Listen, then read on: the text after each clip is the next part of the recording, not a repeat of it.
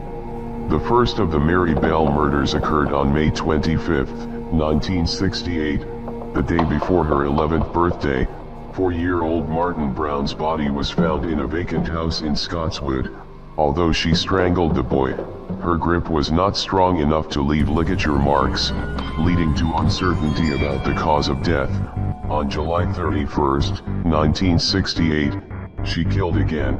Mary strangled 3-year-old Brian Howe. Before leaving the crime scene, she carved the letter M into the boy's stomach with scissors. She also scratched his legs and mutilated his penis. Mary, at the time the youngest serial killer in British history, was convicted of manslaughter instead of murder. She was released from prison in 1980, at age 23, after serving 12 years of her sentence. Friday, August 26, 1988, 4:30 p.m., Anthony Paul Arkwright attacked his 68-year-old grandfather, stabbing him in the neck, severing an artery and rendering him unconscious, and then murdered him with an axe and a lump hammer. Saturday, August 27, 1988, 3 a.m., he entered the flat of his neighbor, 45-year-old Raymond Ford. He stabbed Mr. Ford over 250 times, plunging the knife into every part of his body. He gutted and disemboweled the corpse with a surgical precision. Sunday, August 28, 1988, Marcus Law was savagely butchered, being stabbed over 70 times, before being left with cigarettes stuck in his mouth and ears. He also had his eyes gouged out and cigarettes placed in the sockets. Arkwright was sentenced to a whole life tariff. The Easter Sunday massacre occurred on March 30, 1975, when 41-year-old James Rupert fatally shot 11 members of his own family in Hamilton, Ohio. At 4 p.m. James woke up, loaded a .357 Magnum, 2.22 caliber handguns and a rifle. He killed Leonard Jr. when he shot him in the head, then his sister-in-law Alma when he shot her. He shot his mother once in the head and twice in the chest. David, 11, Teresa, 9, and Carol, 13, were later killed by him. James shot his remaining niece and nephews, and 12, Leonard, 17, Michael, 16, Thomas, 15, and John, 4. Charity had been shot once in the chest. The remaining victims were shot in the head and shot again to ensure they had died. The massacre was over in less than 2 minutes.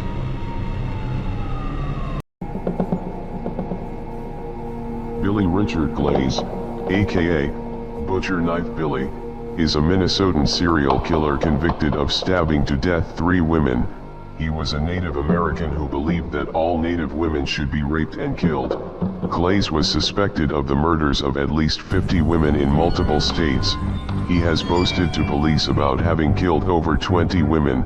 He was arrested August 31, 1987 while drunk driving, for a violation of his parole from a rape in 1974. The arresting officers found a bloody shirt and a crowbar and nightstick in his truck.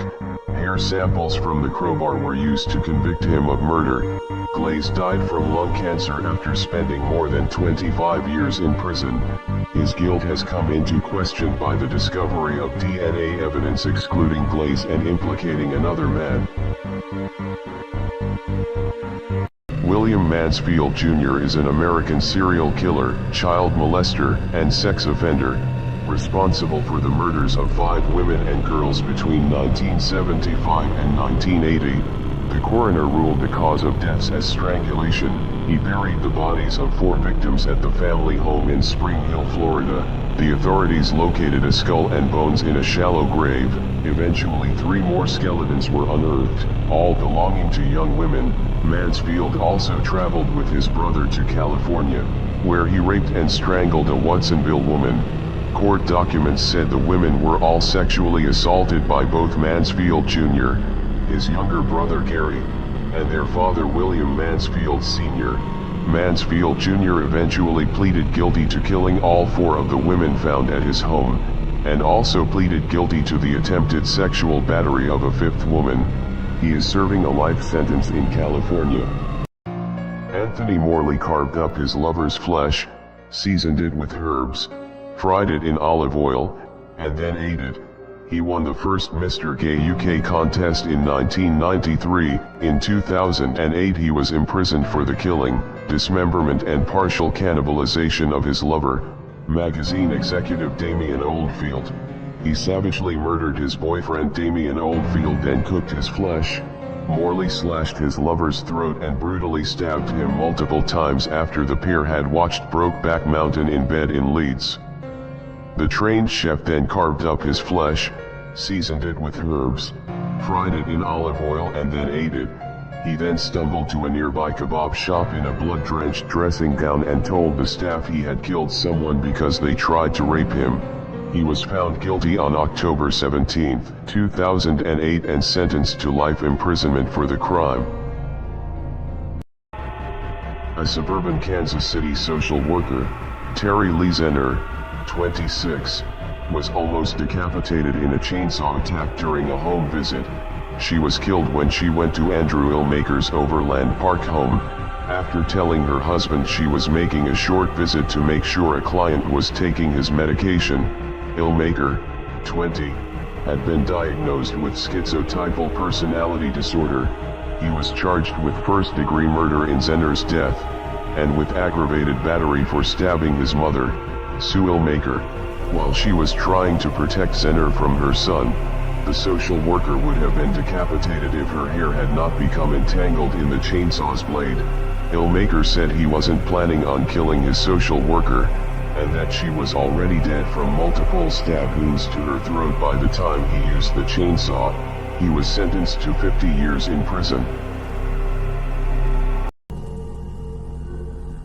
Irina Gaydamakik, aka Satan in a Skirt, is a Russian serial killer, who, between 2002 and 2010, would knock on the doors of her victims and claim to be a social worker. Once inside, she would kill them using a hammer or an axe before stealing their money. In some cases, she would start a fire on her way out to cover her tracks. Gaydamakik killed 17 elderly women before a would-be victim managed to escape and give a description to the police. After she was caught, the killer said she had only carried out the crimes for the money for alcohol after her husband tried to make her quit her drinking habit by cutting her off financially. A lenient judge sparked outrage by only sentencing Irina Gaydamakik to 20 years in prison, giving her a lighter punishment because she is a mother with dependent children.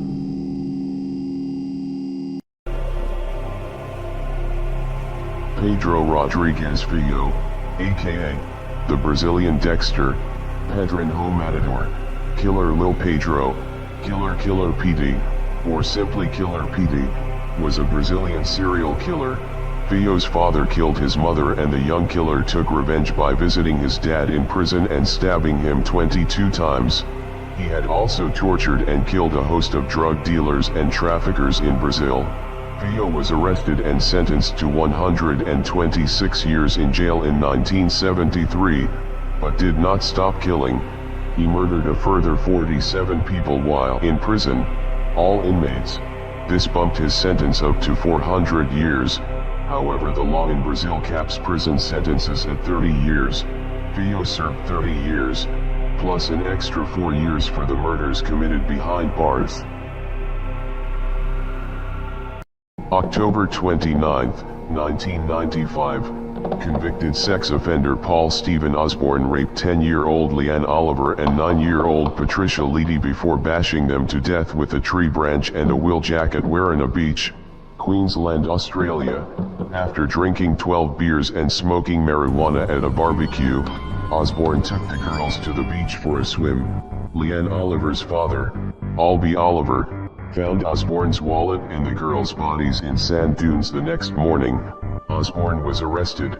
When asked by police why he killed the girls, Osborne told police, "I don't know whether I blacked out or went crazy. They seemed pretty nice." Osborne pleaded guilty and was sentenced to 2 consecutive sentences of life imprisonment plus 36 years without the possibility of parole. In sentencing Osborne, Queensland Supreme Court Justice Glenn Williams said that he was beyond redemption.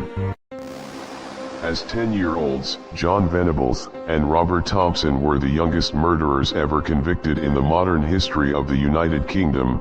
As his mother shopped at the mall, the boys abducted James Bulger, a 2-year-old toddler. They took him and tortured him for what would be the remainder of his very short life. Thompson and Venables dropped the boy on his head, causing facial injuries. They threw bricks at him, paint in his eyes, stuffed batteries in his mouth, kicked him, and dropped an iron bar on his head. Bulger suffered at least 10 skull fractures and died from the impact of his 42 injuries.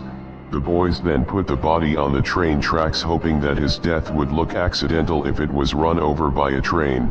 38 people saw the boys with Bulger before they killed him. Thompson and Venables were found guilty of the murder of Bulger on November 24, 1993.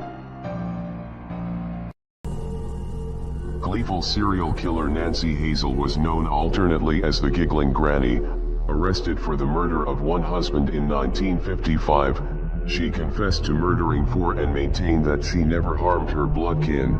Various law enforcement officials in Alabama and elsewhere, however, speculate that she is likely to have murdered as many as 12 people, including a mother-in-law, a grandson, a granddaughter, her mother, her sister, and 2 of her own children with rat poison or arsenic. Her habit of smiling and giggling as she discussed her crimes earned her the Giggling Granny nickname. A judge declared her insane, sparing her the electric chair and gave her a life sentence. Doss died of leukemia on June 2, 1965, on the 10th anniversary of her incarceration, and was buried in Oak Hill Memorial Park in McAlester, Oklahoma. Lisa Montgomery constantly lied about being pregnant and having miscarriages. In 2004, she befriended pregnant woman Bobby Jo Stinnett, showed up at her house and strangled her with a rope, then butchered her stomach and took out her baby. She was discovered by her mother Becky Harper lying in a pool of blood approximately an hour after the murder. Harper immediately called authorities and described the wounds inflicted upon her daughter as appearing as if her stomach had exploded. Police had gone to Montgomery's home after tracing online communications to her IP address. They found Montgomery inside, holding the infant, and watching television. Montgomery was arrested an hour later after her story fell apart and she confessed. Montgomery was executed by lethal injection on January 13, 2021, at the United States Penitentiary in Terre Haute, Indiana. When asked if she had any last words, she replied, "No." On July 30, 2008, Tim McLean, a 22-year-old Canadian man, was stabbed, beheaded, and cannibalized while riding a Greyhound Canada bus along the Trans-Canada Highway. McLean was sleeping with his headphones on when the man sitting next to him, Vincent Waigwanley, suddenly produced a large knife and began stabbing him in the neck and chest. The bus driver pulled to the side of the road. He and all the other passengers fled the vehicle. The driver and 2 other men made an attempt to rescue McLean, but were chased away by Lee, who slashed at them from behind the locked bus doors. Lee ultimately decapitated McLean and displayed his severed head to those standing outside the bus, then returned to McLean's body and began severing other parts and consuming some of McLean's flesh. Lee was remanded to the Selkirk Mental Health Center and was released in 2017. The partial remains of 36-year-old Ivy Chen were found in Coquitlam, BC's Minnetonka Park in March 2020. Officers had been called to reports of a suspicious fire around 6 a.m. on March 10. Her sister, Tracy Chen, was charged with first-degree murder and committing an indignity to a dead body. Tracy was suffering from paranoid schizophrenia and heard voices in her head. Tracy Chen killed her sister Ivy and then cut up her body and tried to burn it. Evidence indicates Tracy stabbed her sister to death in the apartment they shared and then tried to dissolve her remains in acid. When that didn't work, she put them in cooking pots and took them to the park and set them on fire. Tracy believed her sister Ivy was not really her sister and that she was going to kill her, so she believed the only way to save her life was to kill her sister at the direction of the voices she was hearing at the time. Tracy will remain in a psychiatric facility and her condition will be reviewed on a regular basis. Sergei Ryakhovsky was a Soviet-Russian serial killer, convicted for the killing of 19 people in the Moscow area between 1988 and 1993. In June 1988, Ryakhovsky killed a man in Bitsa. The same year he killed 3 men in Izmailovsky Park. The majority of his victims were elderly women, although he also killed 5 men and 2 teenagers. His main methods of killing were stabbing or strangulation, and after the victim had died he mutilated the bodies mainly in the genital area. Some corpses of his victims would have sexual acts performed upon them. Ryakhovsky murdered a 73-year-old man, cut off his head with a hunting knife, and 1 day later returned to cut off his leg. His next victim, a 65-year-old woman, had her abdomen ruptured with a weak pyrotechnical device. He hanged, eviscerated, and then decapitated his penultimate victim, a 16-year-old boy, with a knife. He was sentenced to life imprisonment. The Moors murders were carried out by Ian Brady and Myra Hindley between July 1963 and October 1965, in and around Manchester, England. They strangled and cut their victims' throats. The victims were 5 children, aged between 10 and 17, at least 4 of whom were sexually assaulted. The pair were charged only for the murders of 3 children and received life sentences under a whole life tariff. Hindley made several appeals against her life sentence, claiming she was a reformed woman and no longer a danger to society, but was never released. She died in 2002, aged 60, after serving 36 years in prison. Brady was diagnosed as a psychopath in 1985 and confined in the high-security Ashworth Hospital. He made it clear that he never wished to be released, and repeatedly asked to be allowed to die. He died in 2017, at Ashworth, aged 79. Frederick Walter Stephen West was an English serial killer who committed at least 12 murders between 1967 and 1987 in Gloucestershire, most of them with his second wife, Rose West. All the victims were young women. At least 8 of these murders involved the West's sexual gratification and included rape, bondage, stabbing, torture, and mutilation, strangulation and suffocation, engaging in acts of necrophilia with their bodies at or shortly after the point of death. The victims' dismembered bodies were typically buried in the cellar or garden of the West residence in Gloucester, which became known as the House of Horrors. Fred is known to have committed at least 2 murders on his own. Rose is known to have murdered Fred's stepdaughter, Charmaine. The couple were arrested and charged in 1994. On August 6, 1987, Rodriguez Vega killed 82-year-old Margarita Gonzalez. He raped and suffocated her and forced her to swallow her own false teeth. On September 30, 1987, 80-year-old Carmen Gonzalez Fernandez was found dead in her home. In October, Rodriguez Vega killed 66-year-old Natividad Robledo Espinosa, beating, raping, and suffocating her. Vega killed Carmen Martinez Gonzalez on January 21, 1988. On April 18, 1988 he killed 66-year-old Julia Paz Fernandez, who was also raped and suffocated. The other victims' identities were not released. Jose Antonio Rodriguez Vega was sentenced to 440 years in prison. On October 24, 2002, Rodriguez Vega was walking in the prison common grounds when 2 inmates attacked and brutally stabbed him, inflicting fatal wounds. Benjamin Atkins is an American serial killer and rapist known as the Woodward Corridor Killer. Atkins brutally murdered, tortured, and raped 11 women in Highland Park and Detroit, Michigan during a period of 9 months between December 1991 and August 1992. Although he has 11 confirmed kills, he is suspected of a further 11. Atkins was charged solely based on testimony and his own confession. Atkins chose young and middle-aged destitute women, often prostitutes or drug addicts.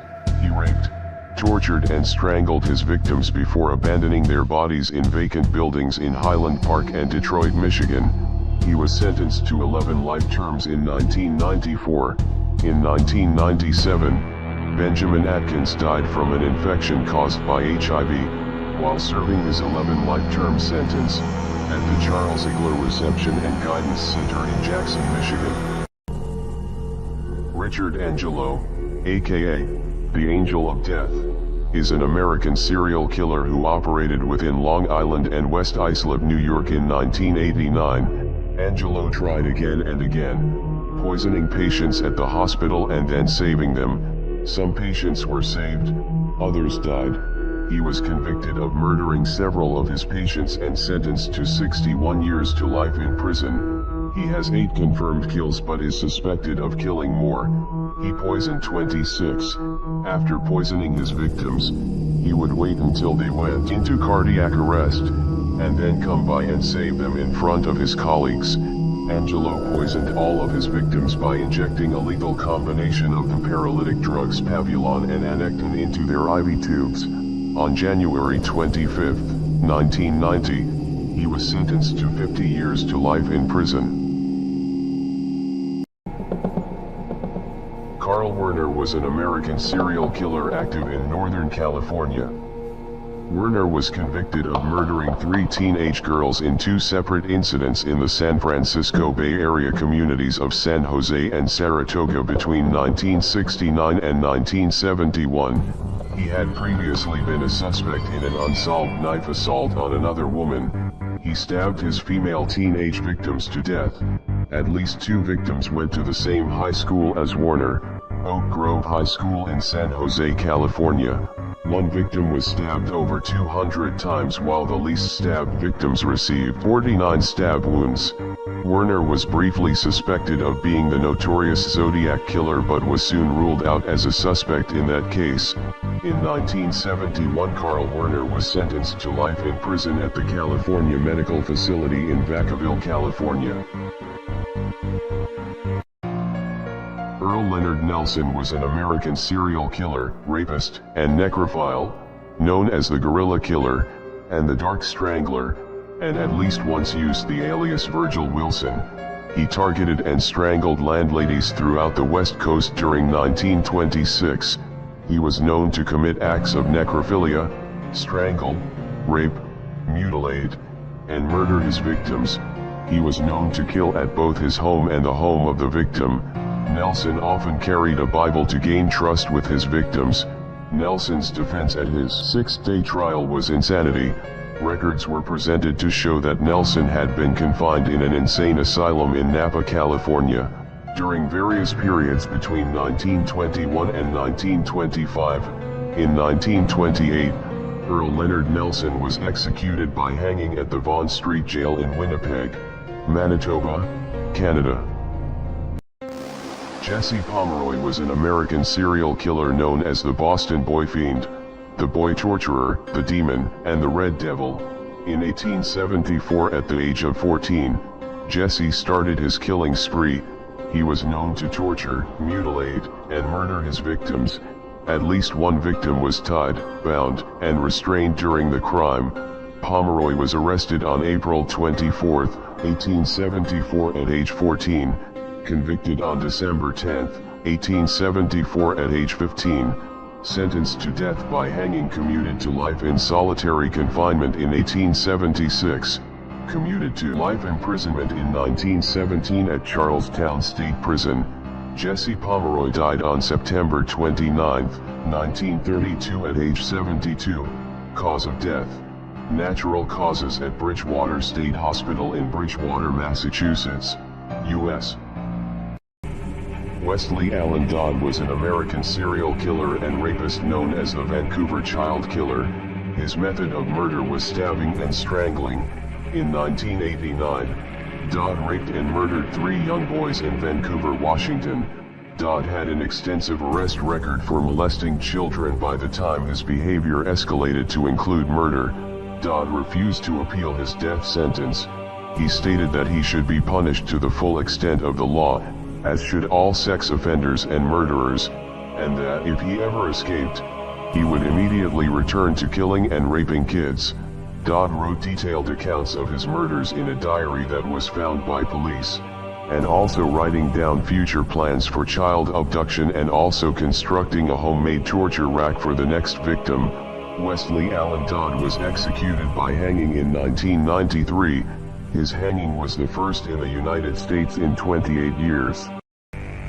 The The Palm Sunday Massacre was a 1984 mass murder in Brooklyn, New York that resulted in the deaths of 10 people, 2 women, 2 teenage girls, and 6 children. There was 1 survivor, an infant girl. All of the victims were shot with a total of 19 bullets fired from 2 handguns at close range, most in the head, and were found in relaxed poses sitting in couches and chairs, suggesting that they had been taken by surprise. In 1985, Christopher Thomas was convicted on 10 counts of manslaughter. The jury had convicted him of intentional murder, but the charges were reduced due to extreme emotional disturbance and Thomas being high on drugs. Prosecutors said the motive was jealousy, claiming Thomas suspected his wife of having an affair with the home's owner. He ended up serving just over 32 years before being released in 2018. Duke Pearson was an American serial killer and a former detective sergeant for the Spokane County Sheriff's Office, who was known as the Spokane Serial Killer. Pearson is connected to the deaths of 3 women who died in the summer of 1967. He began his career in law enforcement in 1959 as a Spokane County deputy. Pearson quit suddenly in 1966. 2 of Pearson's victims were pregnant with his child at the time of their deaths, his wife and his mistress. 1 victim disappeared after leaving a bar. 2 bodies were buried, and the body of his wife was found in the rear seat of a car inside the family's garage, with a hose leading from the exhaust to a rear window of the vehicle. Duke Pearson died of natural causes in 2019 prior to being arrested. His service was held at Keehee Funeral Home in Andalusia, Alabama. In 1939, Leonarda Cianciulli started her killing spree. During her crimes as a serial killer, she was known to commit acts of cannibalism, mutilate, and murder her victims. She killed 3 women and turned them into soap and biscuits. Known as the soap maker of Correggio, she baked tea cakes and made homemade soap that included a secret ingredient: human flesh. Her son was drafted into the Italian army, and she believed that the only way to protect him in battle was by human sacrifice. From 1939 to 1940, Cianciulli murdered 3 women at her home in Correggio, Italy, offering them a glass of drugged wine before killing them with an axe. She then cut up the corpses to make tea cakes, which were often served to her family and friends. Leonarda Cianciulli died on October 15, 1970 at age 76. Peter Tobin, a Scottish rapist and serial killer known to have killed at least 3 young women between 1991 and 2006. He was known to rob, rape, and murder his victims. He was captured after his final victim, Angelica Kluke, was discovered hidden under the floorboards of a church in Glasgow. A post-mortem examination later revealed she had been bound and gagged, raped, beaten with a piece of wood and stabbed in the chest 16 times. In 2015, Peter Tobin was left severely injured and permanently disfigured by a fellow inmate when he was attacked with a razor blade. Tobin died at Edinburgh Royal Infirmary on October 8, 2022, at the age of 76. On October 16, 2022, his ashes were scattered at sea after no relatives or next of kin claimed his body. Jack Unterweger was an Austrian serial killer known as Jack the Writer, Haven Literat, Nast Poet, Vienna Woods Killer and the Vienna Strangler. Unterweger served 14 years in an Austrian prison for a murder in 1974. In December, Unterweger killed 18-year-old Margaret Schaefer, in a pattern that Unterweger would repeat again and again. He murdered Schaefer by strangling her with her own bra. He claimed that he had seen his mother's face in Schaefer's eyes as he killed her. Unterweger raped, strangled and killed at least 9 prostitutes after his release, then dumped their bodies in the woods. He was a small star in Austrian media in the early 1990s and was arrested in the United States, where he may have killed another 3 prostitutes. Jack Unterweger committed suicide by hanging himself in 1994 after being sentenced to life in prison. Yuri Straka is a Czech serial killer known as the Sparta Kid Killer. In 1985, Straka attacked 11 women in Prague.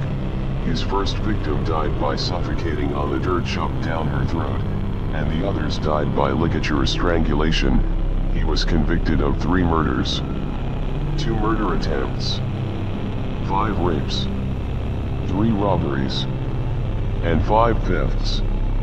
Due to his age, 16 years old, he could not be sentenced to more than 10 years in prison. During the investigation, Straka cooperated with the proceedings but expressed that he felt no remorse for the crimes, and that the only thing he was sorry for was being caught. In 1994, Straka's punishment was shortened by a presidential amnesty. In 2004, Yuri Straka was released from prison. He now lives under a different identity.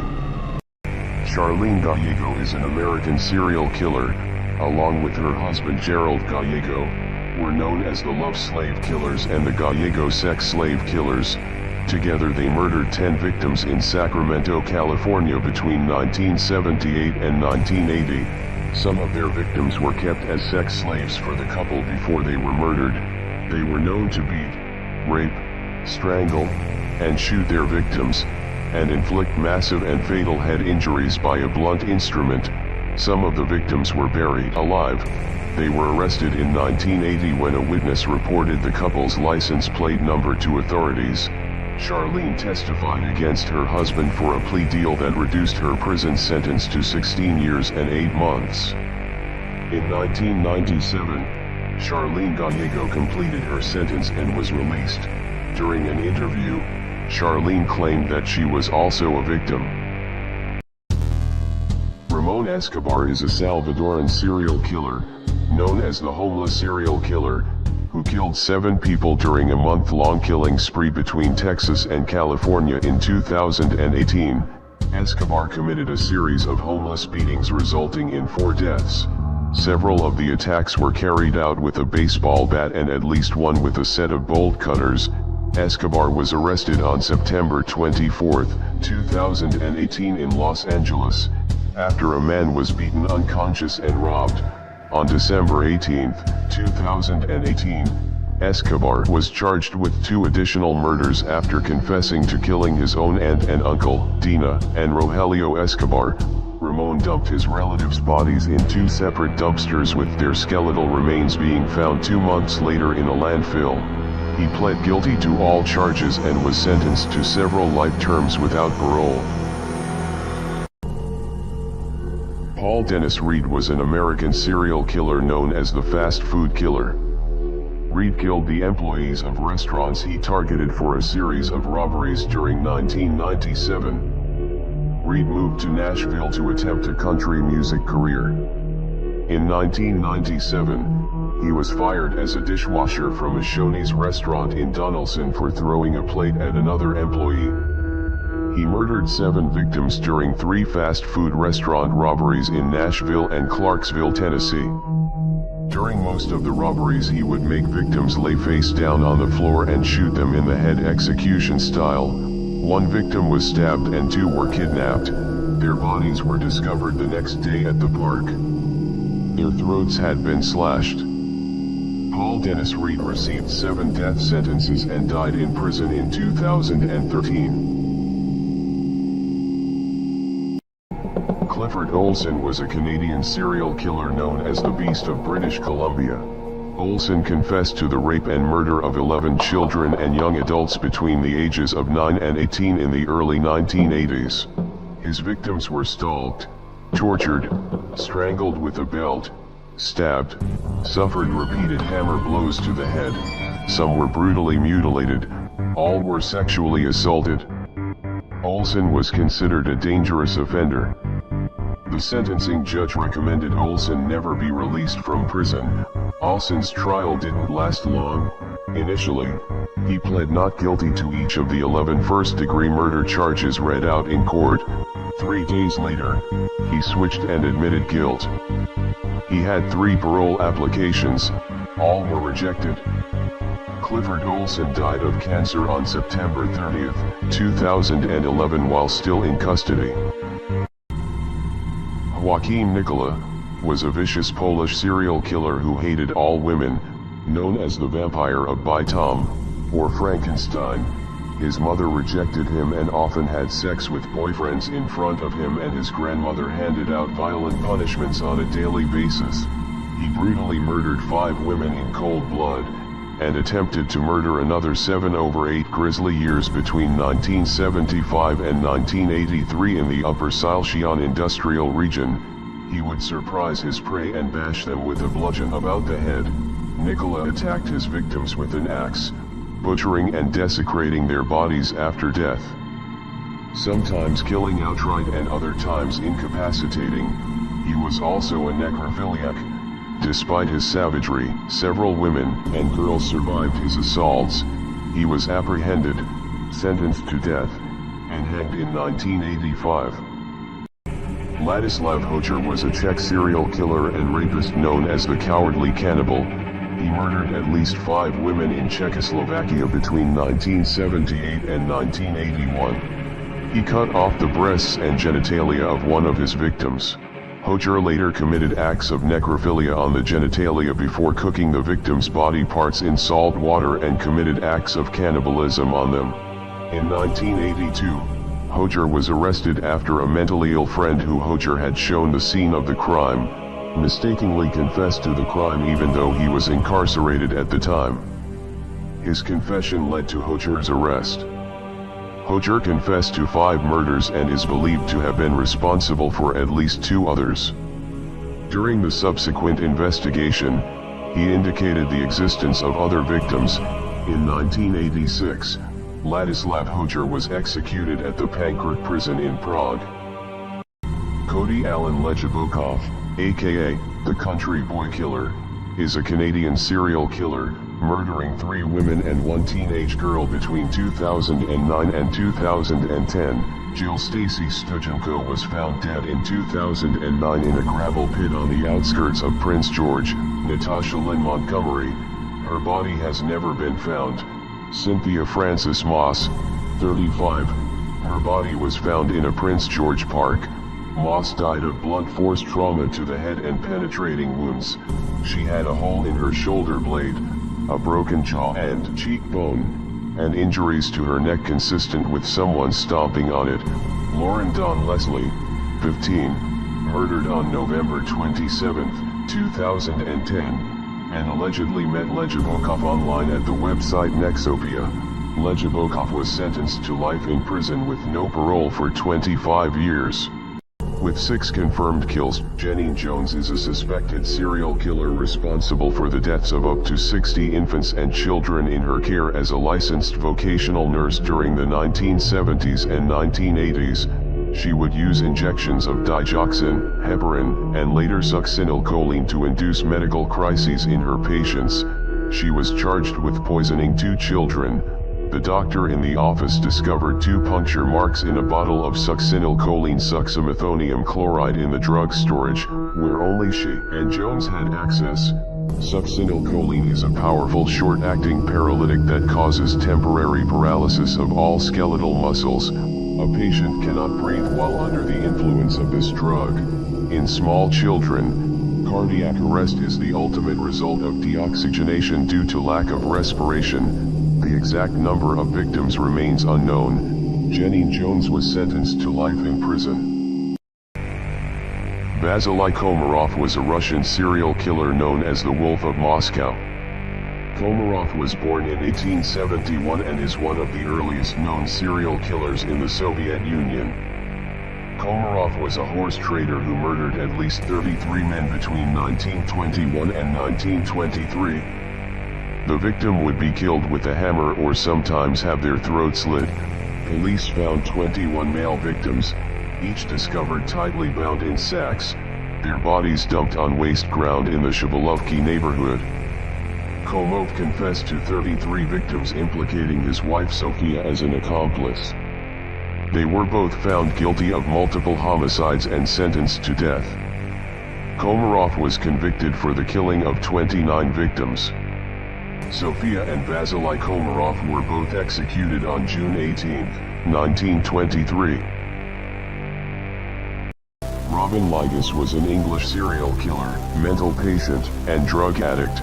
Known as the Shropshire Murderer, Ligas started murdering people for money to buy drugs. He was convicted of robbing and brutally bludgeoning 3 men to death with an iron bar in Shropshire in 1994. Trevor Bradley, aged 53, found in a burned-out car in Melverley. Brian Coles, aged 57, found in his home in Higher Heath near Whitchurch, having been beaten to death with an iron bar. Robert Young, aged 75, killed in Shrewsbury during a burglary of his home. Ligas was charged with 3 additional murders, found guilty of 2, sentenced to life in prison in 1996, ordered to be detained indefinitely in a secure mental hospital in 2011. Ligas died on December 16, 2022 at the age of 70. Travis Victor Alexander was murdered by his ex-girlfriend, Jodi Ann Arias, in his house in Mesa, Arizona. Alexander was murdered on Wednesday, June 4, 2008. He suffered 27 stab wounds, a slit throat, and a gunshot wound to the head. His jugular vein, common carotid artery, and trachea had been slashed. He had defensive wounds on his hands.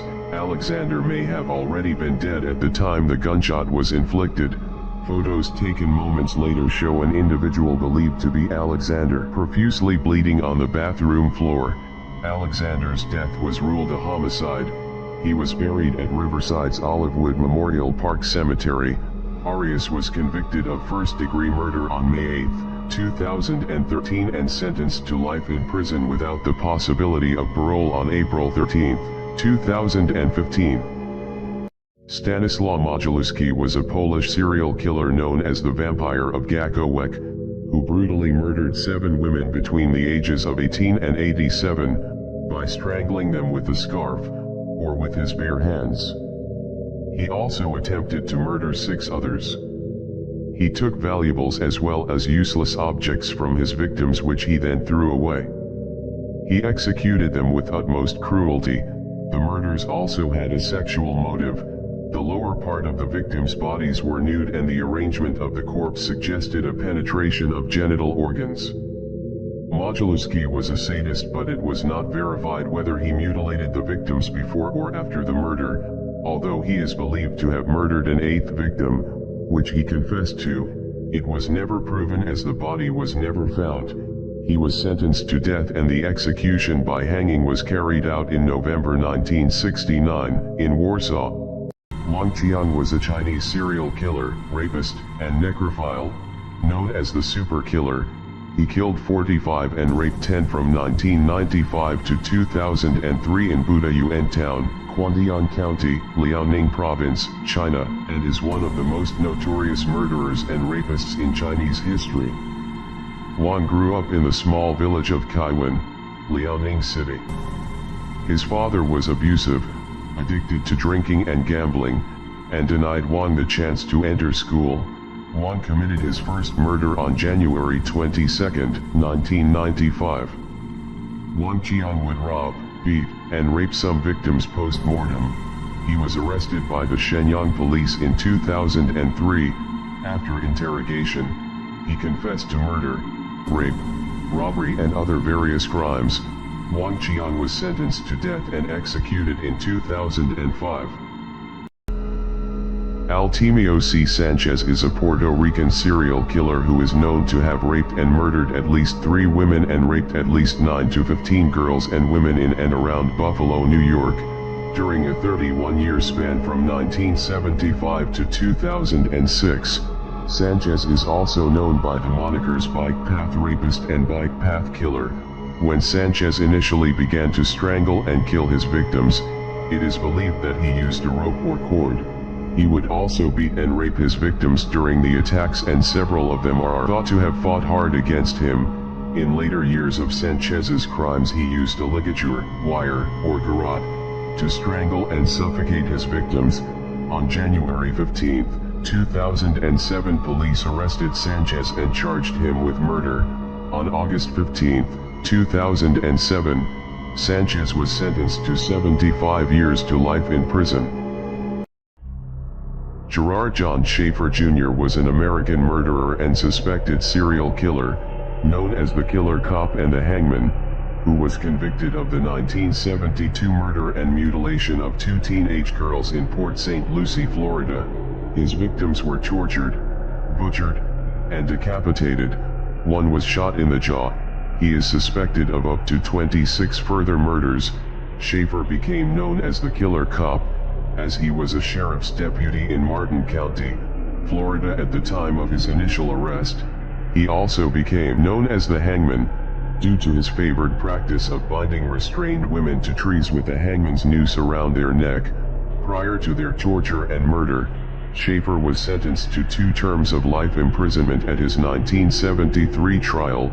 He was stabbed to death by a fellow inmate while incarcerated at the facility in December 1995.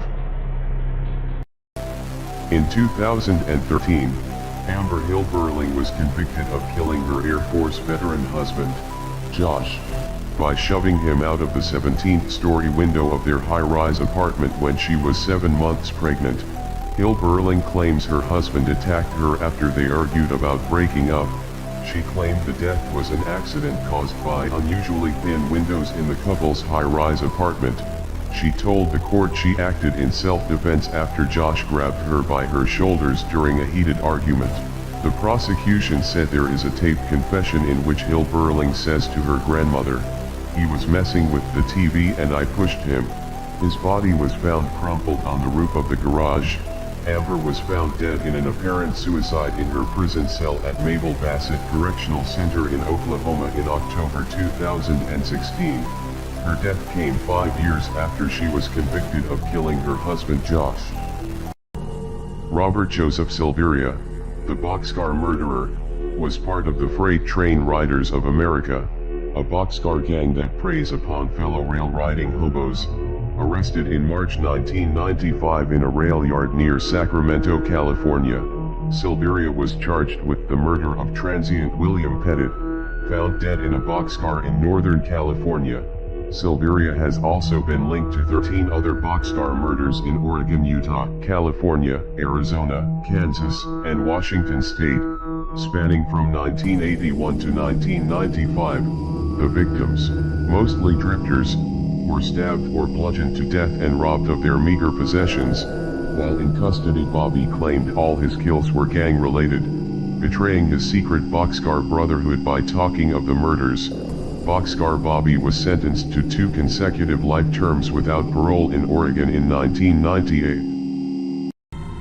Miyuki Ishikawa, a Japanese midwife and serial killer. Known as the Oni-sanba, demon midwife. Miyuki's murdered between 85 and 169 infants between 1944 and 1948. She was an experienced midwife and worked as a hospital director at the Kotobuki Maternity Hospital. Ishikawa chose to neglect numerous infants, many of whom died as a direct result of this abuse. The police initially found 5 dead bodies and later found over 40 more in the house of a mortician. 30 additional bodies were later discovered in a temple. She and several accomplices are believed to have murdered dozens of infants, a crime spree known as the Kotobuki-Sanin incident. Miyuki and her husband Takeshi Ishikawa were arrested in 1948 and sentenced to 8 and 4 years imprisonment respectively. Alexei Sukhaldin was a Soviet serial killer and cannibal. He killed and cannibalized 7 girls and women in Tatarstan. Sukhaldin committed his first murder in November 1979. He invited 22-year-old Yekaterina Ostrova to his home, took a rag-wrapped hammer and hit her on the head with it, tied her hands with the rope, and cut her throat. He drank her blood while she was still alive. When she died, he hung her corpse and mocked her before cutting off the soft tissues and eviscerating the internal organs. The remaining blood was disposed of in the bath. Sukhaldin then ate her heart, liver, and lungs. On June 4, 1985, Alexei Sukhaldin was arrested. On April 18, 1986 he was sentenced to execution by shooting. On July 29, 1987, the sentence was carried out. Gennady Modestovich Mikhasevic was a prolific Soviet serial killer. He murdered 36 women from 1971 to 1985 in Vitebsk, Polotsk, and the rural areas in the nearby regions of the Belarusian SSR. On the night of May 14, 1971, he encountered a young woman on the road and killed her. He murdered again in October 1971, and strangled 2 other women in 1972 near Vitebsk. Many of his murders were committed to facilitate rape. He invariably strangled or smothered his victims. In the year 1984 he killed 12 women. He was finally arrested in December 1985. After initial denial, he confessed and was sentenced to death and executed by firing squad on September 25, 1987, aged 40. Romulus Veres was a notorious serial killer from Romania, better known as the Man with the Hammer. During the 1970s, he was charged with 5 murders and several attempted murders, but never imprisoned on grounds of insanity. He had schizophrenia. Blaming the devil for his actions, he was known to rob, stalk, rape, mutilate, and murder his victims. He would kill his victims with a hammer or by stabbing them with a knife. One victim was pregnant and found in a pool of blood. The neighbors thought she had given birth, but upon discovering that the woman had been hit in the head, she was rushed to the hospital and later survived. Veres set fire to the bodies of 2 of his later victims. In 1976, Romulus Veres was institutionalized in the State Psychiatric Hospital in Romania, where he died from liver disease in 1993. Kelly M. Cochran, 34, aka the Devil Woman of Michigan, who killed her lover and served his remains at a barbecue, has confessed to more murders.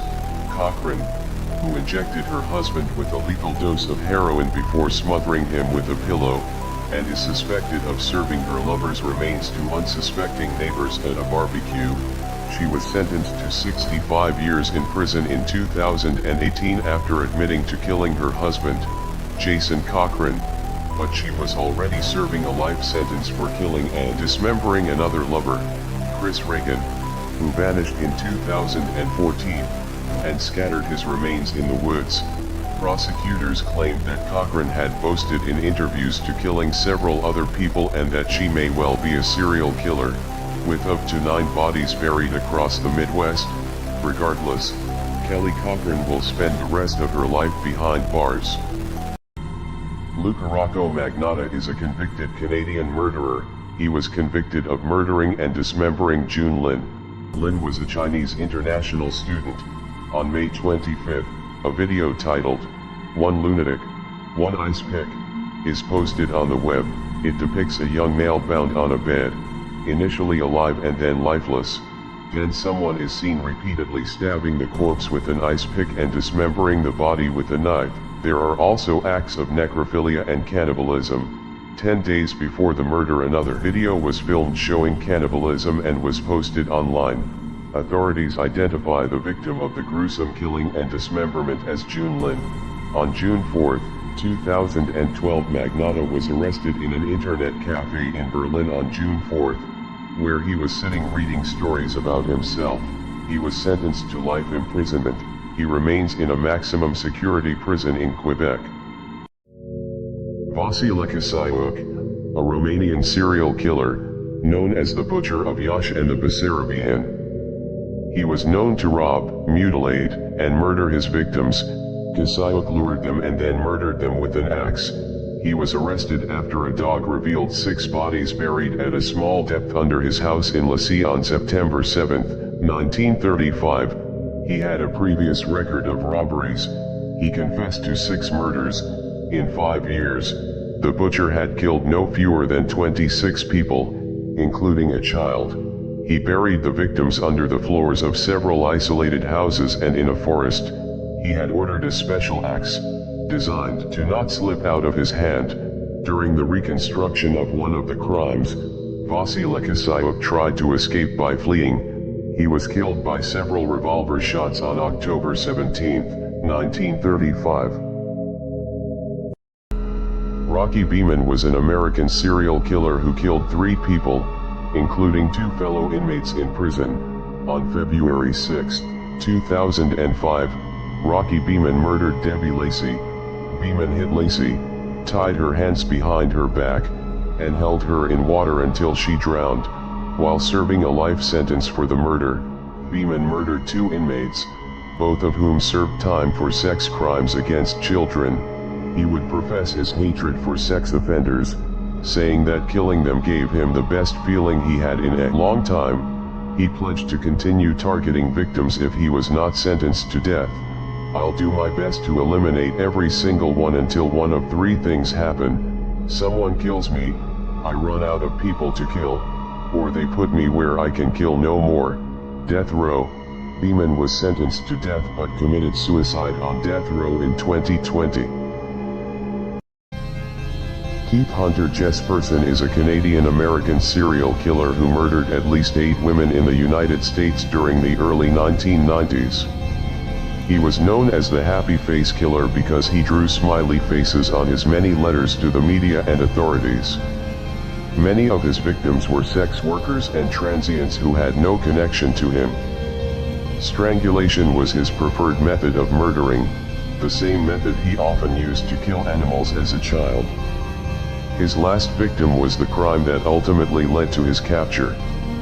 While he has claimed to have killed as many as 160 people, only 8 murders have been confirmed. He is currently serving 4 life sentences without possibility of parole at the Oregon State Penitentiary. Keith is quoted as saying, "It was their fate to die by my hands, like a car accident or illness."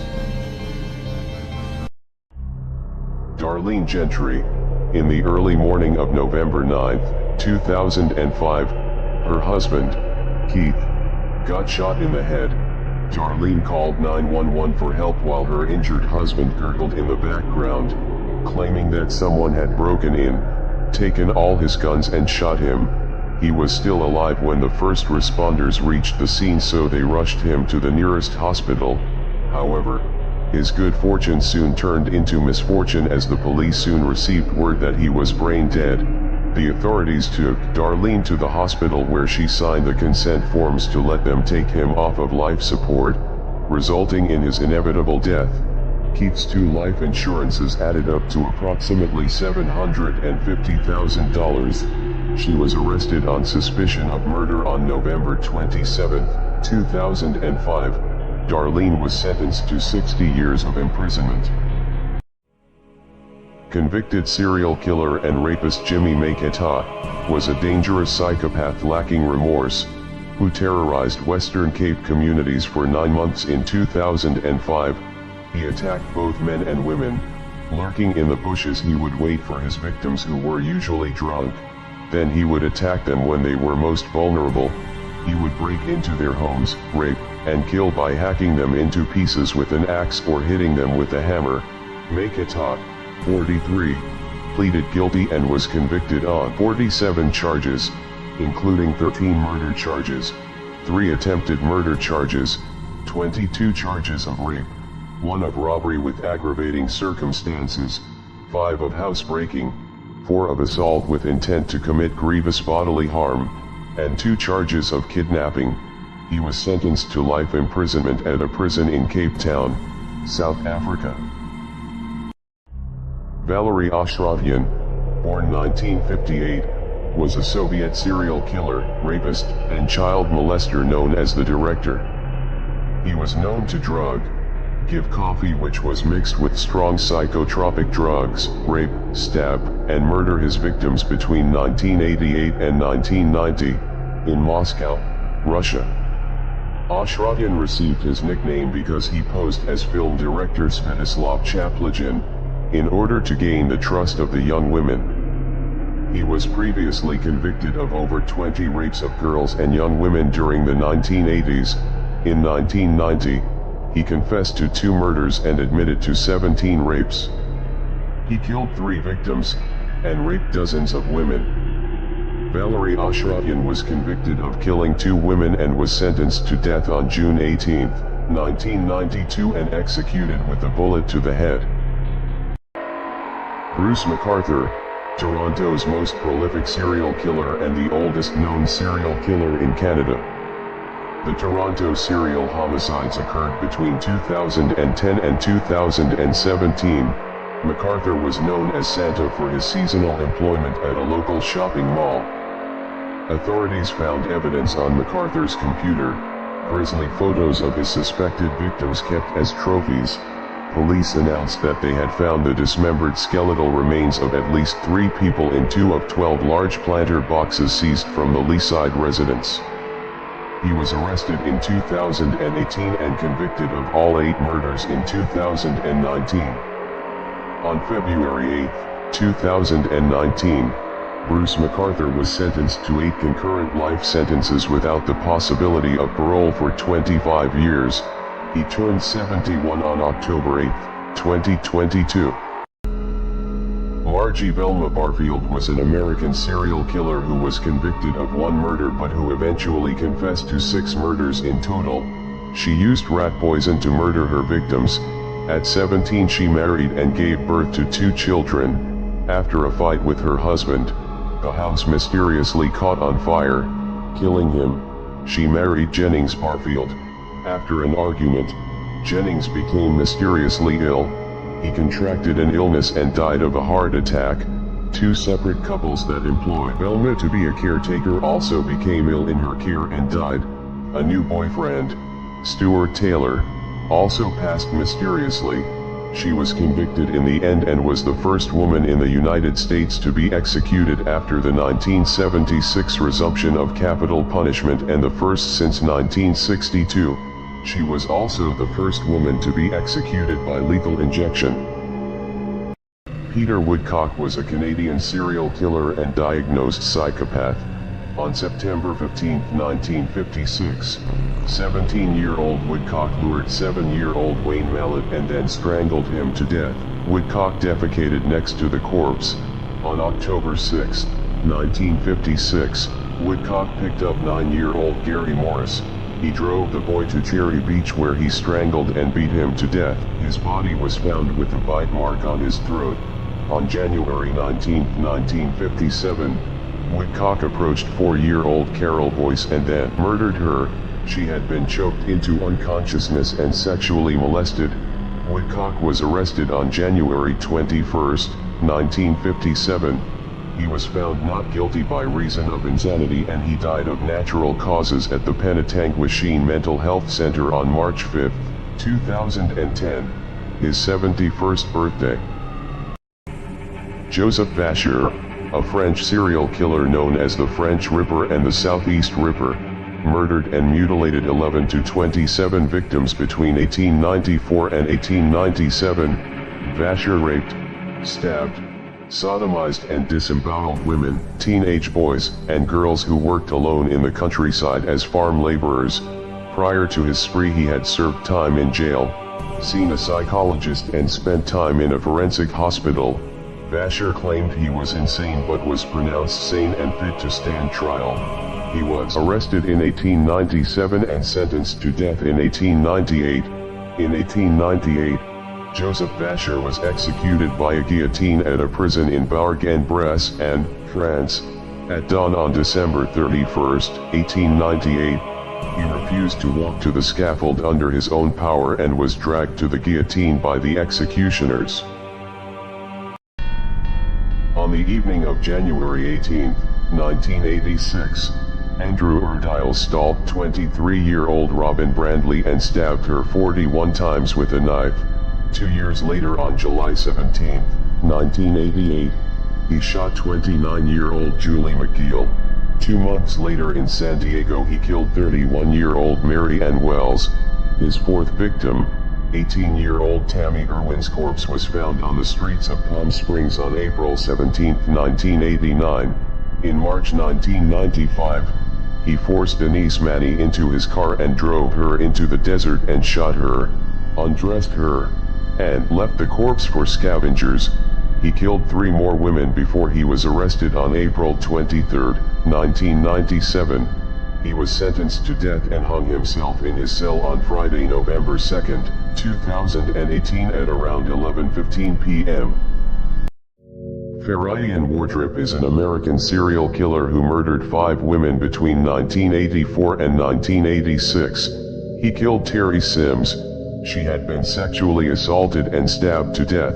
Tony Gibbs had a total of 8 stab wounds, 3 on her back, 3 on her chest, and 2 defensive wounds on her left forearm and thumb. Deborah Taylor's body was dumped at a construction site in East Fort Worth. Ellen Blau's corpse was in a very advanced state of decomposition, to the point where she could only be identified by dental records.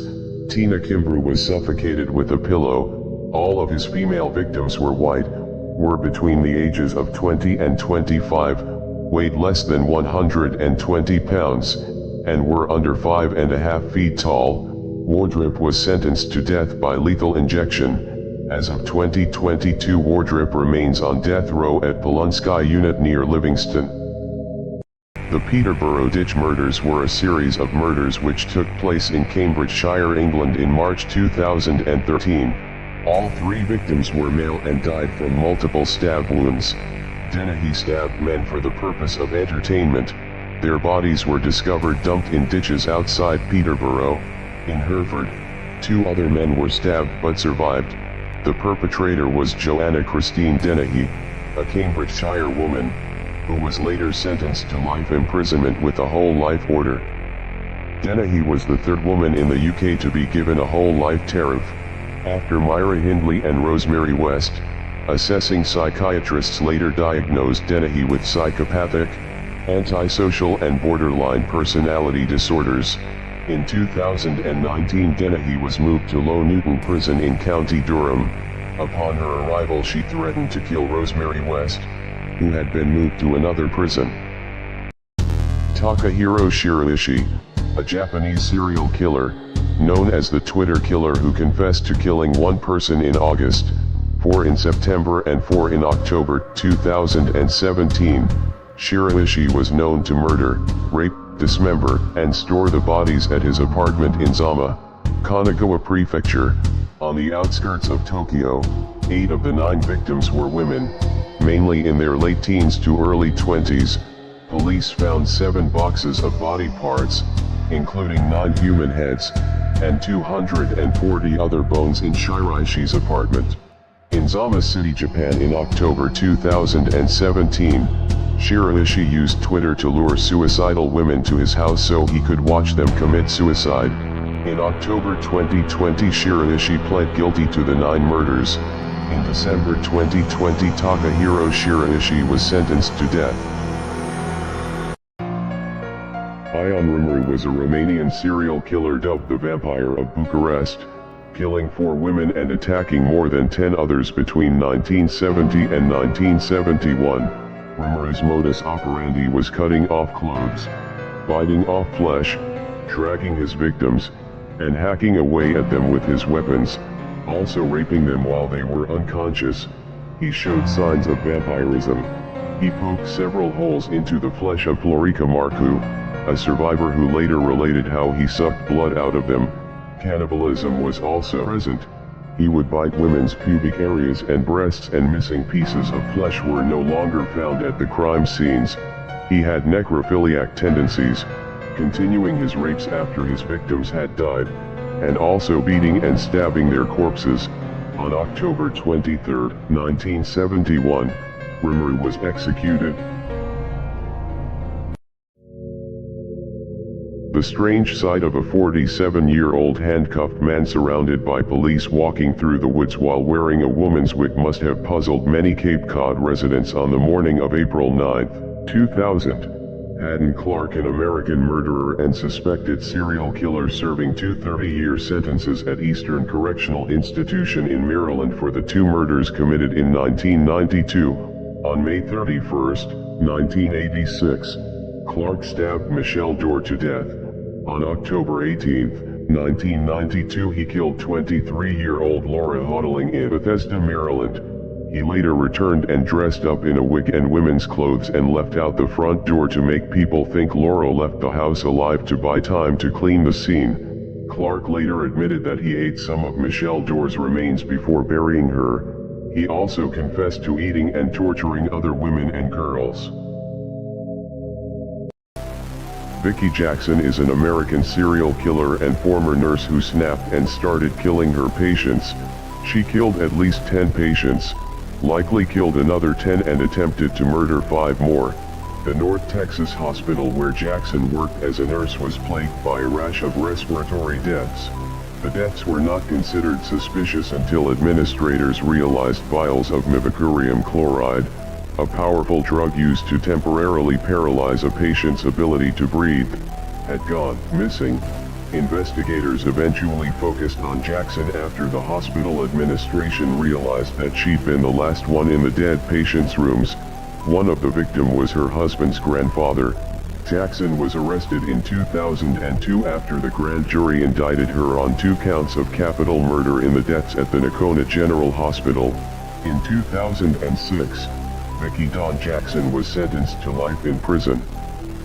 Tiago Gomes de Rocha, a Brazilian security guard and serial killer known as the Goiânia serial killer. Rocha confessed to the murders of 39 people. He approached his victims on a motorbike and shouted robbery, before shooting them. However, Rocha never took anything from his victims. He targeted homeless people, women, and homosexuals in Goiás, Brazil. His youngest victim was a 14-year-old girl killed in January 2014, and 16 of his victims were women. During his confessing to the murders, he claimed his cravings to kill started when he was sexually abused as a child, and the urge only got more intense when women romantically rejected him as he grew older. In 2016, Tiago Gomes de Rocha was convicted of 11 murders and sentenced to 25 years in prison. Jane Toppin was an American serial killer who is known to have committed 12 murders in Massachusetts between 1895 and 1901. She confessed to a total of 31 murders. The killings were carried out in Toppin's capacity as a nurse, targeting patients and their family members. During her residency, Toppin used her patients as guinea pigs in experiments with morphine and atropine. She spent considerable time alone with patients, medicating them to drift in and out of consciousness, and even getting into bed with them. She admitted to have committed the murders to satisfy a sexual fetish, was quoted as saying that her ambition was to have killed more people, helpless people, than any other man or woman who ever lived. She was found not guilty by reason of insanity and committed for life in the Taunton Insane Hospital. She died there on August 17, 1938, at the age of 84. Robert Joseph Zani is an American serial killer. His crimes are known as the Zani murders. He was active for 14 years from 1967 to 1980 in the United States. Zani would typically shoot or beat his victims to death, and he was known to rob and mutilate. Zani was born in 1944 as an only child, who was sexually abused by his mother as a teenager. He attended school and attained good grades. It wasn't until his first murder in 1967 that he had done anything notably illegal. Zani was arrested in 1980 for the murders of 3 of his victims. He was convicted of murder for 2 of his victims and second-degree murder for killing his own mother in 1982. On March 31st of 1986, the murder conviction for his mother was overturned. Robert Joseph Zani is currently serving his sentence in Texas. On May 19, 1983, Downs shot her 3 children and drove them in a blood-spattered car to Mackenzie Willamette Hospital in Springfield, Oregon. Cheryl, aged 7, was already dead. Danny, aged 3, was paralyzed from the waist down, and Christy, aged 8, had suffered a disabling stroke. Downs herself had been shot in the left forearm. She claimed that she was carjacked on a rural road near Springfield by a strange man. Investigators and hospital workers became suspicious because they decided that Downs' manner was too calm for a person who had just experienced such a traumatic event. Forensic evidence didn't support Diane's story. She was arrested 9 months after the shooting, and sentenced to life in prison plus 50 years. Downs had parole hearings in 2010 and 2020 which were both denied. Lockhart murdered police officer Paul Hulsey Jr. in Beaumont, Texas, 1988. Hulsey had followed Lockhart driving a stolen Corvette to a local hotel.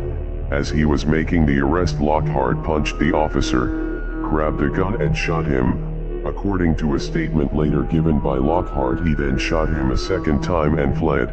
Lockhart also committed a series of gruesome offenses during the 5 months before the Texas murder, including the sexual assault, murder, and disembowelment of 16-year-old Wendy Gallagher in Griffith, Indiana, the sexual assault of Lockhart's former wife in Toledo, Ohio, and the sexual assault, murder, mutilation, and disembowelment of 14-year-old Jennifer Kallhauer in Land O'Lakes, Florida. Lockhart was convicted of murder and was on death row in Indiana and Florida at the time of his execution in Texas.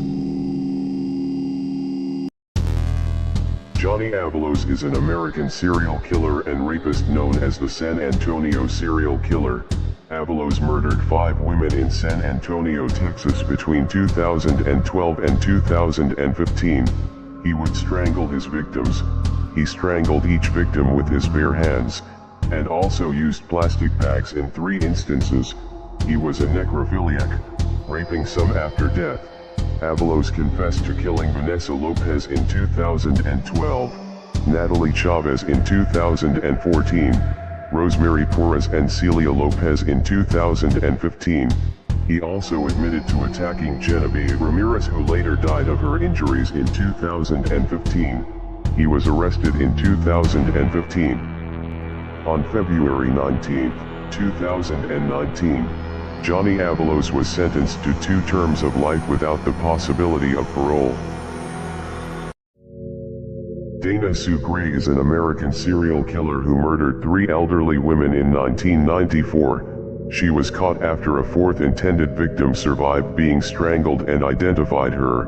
Gray says she committed the murders to support her spending habits. She is serving her sentence in the California Women's Prison in Chowchilla. Norma Davis is thought to be Gray's first victim. She was found by her neighbor. Davis had a wood-handled utility knife sticking out of her neck and a fillet knife sticking out of her chest. June Roberts was killed on February 28, 1994, strangled with a phone cord.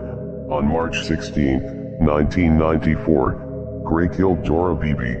An hour later, Gray used Beebe's credit card to go on a shopping spree. On 17th of March 1994, she was arrested and ultimately sentenced to life without parole. David Edward Most was an American serial killer known as Crazy Dave. Most killed and molested teenage boys. He was arrested in 2003 when the bodies of 3 boys were found in the concrete floor of his basement in Hammond, Indiana. He was previously sentenced to 4 years for the manslaughter and larceny in the murder of a 13-year-old boy in Germany, where Most was stationed while in the army.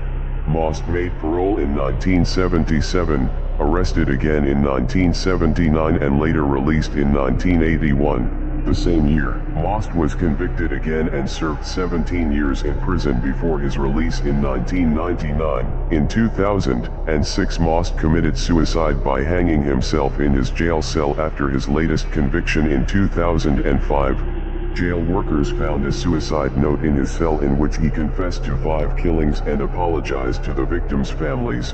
Most was 51 years old.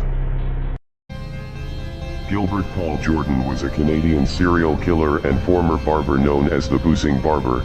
Jordan is believed to have committed the alcohol murders in Vancouver between 1965 and 1988. Jordan would lure, rape and later kill women by alcohol poisoning. Once his victims passed out, Jordan continued to pour liquor down their throats, eventually killing them. In 1994, Jordan was released after his sentence was reduced to 9 years. He was placed on probation. In 2000, Jordan attempted to change his name to Paul Pears. His application was denied.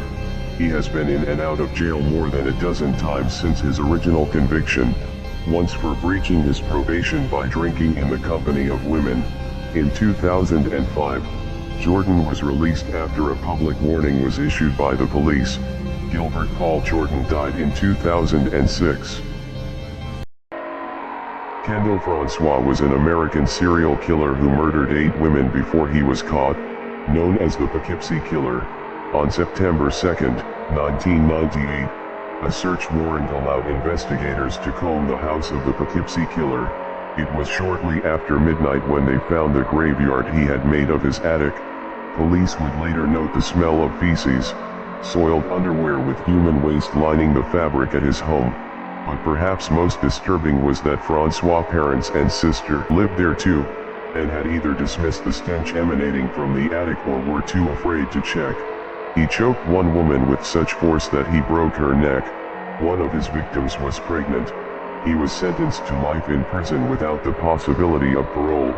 Kendall Francois died of natural causes on September 11, 2014 while incarcerated at Wenda Correctional Facility in Alden, New York.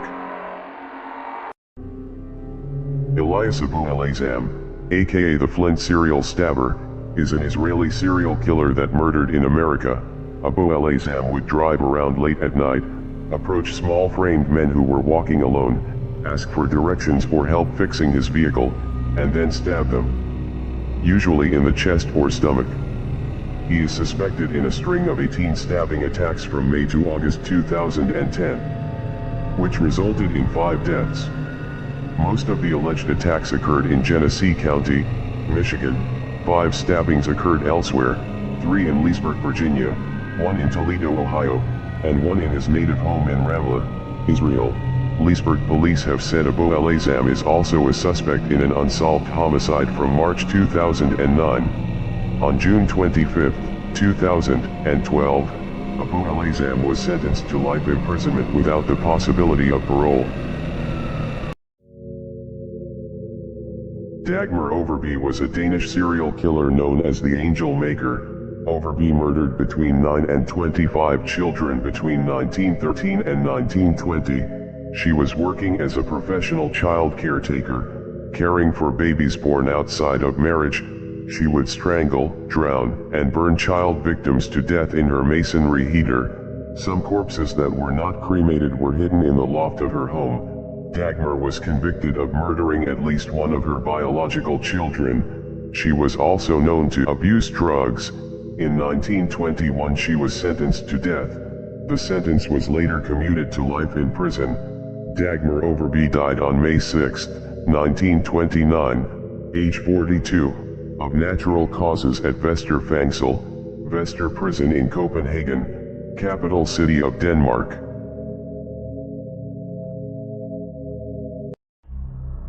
Edward Edwards was an American serial killer known for committing the Sweetheart murders. In 1955 Edwards escaped from a jail in Akron, Ohio. He robbed gas stations around the country and was on the FBI's 10 most wanted fugitives list in 1961.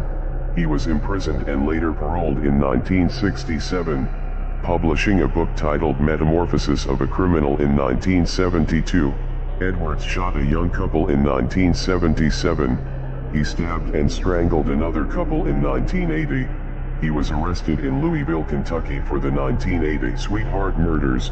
Edwards died on April 7, 2011, months prior to his bi-lethal injection execution set for August 31st for shooting his foster son in a 1996 insurance murder. Edwards shot him twice in the face, killing him, and left his body in a shallow grave. Paul John Knowles was an American serial killer, known as the Casanova Killer. Knowles was convicted of killing 20 victims in 1974. His crimes ranged from petty theft, multiple escapes, kidnapping, abduction, rape and murder. He would strangle his victims. He claimed to have killed 35 people. He was raised in foster homes, reformatories, and later served multiple prison sentences. He was released from prison in 1974, and within 2 months he was rearrested for stabbing a bartender. He escaped custody by picking the lock to his detention cell at a jail in Jacksonville, Florida. He was later captured, attempted escape again on December 18, 1974 at age 28. This time ending with 3 fatal shots in the chest, issued by Georgia Bureau of Investigation agent Ronnie Angel. On May 23, 2001, police in Halifax, Nova Scotia charged McGray with a murder 16 years after her body was found on the side of a road. The victim was 17-year-old Elizabeth Gail Tucker, murdered in 1985 while hitchhiking. He stabbed her multiple times and dumped her body. He also pleaded guilty to stabbing Mark Gibbons to death in 1987. He murdered Joan Hicks in Moncton in 1998 and 2 men in Montreal in 1991. He claims that demons caused his 15-year killing spree and stated that he will murder anybody to quench his searing hunger to kill. He has also claimed that he killed a prostitute and a gay man in Seattle over 1995 to 96 and that he killed 3 gay men in Montreal. He also claims to have killed a 50-year-old man and buried the body in a Toronto park. McGray is serving concurrent life sentences of 25 years with no parole. Rafael Castillo, a San Antonio man, was sentenced to 70 years in prison for brutally murdering a 31-year-old woman. He was convicted of the crime that happened in November of 2020 at a home in South Behar County. Public Works crews discovered parts of Nicole Perry's body off W.W. White Road in November of 2020. She had been wrapped in trash bags and left on the side of the road. She was killed over a disagreement, and Castillo wanted to make an example of this young lady. He bound her with duct tape. She was still alive when he chopped off her hands with a machete. He hit her over the head with an axe and dismembered her. Castillo took Nicole Perry's hands and put them in a crock pot. The rest of the body was put in the bags. Officers arrested Rafael Castillo in Brownsville, Texas, in December 2021. Leonard Fraser was an Australian serial killer, rapist, and pedophile known as the Rockhampton Rapist and the Bad Seed, before a life sentence on September 7, 2000 for the abduction, rape, and murder of a 9-year-old girl, Kira Steinhardt, in Rockhampton, Queensland. Leonard Fraser had spent almost 20 years behind bars for the rape of women. He even raped a terminally ill cancer patient. Fraser murdered 4 women in Rockhampton between 1998 and 1999. He would keep personal items from the victim after the crime. These included ponytails from 3 different women, which could not be traced to any of his known victims. He was sentenced to 5 consecutive life sentences plus 25 years without the possibility of parole. Leonard Fraser died in prison of a heart attack on the 1st of January 2007. Stephen Capaldi pled guilty to killing his wife while she was asleep in her bed in 2022. Capaldi strangled and smothered Elizabeth Capaldi on October the 10th. He moved her body to different bedrooms before dismembering her in the basement. On October 12th he disposed of some of her remains in a dumpster in Montgomery County. On November 5th he buried the rest of her body along the Delaware River shoreline at Hawk Island. Recovered internet searches on Capaldi's phone included: how to get away with murder, can a polygraph be skewed, how to control your dark impulses, and how to disappear and never be found. He was charged with third-degree murder, possessing an instrument of crime, tampering with or fabricating physical evidence, obstructing the law or other governmental function, and abuse of a corpse. He was sentenced to 22 to 44 years in prison. John Cooper is a British armed robber, rapist and serial killer known as the Bullseye Killer, and the Wildman. He murdered 4 victims in Pembrokeshire, Wales between 1985 and 1989. In 1989 Cooper participated in the ITV game show Bullseye, which later led to his arrest. He was sentenced to 14 years in 1998 and released in 2009. He shot at least 2 victims in the face with a sawed-off shotgun. He was a diagnosed psychopath that would bound victims demanding their bank cards and PIN numbers. On December 22, 1985, Cooper targeted a farmhouse at Scubston Park, killing brother and sister Richard and Helen Thomas and then burning down the house.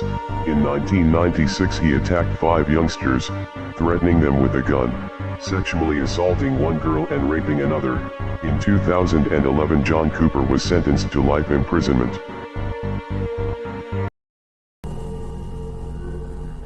While working at Oldenburg Clinic in the titular city in northwest Germany in the early 2000s, management noticed an unusual spike of resuscitations and deaths, a large percentage of which occurred when Hogel was on shift.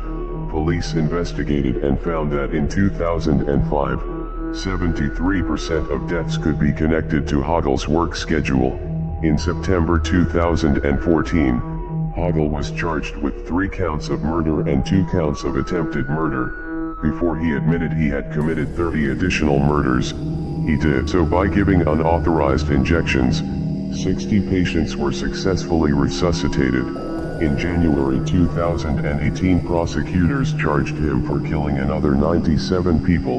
On June 6, 2019, Hogel was sentenced to life in prison.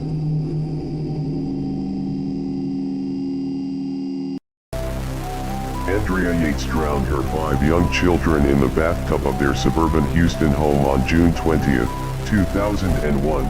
Yates, who was 37 years old at the time, suffered from severe postpartum depression, postpartum psychosis, and schizophrenia.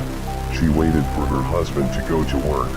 When he was gone, she began to drown her children one by one. After she drowned the children, she called 911 repeatedly and then called her husband and told him to come home from work. Yates was found not guilty by reason of insanity. Yates stated that the children thought she was not a good mother and claiming that her sons were developing improperly. She told her psychiatrist, "It was the 7th deadly sin. My children weren't righteous. They stumbled because I was evil. The way I was raising them, they could never be saved. They were doomed to perish in the fires of hell." Dorothea Helen Puente, aka the Death House Landlady, was an American convicted serial killer. She was an elderly woman who opened a boarding house in Sacramento. She was also poisoning her elderly and mentally disabled residents and hoarding their Social Security checks. Police investigated her home in 1988 and discovered body parts buried in the backyard. Puente had used sleeping pills to put her tenants to sleep, then suffocated them, and hired convicts to dig the holes in her yard. Puente fled, but was later apprehended at a hotel in Los Angeles and tried for 9 murders. She was sentenced to life in prison without the possibility of parole after she was found guilty on 2 counts first-degree murder and 1 count of second-degree murder. Puente died at the age of 82 while incarcerated at Central California Women's Facility. Lorenzo Gilliard is an American serial killer known as the Kansas City Strangler. Gilliard is alleged to have strangled, raped and murdered 13 women and girls from 1977 to 1993. Most of Gilliard's victims were sex workers. Gilliard was known to abuse women as early as his teens. Gilliard had previously served time for child molestation. Probation records show that from 1969 to 1974 he was suspected of 5 rapes. Gilliard became a suspect in 1987 in the murder of Sheila Ingold. A blood sample stored on a freezer shelf for more than 15 years finally enabled them to arrest the man they said was responsible for strangling at least 12 women. In 2007, Lorenzo Gilliard was convicted on 6 counts of murder and sentenced to life imprisonment in Crossroads Correctional Center in Cameron, Missouri. Janie Lou Gibbs was an American serial killer from Cordele, Georgia, who killed her family members by poisoning them with arsenic. Gibbs poisoned her husband Marvin by putting arsenic into his dinner. While he was in hospital, she brought him homemade soup containing more poison. 8 months later, she poisoned her youngest son, 13-year-old Marvin. He died on August 29, 1966. On January 23, 1967, another one of Gibbs's sons, 16-year-old Melvin, died suddenly. Gibbs now had only 1 son left. 19-year-old Robert. He had fathered a child named Raymond with his wife. Raymond became sick and died suddenly, followed only a month later by his father. She was sentenced to 5 life sentences and died in 2010 in a nursing home in Douglasville, Georgia. John Eric Armstrong is an American serial killer and rapist nicknamed Baby Doll, and Opie. He was active for 8 years between 1992 to 1999. Researchers believe Armstrong murdered 11 women. On April 10, 2000, police found the bodies of 3 strangled prostitutes in a railroad yard in southwest Detroit. Armstrong pleaded guilty to the deaths of Robin Brown, 20, Rosemary Feld, 32, and Monica Johnson, 31. Armstrong also pleaded guilty to 1 assault charge and no contest to another assault. A 3rd assault and unarmed robbery case was dismissed as part of a plea bargain. Ultimately, he was sentenced to life in prison. All of the victims' bodies were found strangled to death and left in sexually provocative positions in Detroit, Michigan. On February 24, 1986, the body of Sherry Rasmussen was found in the apartment she shared with her husband, John Ruetten, in Van Nuys, California, United States. She had been beaten and shot 3 times in a struggle. She had defensive wounds and a bruise on her face that appeared to have been inflicted by the muzzle of a gun. The gun had been fired through a quilted blanket. Rasmussen's father believed that LAPD officer Stephanie Lazarus, who maintained a relationship with Ruetten, was a crime suspect. A bite mark on Rasmussen's arm eventually led to Lazarus, by then herself a detective. The DNA sample from a cup she had thrown away was matched to the bite mark. Lazarus was convicted of the murder in 2012 and is serving a sentence of 27 years to life for first-degree murder at the California Institution for Women in Corona. Zhang Yongming was a Chinese serial killer and cannibal known as the Cannibal Killer, and the Cannibal Monster of Yunnan. He was arrested and sentenced to death in 1979 for intentional homicide, but was released in 1997 after receiving a sentence reduction. John confessed to the murder of 11 males between March 2008 and April 2012. John used various means of disposing of the bodies, including dismemberment, burning, and burial, to destroy the evidence. John sold the flesh of some of his victims as ostrich meat, kept other victims' eyeballs in alcohol-filled wine bottles, and fed some victims' meat to his dog. John was sentenced to death for intentional homicide and deprived of political rights for life. Zhang Yongming was executed on January 10, 2013. Stuart Wilkin, an African serial killer, cannibal, and necrophile, known as Boet Yapor, brother farmer. Wilkins raped, sodomized, and murdered 10 victims between 1990 and 1997 in Port Elizabeth on the east coast of South Africa. He killed individuals from 2 distinct victim types, female prostitutes and young boys. Wilkins committed acts of cannibalism and necrophilia during his crimes. He cut off and ate a nipple of one of his victims. He killed his own daughter in 1995. Her body was found in 1996 wrapped in a tarpaulin behind the Holiday Inn Garden Court in South Africa. He wanted to send her soul to God. He also practiced necrophilia with a decomposing corpse. Stuart Wilkin was sentenced to 7 terms of life imprisonment on February 23, 1998. In 2012, a Kentucky woman named Shayna Hoover shot her boyfriend Ryan Poston 6 times, including in the face, and claimed that it was in self-defense. Poston's friends and family said that he was looking to date Miss Ohio 2012, Audrey Bold, and was trying to break up with Hoovers. The same night that he was supposed to go out with Bold, Hoovers shot him 6 times, killing him. Evidence at the scene of the shooting did not show signs of any struggle. At one point, she mentioned that Poston considered getting a nose job, and then said, "I shot him in the face. I gave him the nose job he wanted." A judge sentenced 27-year-old Shayna Hoovers to life in prison for shooting her boyfriend.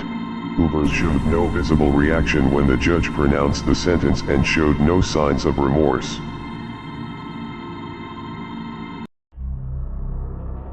Manuel Octavio Bermudez Estrada is a Colombian rapist and serial killer. He has been given the nickname, the Monster of the Cane Fields. Bermudez raped and killed at least 21 children in several towns of Valle del Cauca from 1999 to 2003. He had worked as an ice cream vendor and would lure his victims to cornfields. Bermudez would then rape and strangle them to death while sometimes injecting them with a syringe to weary their legs. Investigators inspected a room he had rented in El Cairo and found newspaper clippings of the murders, syringes, lidocaine, and the wristwatch of a victim. Bermudez confessed to the murders of 21 children, 17 of whom were found, and was sentenced to 25 years in prison on March 20, 2004. He is suspected of killing over 50 children. George Joseph Smith was an English serial killer who was convicted and subsequently hanged for the slayings of 3 women in 1915. The case became known as the Brides in the Bath murders. He was found guilty of the murders of Bessie Williams, who was found dead in a bath in 1912, Alice Burnham, who died in a bath at Blackpool in December 1913, and Margaret Elizabeth Lofty, who was found in a bath in Highgate in December 1914. It was significant that when the case was under investigation, Divisional Detective Inspector Neal formed the opinion along with the pathologist Dr. Bernard Spilsbury that it would be impossible for anyone to accidentally drown in any of the baths in question. On March 23 he was charged with the murders of Bessie Williams, Alice Smith, and Margaret Lloyd. He was eventually found guilty and sentenced to death. He was executed at Maidstone Jail on August 13, 1915. Levi Belfield is an English serial killer known as the Bus Stop Stalker. Belfield was convicted of the 2002 murder of Amanda Dowler and 2 fatal hammer attacks on young women in southwest London in 2003 and 2004. He would stalk his victims and kill them with a hammer, strangulation, and at least one of his victims was ran over by Belfield's van. Levi Belfield was sentenced to life in 2008 and 2011. After his February 2008 convictions, Belfield was named by police as a suspect in connection with numerous unsolved murders and attacks on women dating back to 1980. The judge imposed a whole life order. Belfield is the only prisoner in history to have received 2 whole life orders. Belfield was not in court to hear his sentence, as he had refused to attend. Nikolai Bonner is a Moldovan-born Israeli serial killer and rapist, known as the Homeless Murderer. In 2005 Bonner beat or stabbed to death 4 fellow immigrants from the former Soviet Union. 3 of his victims were homeless vagrants in the industrial area of Haifa, Israel. He drank alcohol with the 3 victims prior to murdering them in an abandoned building by the Haifa market. 2 of his victims were male and 2 were female. Bonner set 3 of his victims' bodies on fire and attempted to set fire to the 4th victim's body. The victims were found in an industrial area of Haifa, Israel's 3rd largest city, major port, and center of heavy industry. The bodies badly burned and charred black beyond recognition. Bonner had done this so as to hide all evidence. Nikolai Bonner was sentenced to life imprisonment in 2007. Abigail White, 24, stabbed her boyfriend, Bradley Lewis, 22, in the heart with a 17-centimeter kitchen knife when he tried to break up with her at their home in Kingswood, England, on March 25 last year. The self-dubbed Fake Barbie claimed she only wanted to scare the dad of 4 when she picked up the kitchen knife. A neighbor who heard the screams rushed over to see what the commotion was and discovered Bradley lying on his back. He was rushed to hospital but couldn't be saved and was declared dead the next day. When quizzed by police, White had tried to claim Bradley stabbed himself. But she later admitted delivering the fatal blow, telling jurors she wanted to scare them. White is now serving a minimum 18-year sentence at HMP Eastwood Park, a jail in Gloucestershire. Vlado Tedeschi was a Macedonian journalist and serial killer. He was arrested in June 2008 in Kosovo for the murders of 2 women on whose deaths he had also written freelance articles which contained information which had not been released to the public. When arrested, he was also being investigated over the death of an additional woman. All these women were poor, uneducated cleaners. He would strangle, torture, and rape his victims before murdering them. The victims had known Tedeschi's mother personally, which may have been the reason for their selection as victims. After DNA tests connected Tedeschi to the murders, he was arrested and imprisoned on June 22, 2008. Tedeschi was found dead in his cell the following day.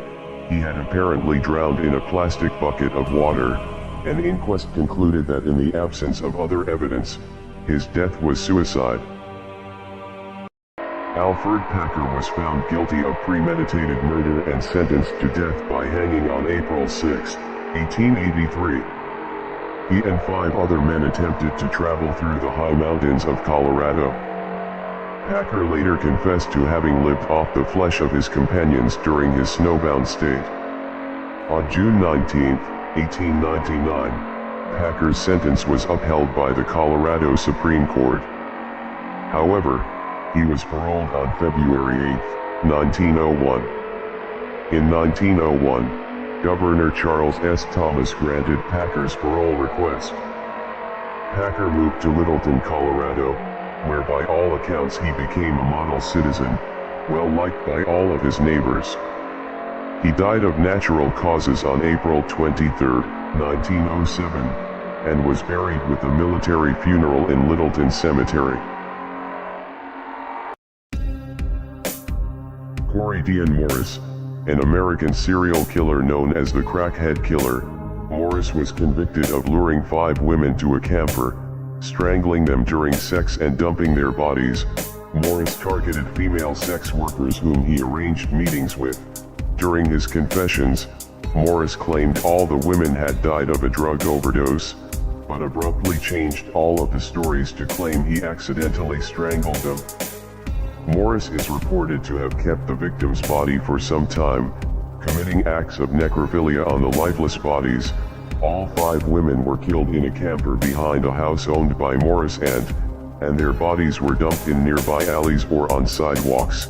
Morris' uncle was snooping through his trailer when he discovered a maggot-ridden corpse, after which he called the police. Corey Dean Morris was sentenced to death in 2005.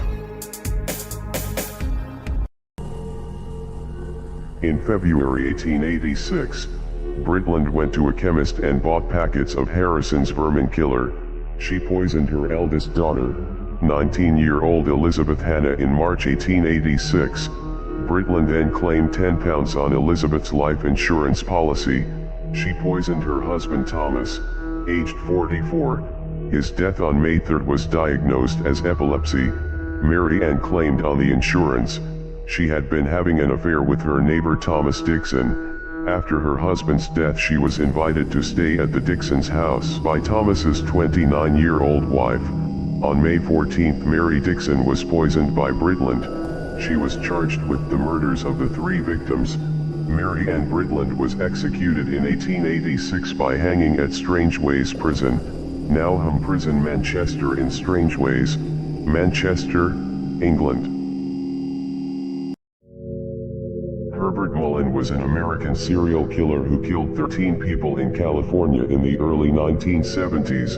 In 1973, after a trial to determine whether he was insane or culpable, he was convicted of 2 murders in the first degree and 9 in the second degree, and sentenced to life imprisonment.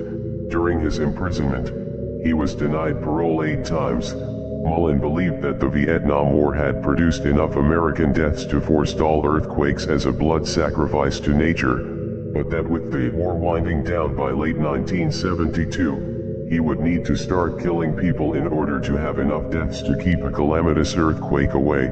He later said that his father, through telepathy, had ordered him to take lives. On August 18, 2022, Mullen died at age 75 from natural causes at the California Health Care Facility. Raul Ojal Marroquin is a brutal Mexican serial killer known as El Sadico, the sadist. Marroquin lured men from gay bars. He would torture his victims by suffocating them until they lost consciousness, and once they returned to their senses, Marroquin would suffocate them again and again until he finally killed them. When he asked the victims' relatives to help their loved one, regardless of whether they paid or not, Raul would murder his hostage either by suffocation or strangulation. Later, he left the corpses, which were stuffed in suitcases, around different parts of the city. 2 other victims were released after demanding a ransom from their families. On September 4, 2008, Marroquin was sentenced to a total of almost 300 years in prison. Nathaniel White is an American serial killer who was active in New York during 1991 and 1992.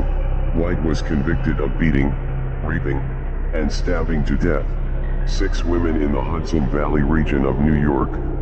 White claims to have been inspired by the 1990 movie RoboCop 2, basing his first murder after a scene from the movie. In his own words, he said, "The first girl I killed was from a RoboCop movie. I seen him cut somebody's throat, then take the knife and slit down the chest to the stomach, and left the body in a certain position.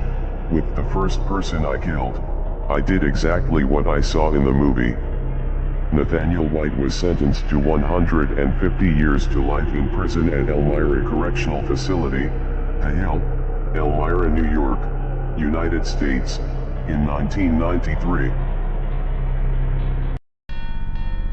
The Eastbound Strangler is an unidentified serial killer, believed to be responsible for the murders of 4 women near Atlantic City, New Jersey in 2006.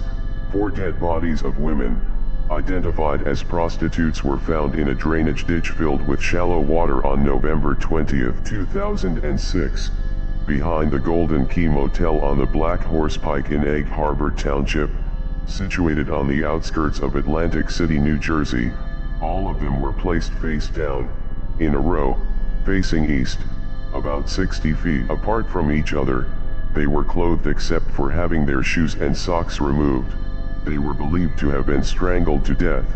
There was thought to be a possible connection to the Long Island serial killer, but investigators later ruled it out. There were suspects early in the investigation, but those persons of interest would eventually fade to nothingness. Taylor Shivasinas, 27, of Green Bay, is charged with first-degree intentional homicide, mutilating a corpse, and third-degree sexual assault. Shivasinas allegedly decapitated Thyrion during sex, continued to perform sexual acts on his lifeless body, and mutilated his corpse with a serrated bread knife. Shivasinas told the police that they were going to have fun trying to find all of the organs. She stated that a bread knife worked the best because of the serrated blade. She cut up his body with a serrated knife and put his body parts in various containers, including a slow cooker.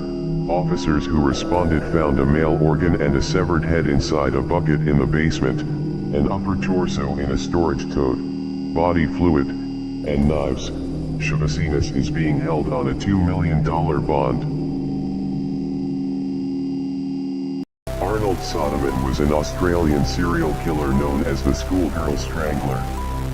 Soderman confessed to the murders of 4 young girls between 1930 and 1935. He preyed on girls between the ages of 8 and 12. He lured at least 2 of his victims by offering to buy them ice cream and offered another victim a ride on his bicycle. Soderman would gag, bound, and strangle the girls to death. He disposed of the bodies by dumping them at multiple locations in Victoria, Australia. At the conclusion of the 2-day trial, in February 1936, the jury found him guilty of murder. The judge sentenced him to death. Arnold Soderman died on June 1, 1936, age 36, from execution by hanging, at HM Prison Pentridge, former maximum security prison in Victoria, Australia. M. Jaishankar was an Indian serial killer and rapist, known as Psycho Shankar. Jaishankar is accused of killing at least 19 women in a series of rapes and murders in Tamil Nadu, Karnataka, and Andhra Pradesh, India, between 2008 and 2011. He would kidnap, rape and torture his victims before murdering them. He was known to stab and mutilate victims by hacking them with a machete that he always carried with him. In 2009, Jaishankar was arrested on 13 charges of rape. Jaishankar escaped from jail twice and was placed in solitary confinement after a third escape attempt. In 2018, M. Jaishankar committed suicide by slicing his own throat in his solitary confinement prison cell at the Central Prison in Bangalore, India. William Supp is an American serial killer known as the Riverside Prostitute Killer and the Lake Elsinore Killer. Supp was convicted of murdering his first daughter in 1974. He abused and violently shook his infant daughter to death. Once released, he worked as a warehouse clerk for Riverside County and had close involvement with the police department. He would rape, stab, strangle, and sometimes mutilate his victims. William Supp killed 12 or more prostitutes in Riverside County, California, between 1989 and 1991. On July 19, 1995, a Riverside County jury found Supp guilty of killing 12 women and attempting to kill another, though police suspected him of being responsible for as many as 22 deaths. Supp resides on death row at San Quentin State Prison. Maury Travis was an American serial killer known as the Video Strangler. He tortured and killed prostitutes in the St. Louis area from 2000 to 2002. Travis was caught when he mailed an Expedia.com map printout to a St. Louis newspaper. In his letter to the newspaper, Travis wrote, "I'll tell you where many others are, to prove I'm real. Here's directions to number 17. Police traced the printout to Travis' home computer. He claimed to have murdered 17 women in a letter sent with the map. Investigators discovered a chamber at his residence which included instruments of torture and videotapes of Travis committing some of his crimes. Maury Travis hanged himself on June 10, 2002, in his jail cell, after being arrested for murder on June 7, 2002. John Edward Robinson is an American serial killer who was found guilty in 2003 for 3 murders committed in and around Kansas City, receiving the death penalty for 2 of them. In 2005, he admitted responsibility for 5 homicides in Missouri as part of a plea bargain to receive multiple life sentences without possibility of parole and avoid more death sentences. Investigators searched a storage facility where Robinson rented 2 garages. They found 3 chemical drums containing corpses. All 5 women were killed in the same way, by 1 or more blows to the head with a blunt instrument. Investigators suspect that more victims remain undiscovered. Because he made contact with most of his post-1993 victims via online chat rooms, Robinson is sometimes referred to as the Internet's first serial killer. Jacobus Dirk Herdigs was a Dutch serial killer and rapist also known as Koos Herdigs. Herdigs was convicted of the abduction, torture, rape, and murder of 3 girls. He is suspected of killing a further 3 to 9 girls and young women in the 1970s. In 1980, Herdigs was bit on his little finger by a victim. The bite was used to help identify and lead to his arrest. During a search of his home, authorities found an attic which was provisionally furnished as a torture chamber, and blood from 2 of his victims. Authorities suspect he abused and eventually killed his victims in the chamber. Herdigs was sentenced to life imprisonment in 1982. In 2015, Jacobus Dirk Herdigs died of natural causes while still in custody at the Nieuw-Vosseveldt prison in Vughheid, Netherlands. Daniel Owen Conahan Jr. is a convicted American murderer, rapist, and suspected serial killer. He was known to torture, strangle, rape, mutilate, dismember, and murder his victims. Conahan was convicted of 1 murder, but has been linked to a dozen murders, mostly of transients seeking employment, and gay men in the Charlotte County, Florida area, in what came to be known as the Hog Trail murders. Conahan surgically removed 1 victim's genitals after death. He would lure victims, some, by offering them money to pose nude in bondage photographs. Conahan has also been named the prime suspect in the murders of 8 men, collectively referred to as the Fort Myers 8, who were discovered in a mass grave site in 2007. Conahan is currently housed at Union Correctional Institution in Rayford, Florida. Belle Gunnes was a Norwegian-American serial killer who was active in Illinois and Indiana between 1884 and 1908. Gunnes is thought to have killed at least 14 people, most of whom were men she enticed to visit her rural Indiana property through personal advertisements, while some sources speculate her involvement in as many as 40 murders. Gunnes seemingly died in a fire in 1908, but it is popularly believed that she faked her death. Her children had died of strychnine poisoning before the fire, and the woman's body found next to them was decapitated and reportedly smaller than Gunnes' own. Her actual fate is unconfirmed. Gunnes, a 6-foot-tall 200-pound physically strong woman, was a murder-for-profit serial killer who murdered her suitors and others to collect life insurance and other valuables. Serhiy Fedorovich Tikek was a Ukrainian police officer and serial killer who was convicted for the killings of 37 women and girls in the Soviet Union and Ukraine between 1980 and 2005. In 1984, young women and girls began to disappear across eastern Ukraine. His victims aged between 8 and 18 were raped, suffocated, and their corpses were sexually defiled. Tikek used his knowledge of criminal investigation procedure to mislead policemen investigating his killings. In August 2005 he attended the funeral of one of his victims. Children also in attendance claimed to have seen him with the victim shortly before her death.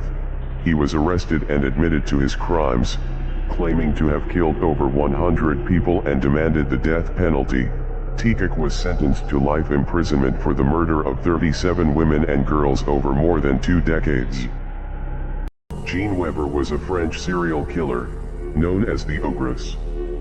Weber worked as a transient babysitter who strangled 10 children, including at least one of her own. Weber left home for Paris at 14 years old and later married in 1893. She was arrested for vagrancy and briefly confined to the asylum at Nanterre, but doctors pronounced her sane and set her free. In 1908 Weber was found strangling 10-year-old Marcel Poirot with a bloody handkerchief. The father had to punch her 3 times in the face before she would release the lifeless body. Held for trial on murder charges, Weber was declared insane on October 25, 1908. Packed off to the asylum at Merville. Credited with at least 10 murders, she survived 10 years in captivity before manually strangling herself in 1918. On June 23, 2000, the Childers Palace Backpackers hostel fire killed 15 backpackers, 9 women, and 6 men, at the former Palace Hotel in the town of Childers, Queensland, Australia. The fire started shortly before 12:30 a.m. in the downstairs recreation room, and quickly spread up the walls and into the stairwell. Survivors recounted how smoke quickly filled the area and the building's power was lost. 10 guests suffered minor burns and injuries as they tried to escape from the upper level and by jumping onto the roofs of neighboring buildings.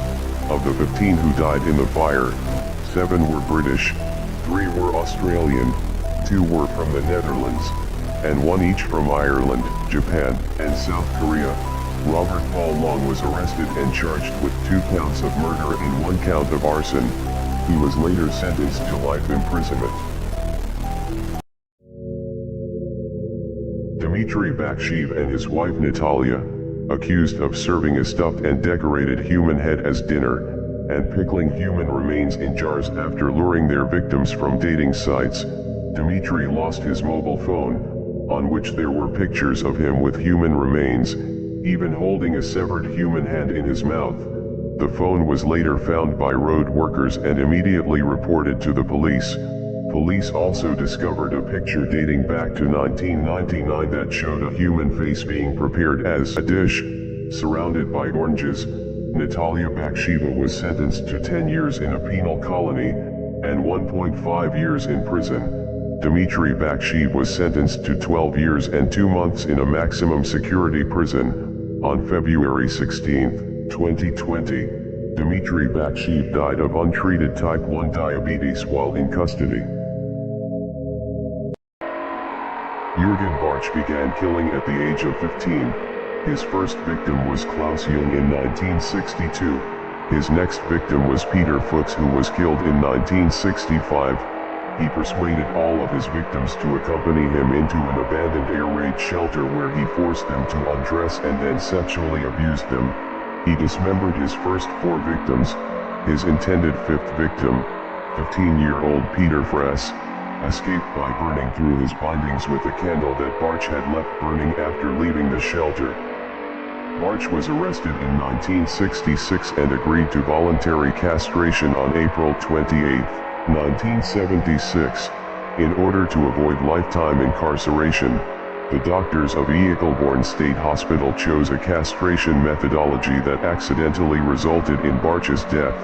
He had been intoxicated with a halothane overdose during surgery. Roger Kipp was an American serial killer and rapist, known as the I-5 Strangler. Kipp killed 7 women between 1977 and 1987, 6 along I-5 near Sacramento, and 1 in Walnut Creek, California. Kipp kidnapped his victims, bound, duct taped the mouths and cut open their clothes in irregular shapes with scissors that had belonged to his mother. Kipp also cut off most of the hair of his victims to remove the duct tape. Sometimes he garroted his victims with the parachute cord with which he skydived. Then, he raped them and strangled them to death. It took detectives 34 years to find the body of one of his victims. Kipp was sentenced to life imprisonment in 1991. In 2021, Roger Reese Kipp was strangled to death in his cell while still in prison. Daniel Blank is an American serial killer who killed at least 6 people from 1996 to 1997. In 1997, Blank was arrested on 3 charges of first-degree murder. He has a learning disability that hampers his verbal abilities and understanding of abstract concepts. Blank was diagnosed as having schizoaffective paranoia disorder. He confessed to 6 murders, including a double bludgeoning of an elderly couple. Blank was sentenced to death in 1999. He was granted a new trial in 2006 because of a clerical error during court procedures in Avoyelles Parish in 2000, entered the plea in exchange for the life sentence. The St. John the Baptist Parish District Attorney's Office was seeking the death penalty for Blank in the murder of Joan Brock, a 55-year-old Laplace woman he killed in her backyard. Wayne Bowden was a Canadian serial killer and rapist known as the Vampire Rapist. Bowden killed 4 women between 1968 and 1971 in Montreal and Calgary, Canada. He would always leave bite marks on the breasts of his 5 female victims. All victims had been found naked and strangled to death in their apartments, but there were no signs of any struggle, earning the nickname, the Vampire Rapist. A cast made of Bowden's teeth demonstrated 29 points of similarity between the bite marks on one of his victims and his teeth. Bowden was the first murderer to be convicted in North America based on odontological evidence.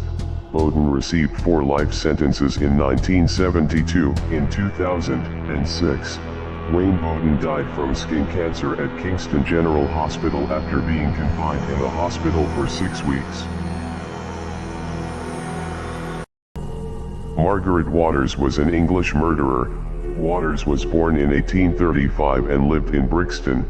She was known for baby farming, the practice of taking in other women's children for money, a practice which often resulted in infanticide. Margaret turned to baby farming in 1864 after the death of her husband to make ends meet. Waters drugged and starved the infants in her care, and is believed to have killed at least 19 children, charged with 5 counts of willful murder, as well as neglect and conspiracy. Waters was convicted of murdering an infant named John Walter Cowan. The arresting police officer wrote of his findings at Margaret's house. Some half-dozen little infants lay together on a sofa, filthy, starving, and stupefied by laudanum. She was hanged on October 11, 1870 at Horsemonger Lane Jail in London. Anthony Allen Shore was an American serial killer and pedophile rapist known as the Tourniquet Killer, because of his use of a ligature with either a toothbrush or bamboo stick to tighten or loosen the ligature. Shore is responsible for the murders of 1 woman and 4 young girls. He was convicted of strangling a woman with an unusual ligature in 1992 and confessed to killing 3 girls. Shore was also convicted of molesting his 2 daughters Tiffany and Amber. As a result, he was required to provide police with a DNA sample. Detectives pulled Carmen Del Estrada's case from the cold files and tested DNA evidence from underneath Carmen's fingernails. In 2003, the results came back a match to Shore's genetic profile. He was executed by lethal injection at Texas State Penitentiary at Huntsville Unit in Huntsville, Texas, U.S.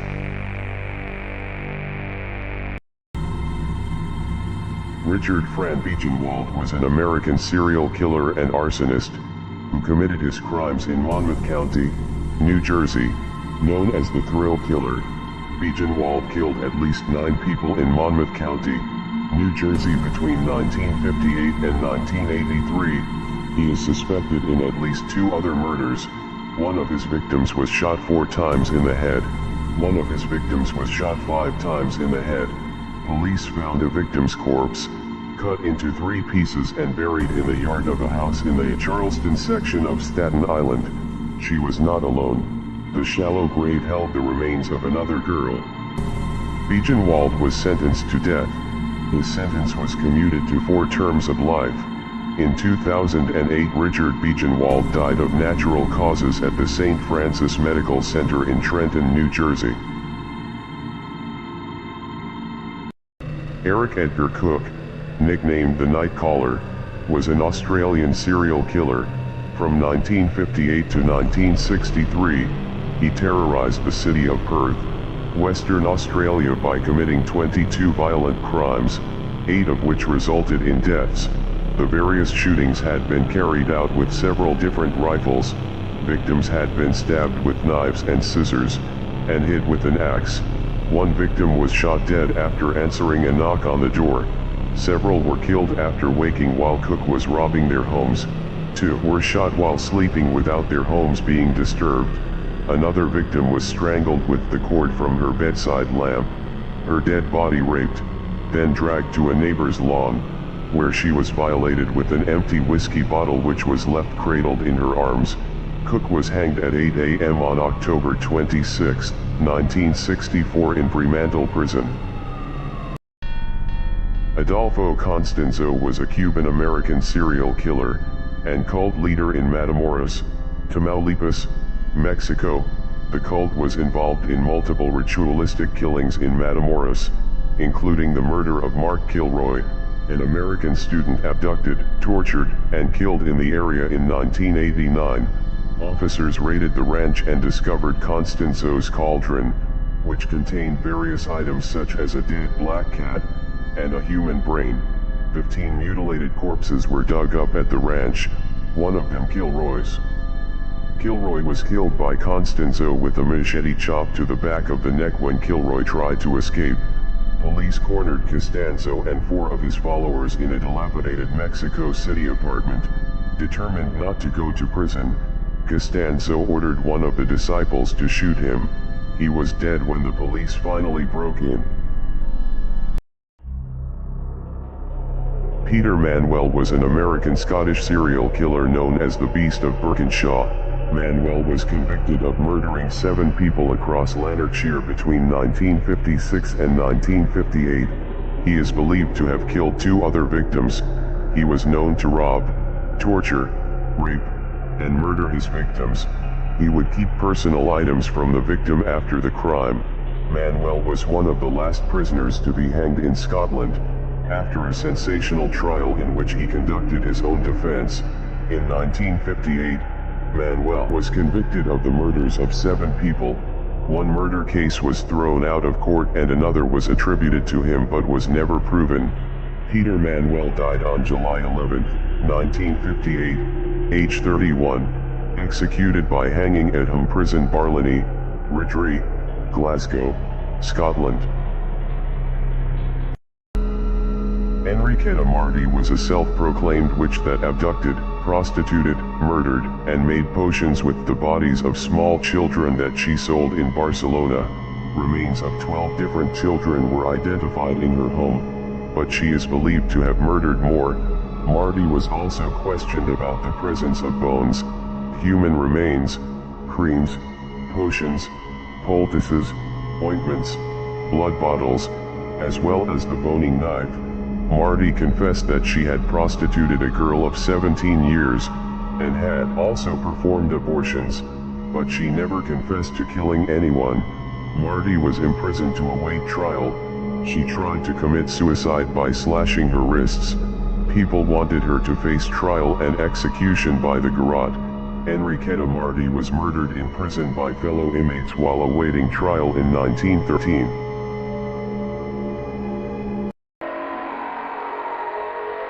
Luis Garavito, also known as the Beast, is a Colombian serial killer, sex offender, pedophile, and necrophile.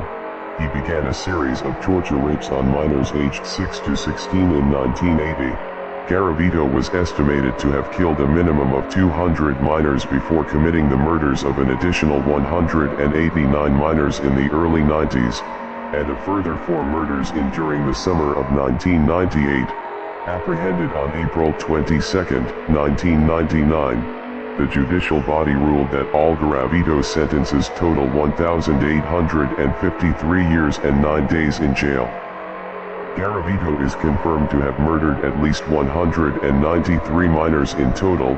His murders of 23 minors and 5 adults would raise his murder victim count to 221.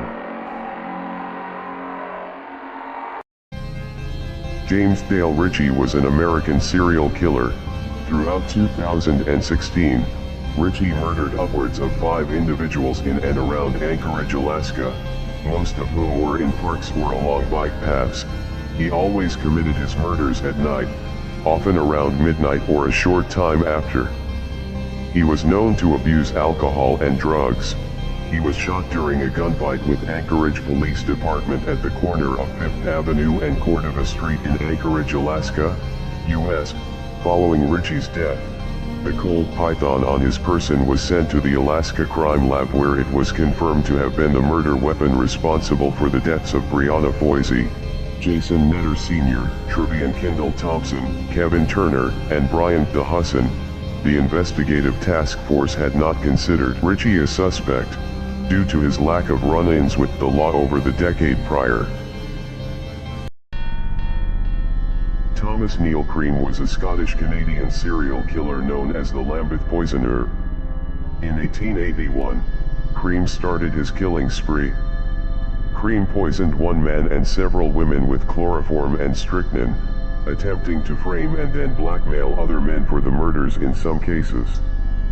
He murdered up to 10 people in 3 countries, Ontario, Chicago, and London, targeting mostly lower-class women, prostitutes and pregnant women seeking abortions. He married Flora Brooks in 1876, one of Thomas's possible victims. He had no children, 2 possible unborn children from 2 possible victims. He was convicted and sentenced to death. Thomas Neil Cream was executed by hanging at age 42, in 1892 at Newgate Prison in London, England. Paul Kenneth Bernardo is a Canadian serial killer and rapist, known as the Schoolgirl Killer and the Scarborough Rapist. Bernardo raped and murdered at least 3 minors between 1990 and 1992. Bernardo attacked most of his victims after stalking them as they got off of public transportation buses in Scarborough, Canada. He was known to torture, strangle, stalk, rape, mutilate, and murder his victims. Bernardo gained worldwide media attention when he raped, tortured, and murdered 2 Ontario teenage girls with the assistance of his wife, Carla Homolka. Homolka and Bernardo were arrested in 1993. In 1995, Paul Kenneth Bernardo was convicted of a number of offenses, including the 2 first-degree murders, and was sentenced to life in prison.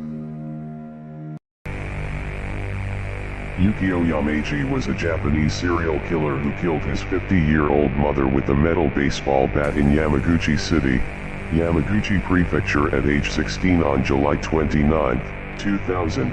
He called the police and was arrested on July 31, 2000, imprisoned, and then paroled in 2003.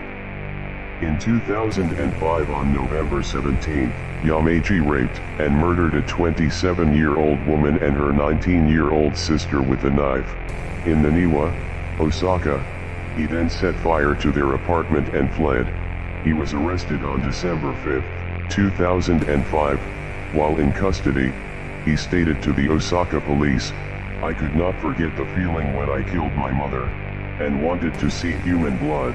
He was sentenced to death. He was executed in 2009. Tommy Lynn Sells was an American serial killer. He was convicted of 1 murder for which he received the death penalty and was eventually executed. Authorities believe he committed a total of 22 murders and he claimed on various occasions to have murdered over 70 people.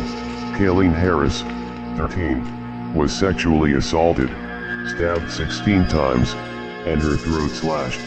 Deborah Harris, 31, and her 8-year-old daughter Embria Halliburton were both killed after Sells broke into their house at night and raped Harris. She was stabbed repeatedly with her own kitchen knife which was left in her chest. Halliburton was stabbed 3 times after she witnessed Sells murder her mother. Retired Texas Ranger John Allen said, "We did confirm 22. I know there's more. I know there's a lot more. Obviously, we won't ever know." Terry Rasmussen was an American serial killer known as the Chameleon Killer. During his crimes as a serial killer, he was known to torture, rape, mutilate, and murder his victims. The Bear Brook murders and Allenstown barrel murders refer to 4 dismembered female murder victims found in barrels. 2 discovered in 1985, and 2 in 2000, at Bear Brook State Park in Allenstown, New Hampshire. In 2002, Rasmussen was charged with the murder of his common-law wife, Yoon Sun-jun. Her body was found dismembered and covered in cat litter inside a crawl space at his home. In 2003, Rasmussen was sentenced to 15 years in prison. Terry Rasmussen died in 2010, while still in prison. April 27, 2023. There are calls for the woman described as Australia's worst female serial killer to be released immediately after the Director of Public Prosecutions accepted new scientific evidence casting doubt over on the mother's guilt. Kathleen Falvey has been found guilty of killing her 4 children, but the senior barrister assisting an inquiry into her conviction said there was reasonable doubt surrounding the conviction. University of British Columbia's Emma Cunliffe said she believed Falvey should be paroled today. The COM2G114R genetic variant impacting the calcium-binding calmodulin protein, identified in Falvey and her 2 daughters, was a reasonably possible cause of Sarah and Laura's deaths according to cardiology and genetics experts. Myocarditis, an inflammation of the heart, was also a reasonable possible cause of Laura's death. John Floyd Thomas is an American serial killer and rapist known as the West Side Rapist and the Southland Strangler. Thomas has one of the longest criminal careers in the U.S. The first wave of killings claimed the lives of 17 women ranging in age from the 50s to the 90s. The murders stopped in 1978. The same year a witness copied down Mr. Thomas's car license number after he raped a woman in Pasadena and was sent to jail. The second wave began after his release in 1983. 5 more elderly white women were raped and strangled in the Claremont area. On April 1, 2011, Thomas pleaded guilty to the 7 counts of murder as part of a deal to avoid the death sentence. Investigators have said Thomas is possibly one of the most prolific serial killers in the city's history. He was sentenced to life imprisonment without the possibility of parole. Alexander Bychkov is a Russian serial killer convicted for the murder of 9 men in Volynski, Penza Oblast. Between 2009 and 2012, Bychkov described in his personal diary how he killed 11 men and confessed to cannibalizing organs and body parts of his victims. He would lure victims to his home or another secluded place where he would kill them with a hammer or knife, and then dismembered the corpses. The remains were buried in the backyard of his house or in the city's rubbish dump. The first dismembered corpse was found in the spring of 2010. In September of the same year 2 more dismembered corpses were found. Upon being questioned by police, Bychkov claimed that he ate livers, hearts, and muscles of his victims. Bychkov was sentenced to life imprisonment at FKU, IK5, on the island of Onyeny in the Vologda region of Russia. Yavuz Yapışıklı is a Turkish serial killer and arsonist nicknamed the Screwdriver Killer. He is considered the most prolific serial killer in Turkish history, being responsible for the deaths of 18 people between 1994 and 2002 according to police records, or as many as 40 according to eyewitnesses and his relatives.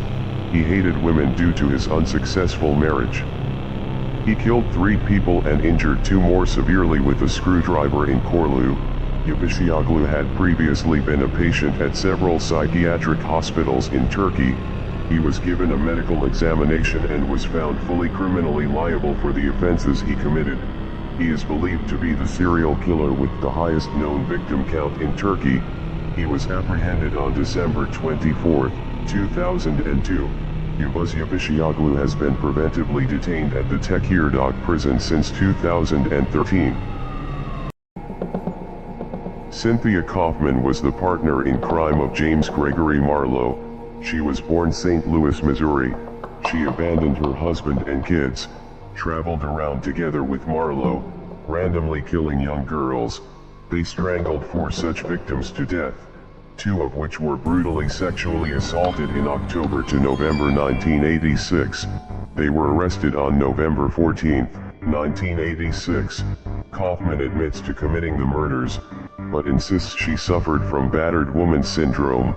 They were put on trial in July 1989, and in 1990 sentenced to death. Kaufman being the first woman to receive a death sentence in California since the reinstatement of the death penalty in 1977.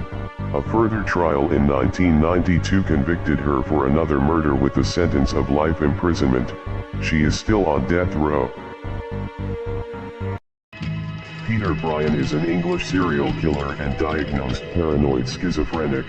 He was known to commit acts of cannibalism, strangle, mutilate, and murder his victims. Bryan was preventively detained in a mental institution, Rampton Hospital, after killing a shop assistant with a hammer in 1993. Bryan was transferred to an open psychiatric ward at Newham General Hospital after psychiatrists noted his continued improvement. Upon his transfer in 2004, Bryan killed a friend and later confessed to dismembering the body and cooking the brains in butter and eating them. Bryan was held at Belmarsh Prison and later transferred to Broadmoor Hospital where he killed a fellow mental patient, declaring that he did not eat him solely because he was caught first. In 2005, Peter Bryan was sentenced to life in prison at Broadmoor Hospital in Berkshire, England. David Carpenter is an American serial killer known as the Trailside Killer. Carpenter murdered women hikers on San Francisco area hiking trails between 1979 and 1981. He would stalk, rape, and murder hikers by shooting the victims in state parks near San Francisco, California. He was convicted of an attempted murder in 1960. In 1970, Carpenter was convicted for kidnapping. After his release, he was a suspect in the Zodiac murders, although he was eventually cleared. In 1984, he attacked at least 10 individuals, with 2 attempted victims, Stephen Herdel and Lois Rinna, surviving. Carpenter was sentenced to death. He received a second death sentence in 1988. David Carpenter remains on death row at the San Quentin State Prison in San Quentin, California. Wolfgang Schmidt is a German serial killer known as the Pink Giant.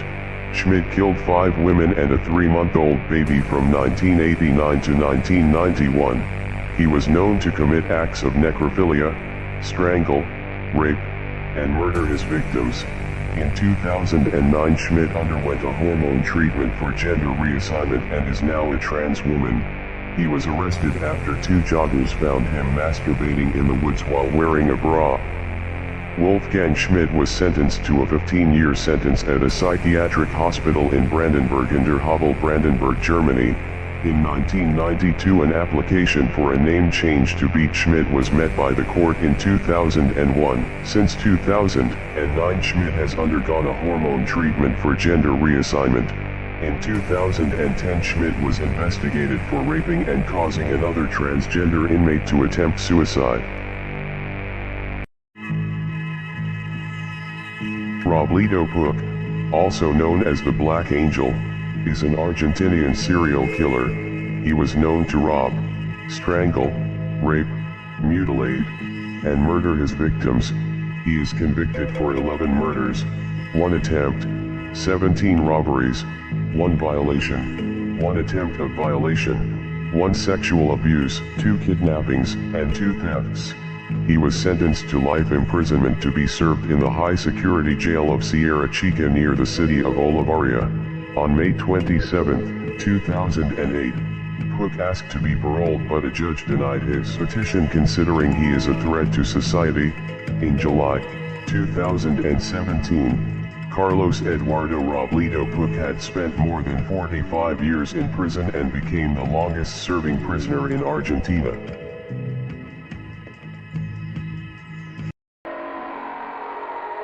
Kenneth Allen McDuff was an American serial killer. He would rape, torture, strangle, and shoot his victims. He was convicted in 1966 of murdering 16-year-old Edna Sullivan, her boyfriend, 17-year-old Robert Brand, and Brand's cousin, 15-year-old Mark Dunham, who was visiting from California. They were all strangers whom McDuff abducted after noticing Sullivan. McDuff repeatedly raped her before strangling her with a broomstick so violently it broke her neck. McDuff was given 3 death sentences that were reduced to life imprisonment consequently to the 1972 U.S. Supreme Court ruling Furman v. Georgia. He was paroled in 1989 and went on to kill again.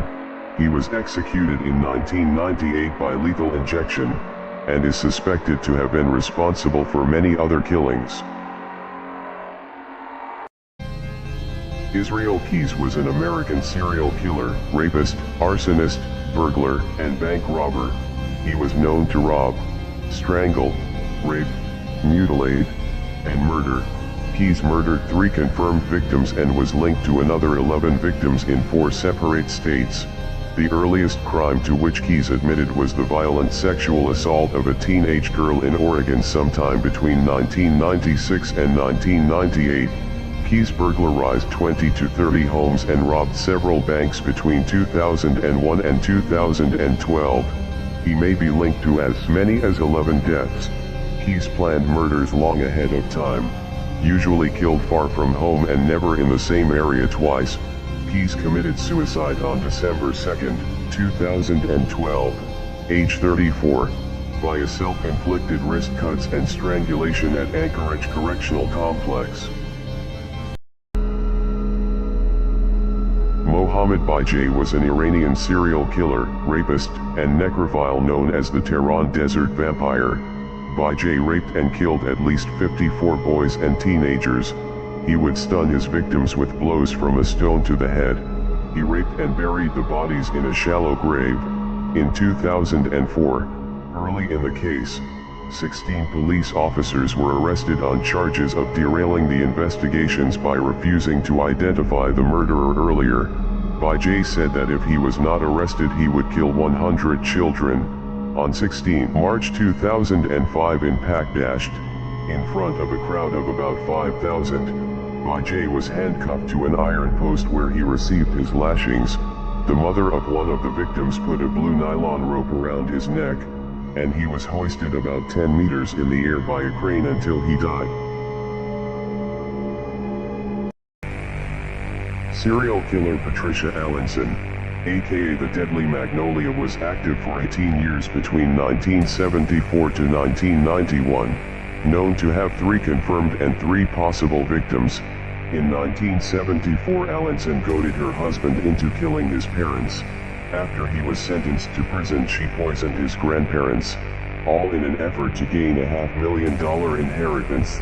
After serving a short prison term, she poisoned an elderly couple that she was caring for, but this time she enlisted the help of her daughter, released from prison in 1999. In 2008, Allinson, age 70, was arrested and charged with doctor shopping for more than 3,700 painkillers. She was charged with 3 counts of unauthorized distribution. She entered a plea agreement with a sentence of probation only. Known as the Donnybrook serial killer, Zicote murdered 18 people and attempted to murder another 11 over a period of 2 years in the rural Natal Midlands town of Donnybrook in South Africa. All his victims were between 20 and 30. His modus operandi was to kick open the door of his victim's house, shoot the men in the head and drag the women to nearby plantations where he would rape them repeatedly, sometimes for as long as 5 hours, then kill them. If they resisted, he would shoot them first and commit necrophilia. Mike Lengway, 21, was arrested on September 29, 1995. On January 7, 1997, a High Court judge sentenced 23-year-old Zicote to 140 years in prison, including 5 life sentences for a 6-month rape and murder rampage.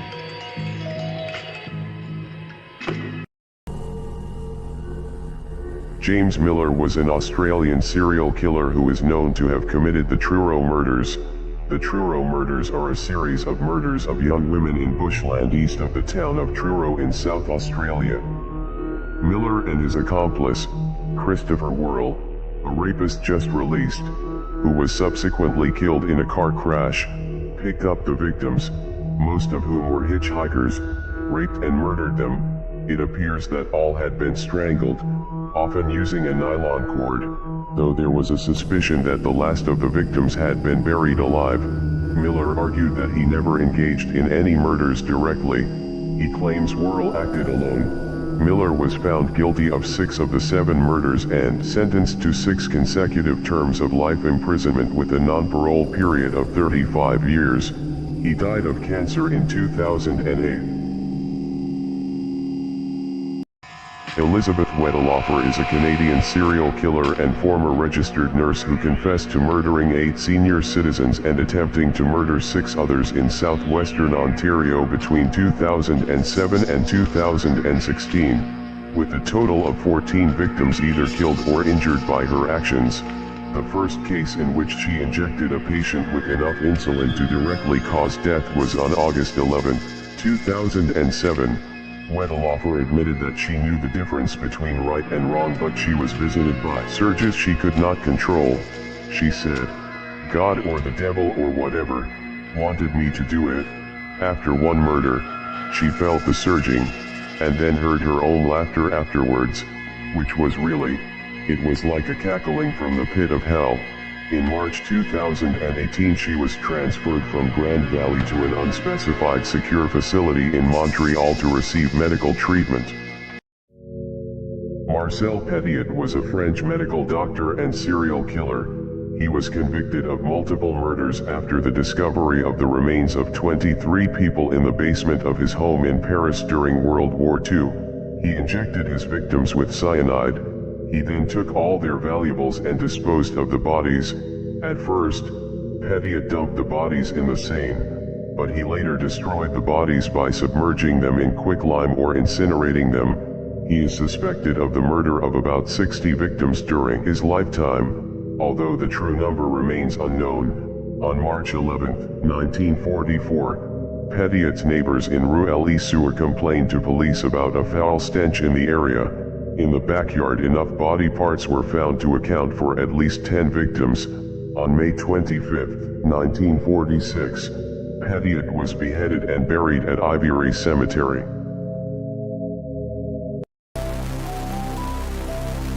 A mother accused of strangling her 3 children to death says she heard voices in her head before her attempted murder-suicide.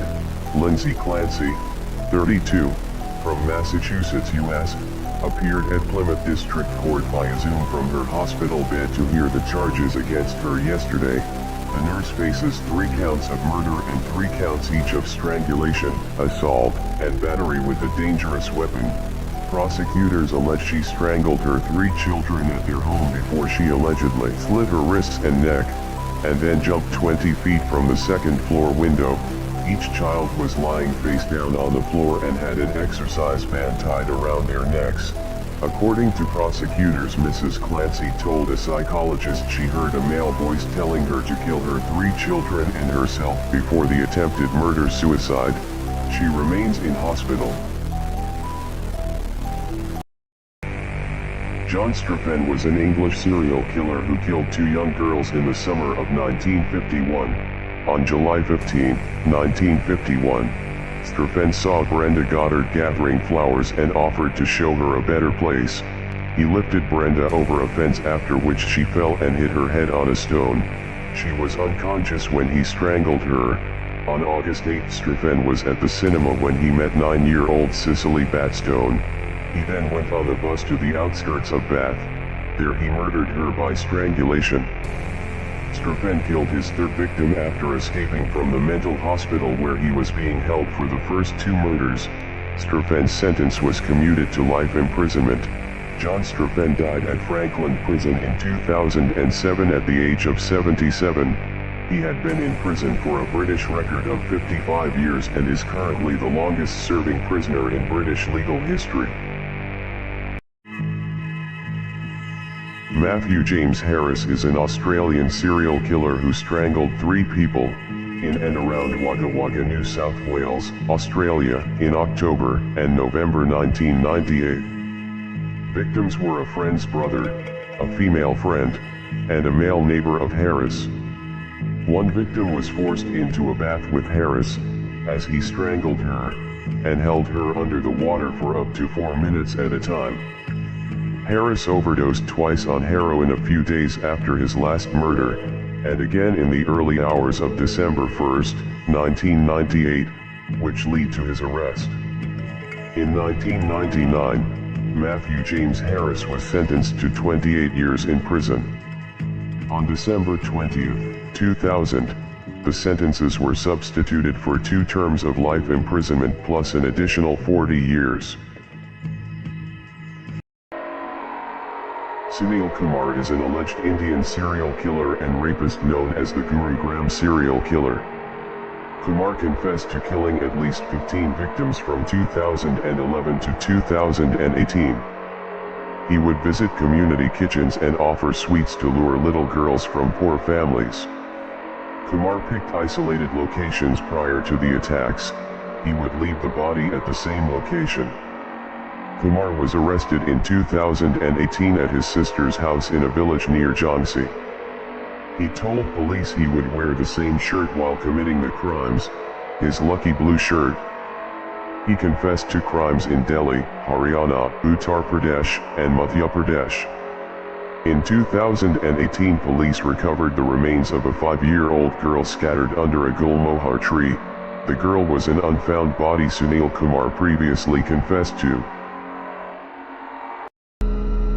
Robert Charles Brown is an American murderer who is currently serving 2 life sentences for the murders of 2 teenage girls in Colorado Springs, Colorado, committed in 1987 and 1991. A few years into his sentence, he sent letters to the El Paso County Sheriff's Office in which he claimed to be a serial killer who has killed approximately 48 or 49 people since 1970 across several states.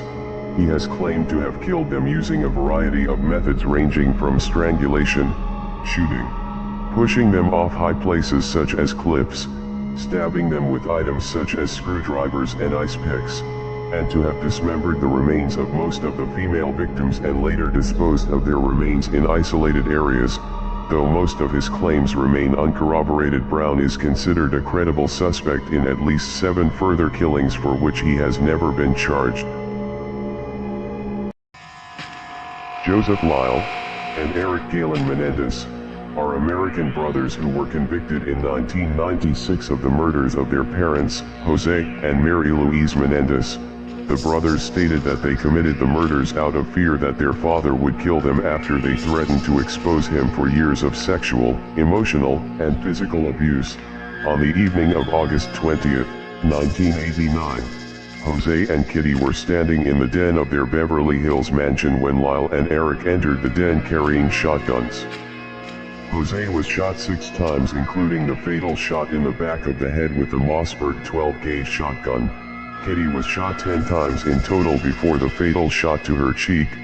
She was on the ground, slowly crawling and moaning. Lyle then ran to his car to reload and then fired the fatal shot to her face. They were eventually sentenced to life imprisonment without the possibility of parole. Anatoly Biryakov was a Soviet serial killer and child rapist known as the Baby Hunter. Biryakov was convicted for kidnapping, raping and subsequent murder of 5 infants from Moscow in the fall of 1977. Biryakov abducted his victims and committed violent sexual intercourse with the infants before murdering and discarding the body. He committed acts of necrophilia on at least one of his victims. In 1977, Biryakov attempted a kidnapping when he was chased by Chekhov citizens, which later led to his arrest. He was sentenced to death for the 5 murders in 1978. Biryakov attempted multiple failed suicides while awaiting execution. On February 24, 1979, Anatoly Biryakov was executed by firing squad. Robert Benjamin Rhodes, also known as the Truck Stop Killer, is an American serial killer and rapist. He would target hitchhikers and truck stop sex workers. In 1994, Rhodes was convicted of the first-degree murder of Regina K. Walters and was slated to be tried for 2 more before charges were dropped due to the wishes of victims' families. He was known to take photos of some of his victims' corpses. Rhodes is additionally suspected of torturing, raping, and killing more than 50 women between 1975 and 1990, based on data about his truck routes and women who went missing during those years and who met the profile of his preferred victims. At the time he was caught, Rhodes claimed to have engaged in these activities for 15 years. Rhodes continues serving his life without parole sentence at the Maximum Security Menard Correctional Center in Chester, Illinois. Eugen Weidmann was a German serial killer who used the alias M. Carter. Weidmann strangled and robbed American dancer Jean DeKoven, shot a former accomplice, and shot 4 other people around Paris in 1937. He developed his preferred method for the other victims, shooting them in the nape of the neck or the back of the head, execution style. Weidmann murdered all 6 and most were never actually held captive for any length of time. Their first murder victim's family was sent a ransom note after she had already been killed. She was strangled and buried. Weidmann confessed to the murders and was sentenced to death. Weidmann's execution was the last public execution in France. Eugen Weidmann was publicly beheaded by guillotine in 1939 at the prison Saint-Pierre in Versailles, France. Sarah Ann Wood was a 12-year-old girl who disappeared on a quiet road near her Frankfort, New York home in August 1993. Louis Lent, a janitor from Massachusetts, confessed to kidnapping, sexually assaulting, and killing Sarah, but he refused to say where he buried her body. Lent had also pled guilty to the 1990 kidnapping and murder of 12-year-old Pittsfield, Massachusetts native Jimmy Bernardo. Lent abducted Jimmy from the Pittsfield movie theater where he worked as a janitor. He was sentenced to life without parole for the Bernardo murder and sentenced to 25 years to life for the Wood murder. He is currently in prison in Massachusetts. Lent is also suspected in a number of other child kidnapping cases. Lent recanted his confession and refuses to disclose the location of Sarah's body. Lent has said that he can't say where her body is because she is not buried alone. Tracy Averill Wigginton, known as the lesbian vampire killer, is an Australian murderer who killed Edward Baldock in 1989. Wigginton drank the blood of animals and had been planning for some time to murder a man. It is disputed whether Wigginton got Baldock in the car by offering him a lift or by pretending to be a sex worker. She stabbed him 27 times, nearly severing his head, before drinking his blood. This was described as one of the most brutal and bizarre crimes Australia has ever seen. Wigginton was sentenced to life imprisonment in 1991, and was paroled in 2012. She is living somewhere in southeast Queensland. Since then she has posted images containing vampires, skeletons, and even real human remains. The officers that arrested her say the posts are disturbing and her parole should be reviewed. Lucius Boyd is a suspected American serial killer and rapist, also known as Lucy Louse Boyd, and Lucifer. Boyd was convicted and sentenced to death for a 1998 murder. He was known to kidnap, rape, stab, and murder his victims. The victim from 1998 had been raped and stabbed 36 times with a screwdriver. Authorities recovered blood while searching his apartment. The blood was matched to one of his victims. Authorities suspect Boyd of at least 10 other homicides or disappearances. He was acquitted for the 1993 murder of a man whom he claimed he stabbed in self-defense. Lucius Boyd was sentenced to death in 2002. He is currently on death row awaiting execution at the Union Correctional Institution in Rayford, Florida. Thomas Lee Dillon was an American serial killer who shot and killed 5 men with a high-power rifle in southeastern Ohio. He was nicknamed Killer for boasting about shooting hundreds of animals. He embarked on a string of random shootings, starting with Donald Welling, who was jogging alongside Road 94 in Tuscarawas County. Dillon claimed it was simply an urge prompted by a voice in his head. On March 14, 1992, he killed 49-year-old Claude Hawkins.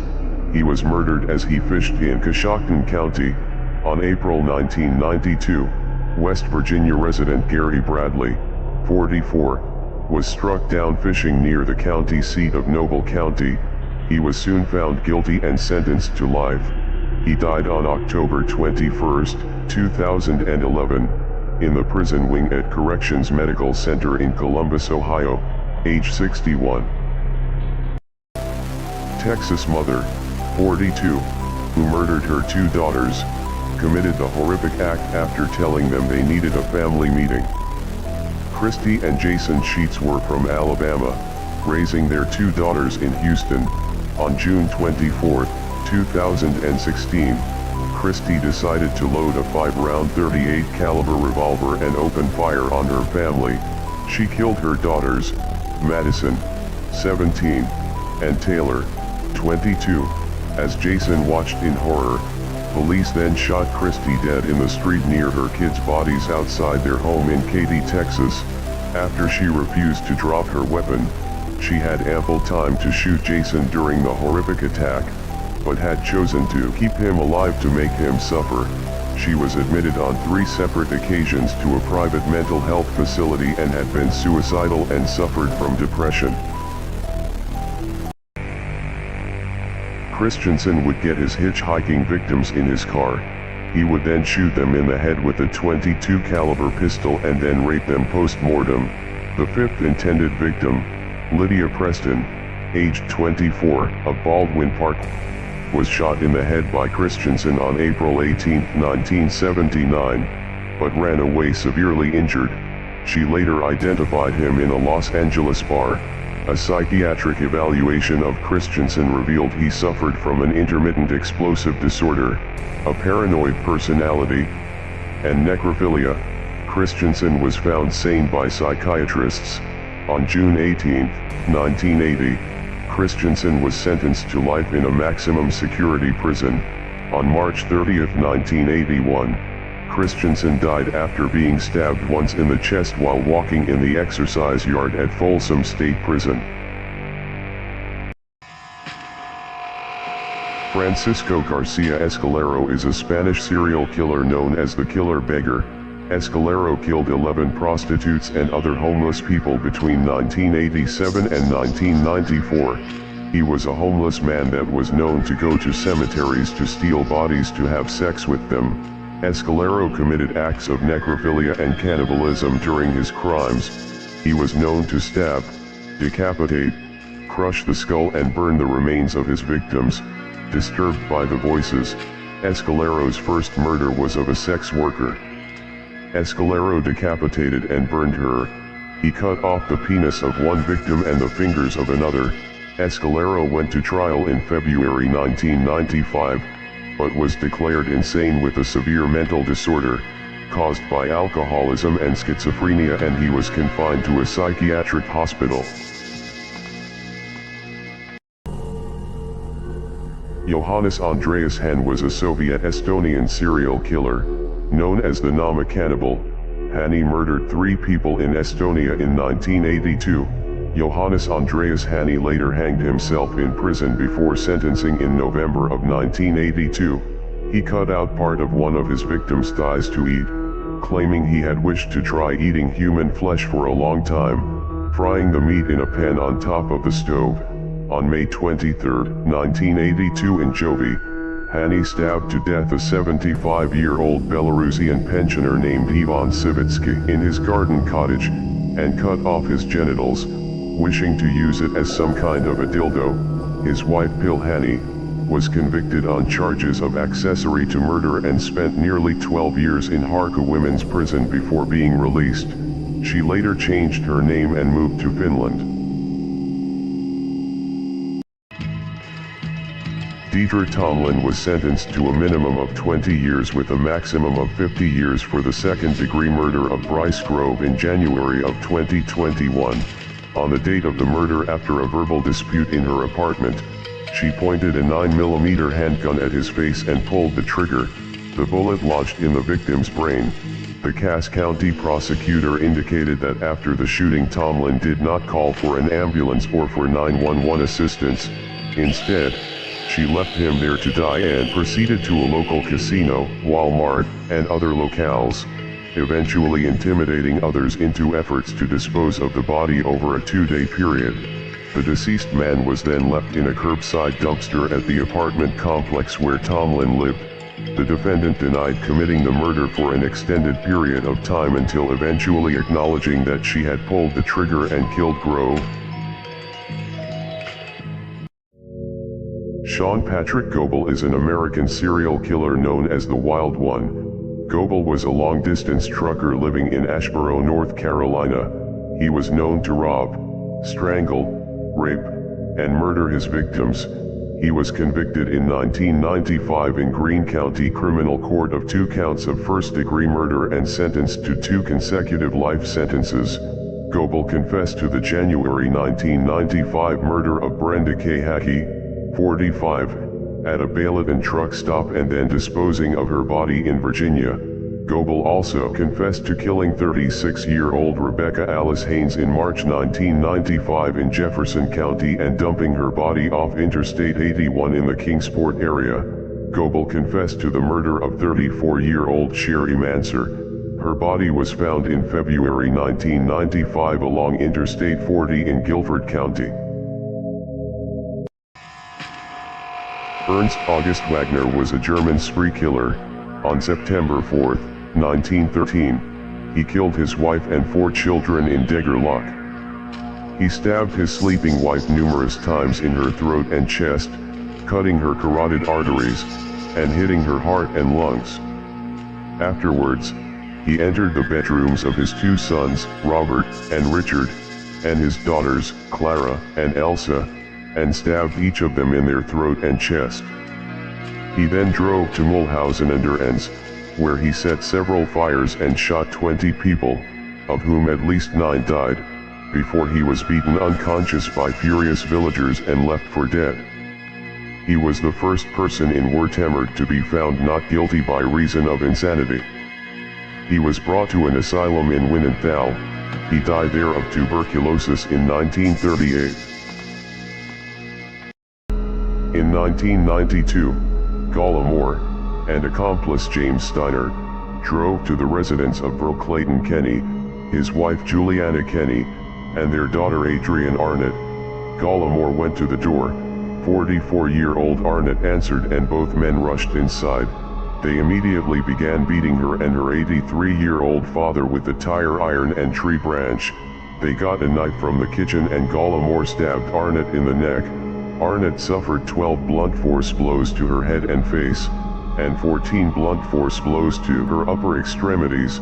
Gallimore, wielding the kitchen knife, stabbed Mrs. Kenny in the neck and beat her so powerfully that it caused a gaping hole in her skull measuring 7 inches long by 2 inches wide. All 3 victims died. Gallimore, 31, was executed by lethal injection on January 14, 2003. Bela Kiss was a Hungarian serial killer. He is thought to have murdered at least 24 young women and attempted to pickle them in giant metal drums that he kept on his property. In July 1916, Budapest police received a call from a Cinkita landlord who had found 7 large metal drums. Upon attempting to open the drums, a suspicious odor was noted. Detective Chief Charles Nagy took over the investigation and opened one of the drums. Against the protests of Mrs. Jakubek, there they discovered the body of a strangled woman. The other drums yielded similarly gruesome content. Each drum contained the naked body of a woman, strangled and preserved in alcohol. A search of Kiss's house resulted in a total of 24 bodies. Whatever finally became of Bela Kiss remains a mystery. In Hungary, he is remembered as the one who got away. Glenn Edward Rogers is an American serial killer known as the Cross-Country Killer and the Casanova Killer. Rogers was convicted of 2 murders and is a suspect in numerous others throughout the United States. He was featured on the FBI 10 Most Wanted Fugitives list after a crime spree that began on September 28, 1995. Authorities suspected Rogers of stabbing or strangling an elderly man from Ohio in 1993 and 4 women in California, Mississippi, Florida, and Louisiana. He originally claimed the number of murders was closer to 70, but then recanted his statement claiming he was joking and had not committed any murders. Glenn Edward Rogers was sentenced to death in Florida. In 1999, Rogers received a second death sentence in California. He is currently on death row. A mother in Michigan, struggling with paranoia and hallucinations, killed her 3 daughters with a hunting rifle, before turning the gun on herself. Aubrian Moore, 28, shot her 3 daughters, Kyrie Rotary, 8, Cassidy Rotary, 6, and Elena Rao, 2, with the bolt-action hunting rifle in a wooded area in Solon Township, before putting their bodies into her car and driving them to a home in the 200 block of 19 Mile Road, where Moore then got out of the car and took her own life. Moore had a history of mental illness and suffered from hallucinations and schizophrenia, and had recently spent time in a mental health hospital. Investigators found 3 shell casings and other evidence in a wooded area behind the house, and the ballistics were consistent with the suicide in the 3 murders. There was no suicide letter.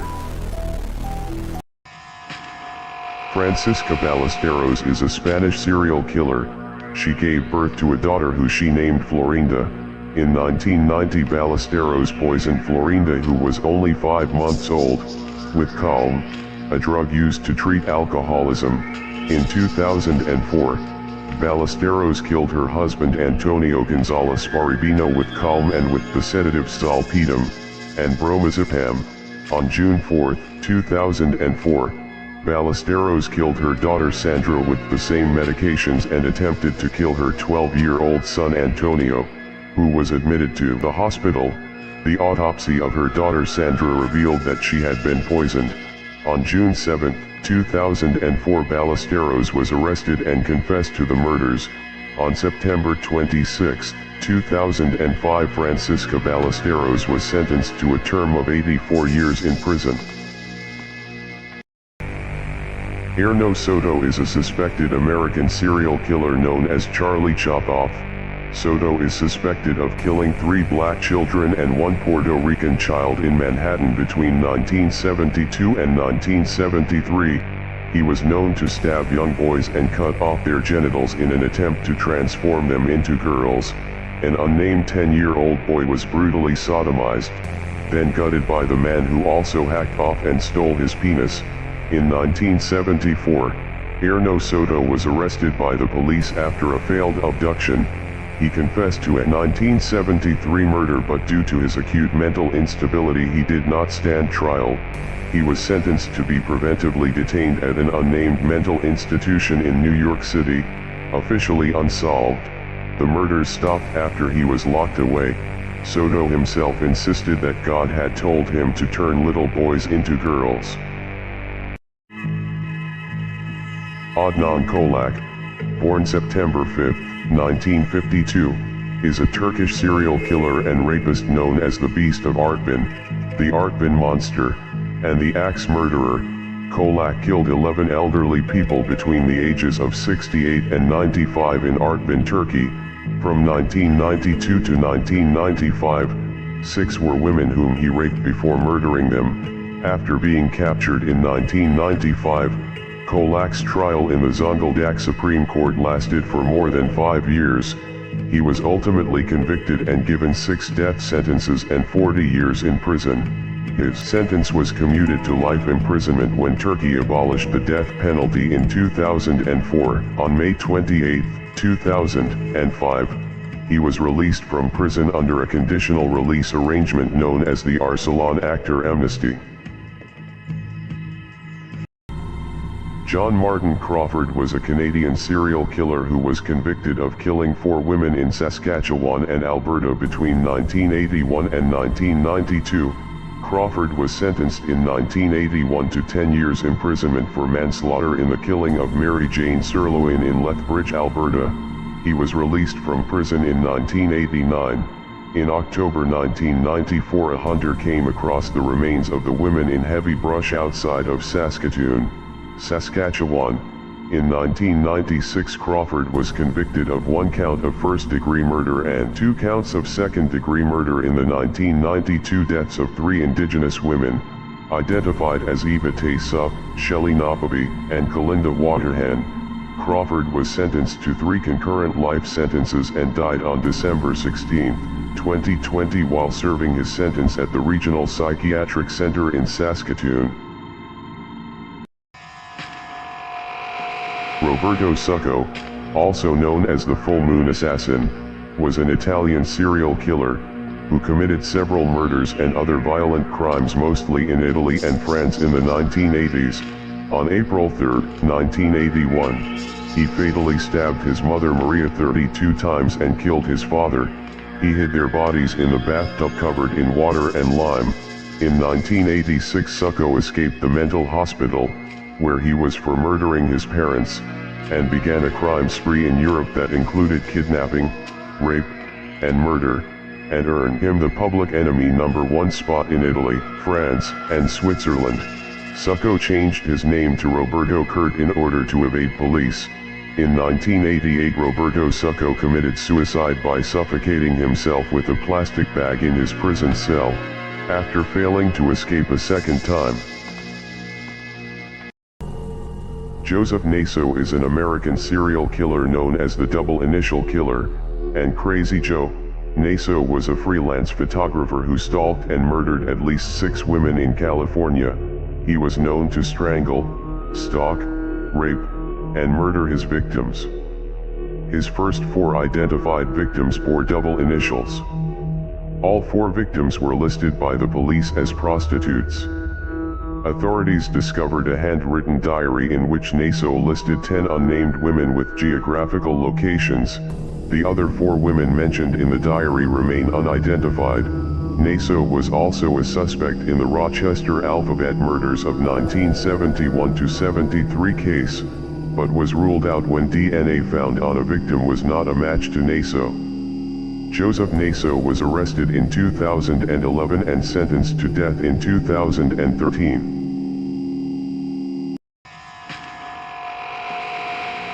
Patrick Wayne Carney is an American serial killer known as the Trash Bag Murderer. Carney would pick up young homosexual male hitchhikers, or young men from gay bars near Redondo Beach, California, and kill them. He has killed a minimum of 21 boys and young men according to law enforcement. All were males, all were nude, all had been shot in the head with a gun. After murdering them, he would take the bodies to a secluded place and engage in acts of necrophilia, then take them home, where they would be sodomized with X-Acto knives. They were then mutilated and dismembered with hacksaws. Some had been dismembered and stuffed into heavy-duty trash bags. Most of the victims were part of an investigation dubbed the Trash Bag Murders. As of 2022, Carney is incarcerated at California's Mule Creek State Prison. Milton Johnson is an American serial killer known as the Weekend Murderer. In 1983, Johnson killed at least 10 victims in Will County, Illinois. In 1983, Johnson murdered 2 victims on a roadside turnaround.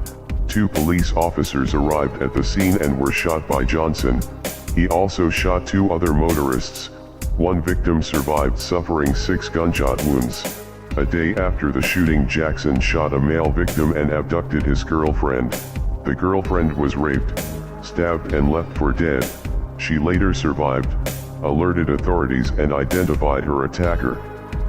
He also killed 4 women in a Joliet ceramics shop in 1983. In 1986, Milton Johnson was sentenced to death and is currently being held at the Menard Correctional Center in Chester, Illinois. Charles Schmid was an American serial killer known as the Pied Piper of Tucson. He was known to strangle, bludgeon, rape, and murder his victims. Schmid murdered 3 teenage girls in 1964 and 1965, burying their bodies in the desert. On March 31st, he proclaimed that he was going to kill a girl and get away with it. His victim was a 15-year-old girl who was lured to the desert where he raped and killed her. He was found guilty of murder and sentenced to death and commuted to 50 years in prison in 1971. In 1975, on March 10, Schmid was stabbed 47 times by 2 fellow prisoners at Arizona State Prison. After losing an eye and a kidney, he died on March 30, 1975 as a result of wounds suffered in the prison attack. His body was stolen from the morgue but later recovered by police. Lawrence Bittaker was an American serial killer and rapist, who along with his accomplice, Roy Norris, are known as the Toolbox Killers.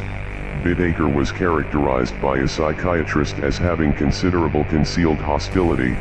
Bittaker bought a 1977 GMC cargo van, which they came to call Murder Mac.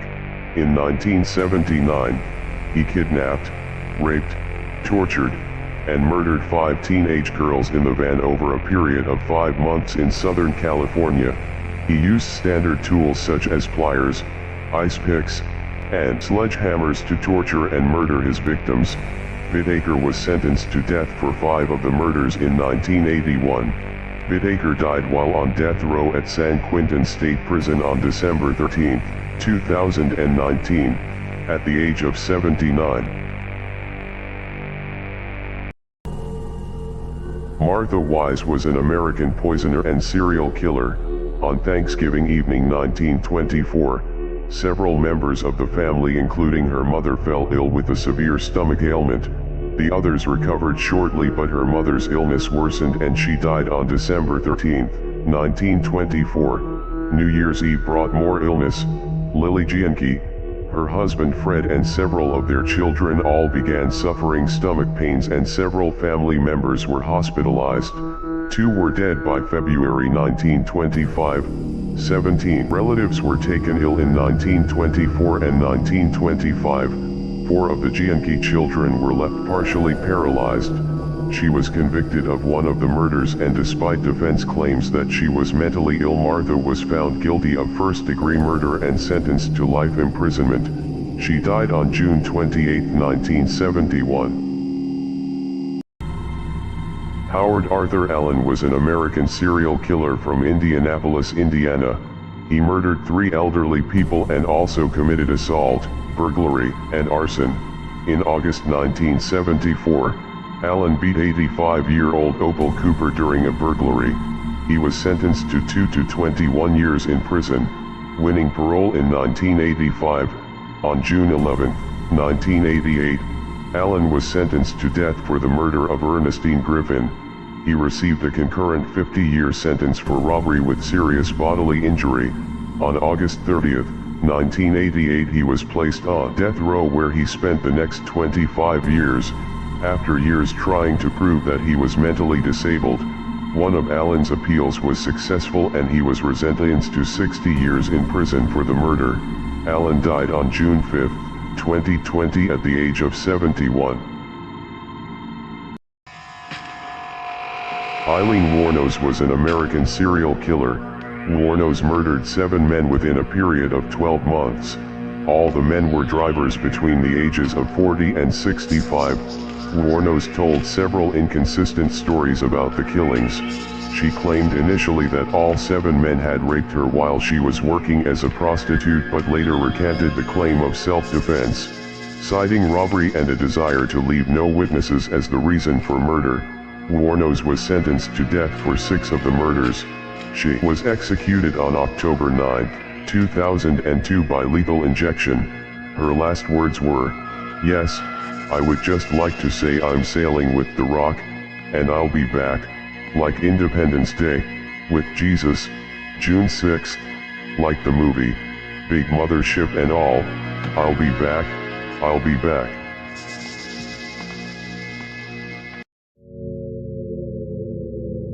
Alexander Chaka is a Ukrainian spree killer known as the Fur Coat Hunter, convicted of the killing of 4 women wearing fur coats in Moscow over 2 weeks in early 1994. On January 31, 1994, 19-year-old Chaka committed his first murder, killing a 38-year-old woman by stabbing her 21 times with a knife. The victim's injuries were so bad that only her son could identify her remains.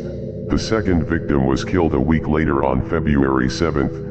Chaka stabbed the 50-year-old woman 17 times. The third victim was killed the next day on February 8th. The 82-year-old woman was stabbed 8 times. On February 12th, Chaka murdered his last victim, a 40-year-old woman. Chaka was found guilty of the murders and is now serving a life sentence.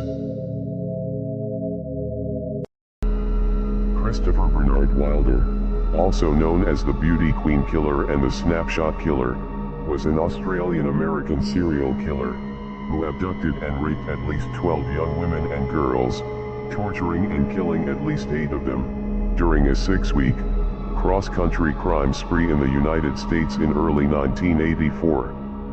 Wilder's series of murders began in Florida on February 26, 1984 and continued across the country through Texas, Oklahoma, Colorado, Nevada, and California, with attempted abductions in Washington State and New York State, before he was killed during a struggle with police in New Hampshire on April 13, 1984.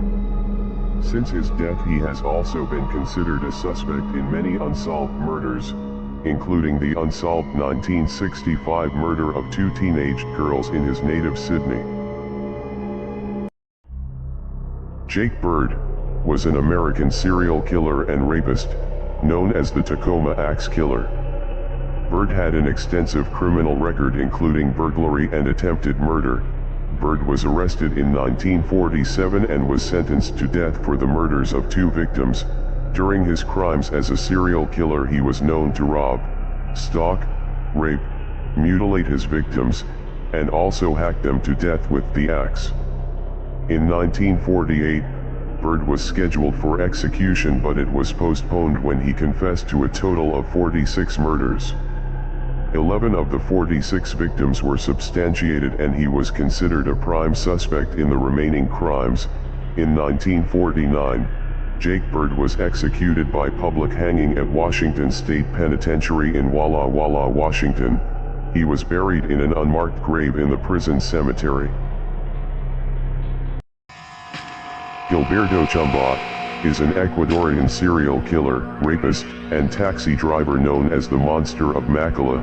Chamba abducted 10 of his passengers, all lone female students, killing 8 of them between 1988 and 1993. During his crimes as a serial killer, he was known to strangle, rape, and Chamba skewered some of his victims with an instrument similar to a cane, which he had expressly made to order. In many cases he forced the instrument into them with such violence that it came out through their mouths. Chamba was sentenced to 16 years in prison and later benefited from an amnesty campaign that cleared his criminal record. He moved to Spain where he was arrested for the murder of another student and the attempted murder of a prostitute in 2004. In 2005, Gilberto Chamba was sentenced to 45 years in prison. Wayne Adam Ford is an American serial killer who killed 3 young prostitutes and 1 other female victim in California between 1997 and 1998. He strangled them and dismembered 3 of his 4 victims. At the time of the murders, he lived in a trailer park in Arcata, California, working as a long-haul truck driver. Ford was arrested when he walked into the Humboldt County Sheriff Department in Eureka, California in 1998 with a woman's severed breast. He confessed to murdering 4 women and is believed to have killed others. During his crimes as a serial killer, he was known to commit acts of necrophilia, strangle, rape, mutilate, and murder his victims. Wayne Adam Ford was convicted on 4 counts of first-degree murder, and was sentenced to death in 2006. The Texarkana Moonlight murders involved 4 violent attacks which occurred over 10 weeks, from February to May 1946, in and around Texarkana, Twin Cities at the border of Miller County, Arkansas, and Bowie County, Texas, United States. All 4 attacks targeted male-female pairs in isolated locations on weekend nights. The attacks took place at intervals of 3 to 4 weeks. Investigators speculated that the attacks were the work of an alleged unidentified serial killer known as the Phantom of Texarkana, the Phantom Killer, or Phantom Slayer. This hypothetical perpetrator is credited with attacking 8 people, of whom 5 died, in a 10-week period. The Phantom Killer is believed to have committed the Texarkana Moonlight murders in Texas between February 23 and May 4, 1946. Gustavo Romero Tercero is a Spanish serial killer and rapist known as the Bald Penis Killer. During his crimes as a serial killer, he was known to rob, rape, brutally stab, and murder his victims. Tercero was an armed robber that killed a couple after the woman recognized him in 1993. He murdered another woman in 1998 after accidentally hitting her with his car, fearing that a possible investigation would link him to the other crimes. A psychiatric evaluation found that Romero had antisocial personality disorder, but could otherwise understand the nature and consequences of his actions. Tercero confessed to the murders after DNA tied him to one of the victims. In 2005, Gustavo Romero Tercero was sentenced to 103 years in prison. Cary Stayner is an American serial killer known as the Yosemite Killer.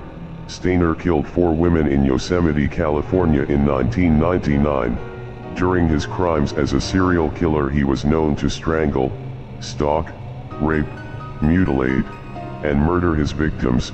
He would keep personal items from the victim after the crime. Stayner decapitated the body of his 4th victim. His brother Stephen Stayner was a kidnapping victim of sex offender Kenneth Parnell. Stayner was frequent at Laguna del Sol, a nudist colony in Sacramento County. He was arrested at Laguna del Sol in 1999 after witnesses identified his vehicle to authorities. In 2002, Stayner was convicted of 4 counts of first-degree murder.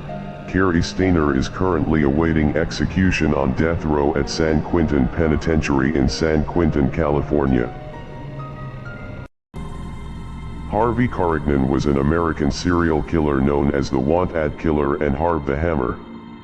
Corrignon raped and beat 4 young women to death between 1972 and 1973. He escaped hanging for a 1949 killing due to a technicality that claimed his confession was unlawfully obtained. The Supreme Court overruled Corrignon's death sentence due to the officer's violations of the McNabb Rule. Harvey Corrignon, prisoner AZ-935, served a sentence at the Alcatraz Federal Penitentiary between 1951 and 1960. Corrignon was sentenced to a total of 150 years in prison at the Minnesota Correctional Facility in Faribault, Minnesota. Harvey Corrignon died on March 6, 2023, aged 95, at Oak Park Heights, Minnesota, U.S. Aku Yadav was a rapist and serial killer, also known as Barak Kalicharan. Yadav has raped over 40 victims, and murdered at least 3 victims, dumping their bodies on railroad tracks near Nagpur, India. He had been reported of committing numerous rapes.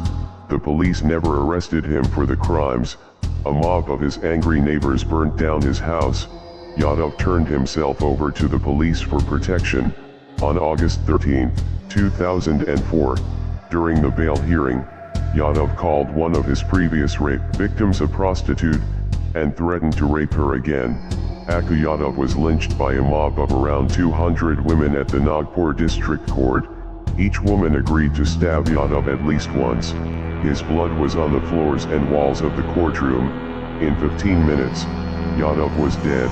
The mob continued attacking his corpse post-mortem. Ahmed Suraji was an Indonesian serial killer known as the Sorcerer. Suraji was convicted of strangling at least 42 women and girls in a series of ritual slayings he believed would give him magical powers. In order to achieve even more magical power, he drank the victim's saliva, having to reach a total of 70 victims before ascending into a tukan, as foretold by his dead father in a dream. Some victims were even charged money in exchange for a magic ritual to be performed. Instead, Suraji would bury the victim up to their waist in a cornfield and strangle them with a cable. Once dead, Suraji would dig up the victim to undress, and rebury the victim naked, to accelerate decomposition, and bury them completely with their heads pointing toward his house. Ahmed Suraji was executed by firing squad in 2008. Hamdi Kayapina is a Turkish serial killer known as the Human Hunter.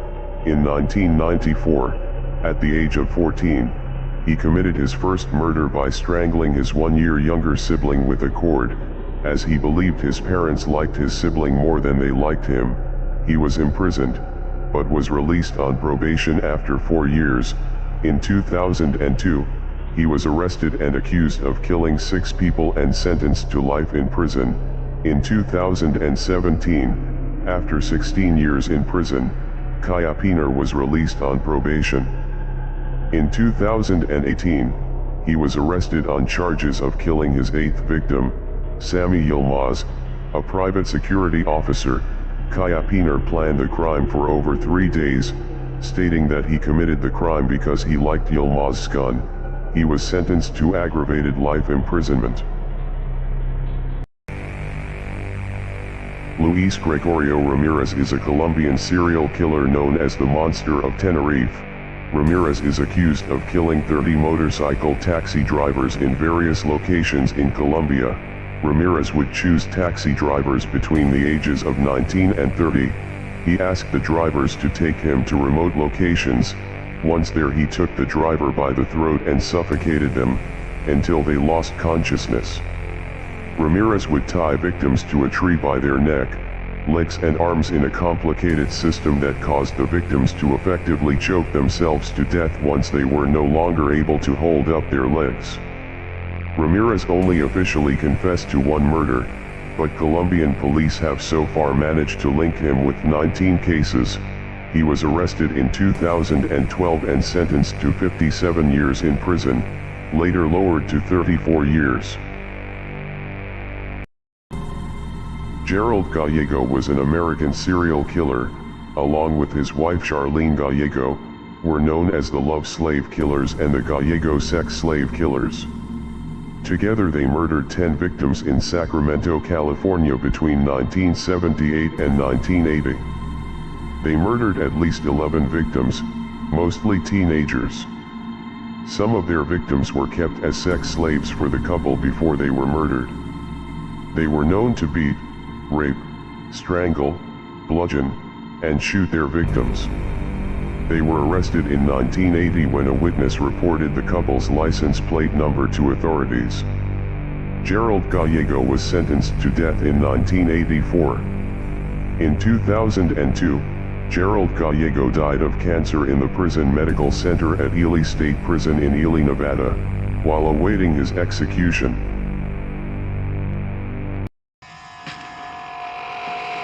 Özgür Dengizis is a Turkish serial killer and cannibal, known as the Cannibal of Ankara. On June 5, 2007, Dengiz killed Sedat Erzurumlu, a computer engineer, who angered him by saying that he could not afford to buy the laptop he had been looking at. On September 12, 2007, Dengiz shot a garbage collector at the Mamak dump. A few hours later, he met a 55-year-old municipal worker and killed him by shooting him in the head twice from behind. He dragged his victim's body and put it in his car. Then he skinned the corpse with a cleaver. He ate some of it raw and put the rest in his bag. He gave a piece of flesh to stray dogs outside his apartment. He then put the remaining flesh in the refrigerator. Dengiz was admitted to the psychiatric wing of a mental hospital. Ted Bundy was an American serial killer, kidnapper, burglar, rapist, and necrophile. Bundy officially confessed to 30 homicides, although could run upwards of 100 or more. He eventually confessed to 36 murders, infamous for escaping from prison twice and murdering multiple victims in one day. He typically approached women in public places, either asking for help by feigning a physical injury, or impersonating an authority figure. Once tricked into being led away, they would be bludgeoned unconscious and taken elsewhere to be sexually assaulted and killed. Bundy frequently revisited the bodies of those he abducted, grooming and performing sex acts on the corpses until decomposition and destruction by wild animals made any further interactions impossible. In 1989, Ted Bundy was executed in the electric chair at the Florida State Prison in Rayford, Florida. Dorothy Williams was an American serial killer, who killed 3 elderly people during robberies in Illinois. A drug addict, Williams strangled 79-year-old Lonnie Laws on December 5, 1987, stabbed 64-year-old Caesar Zurel to death in 1988, and strangled 97-year-old Mary Harris to death on July 25, 1989. Williams used the money she stole during the robberies to buy heroin. She also robbed 5 other elderly people. Initially sentenced to death, her death sentence was commuted to life in prison without parole in 2003. Williams died in custody on December 19, 2020, at the age of 66, 5 days after her birthday. She had been serving her sentence at Logan Correctional. Martha Ann Johnson is an American serial killer from Georgia, convicted of smothering to death 3 of her children between 1977 and 1982. On July 3, 1989, Johnson was arrested, and she confessed to killing 2 of her children. After confrontations with her husband, Johnson would suffocate the children by rolling her 250-pound body on them as they slept. She claimed the motive was to punish her husband. Johnson claimed she was not responsible for the deaths of her 2 youngest children. By the beginning of her trial in April 1990, Johnson had retracted her confession. On May 5, 1990, she was convicted of first-degree murder and sentenced to death. Later commuted to life on appeal. She was housed at Pulaski State Prison before being granted parole in 2020. The Yanquan Theater bombing was a mass murder-suicide that occurred at a theater in Yanquan, Shaanxi, China on July 22, 1981, when 24-year-old Gao Haiping detonated a self-made explosive device that killed 32 people including himself and wounded 127 others. Gao Haiping, together with the girl who had dumped him previously, wanted to visit a film screening at the San Kuang Club. When the woman did not show up, Gao entered the theater alone and took his place in seat 25, in the second row. At about 8 p.m. he put the bomb on his lap and detonated it manually, killing himself and 31 other people, and wounding another 127, 44 of whom were sent to hospitals. Furthermore, the explosion caused a partial collapse of the theater's roof and shattered the glass doors of the building. Ricardo Silvio Caputo was an Argentine-American serial killer during the 1970s, known to authorities as the Lady Killer. This suave Argentinian was arrested in 1994 after a 20-year murderous rampage. His first victim was a young woman from New York who he strangled and stabbed in the early 70s. Caputo was arrested for the murder and placed in a mental hospital from which he subsequently escaped. A smooth-talking con artist, Ricardo left a trail of blood spanning from New York through San Francisco to Mexico City. Although he's only been charged with 4 murders, it is believed his tally is much higher. Though he is known to have committed at least 4 murders, he is not considered by many to be a serial killer. Incarcerated at Attica State Prison in New York, Caputo had a fatal heart attack in October 1997 at the age of 48.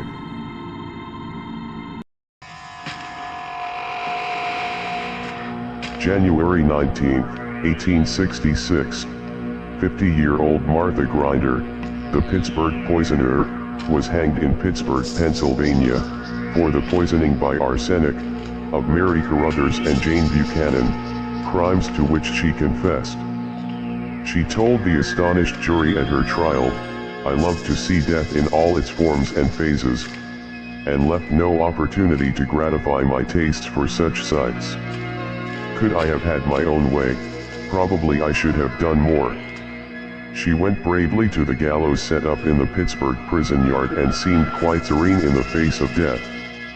It is suspected that these 2 women were not her only victims. A thorough medical test was made of her mental condition and the conclusion was unanimous that she was entirely sane.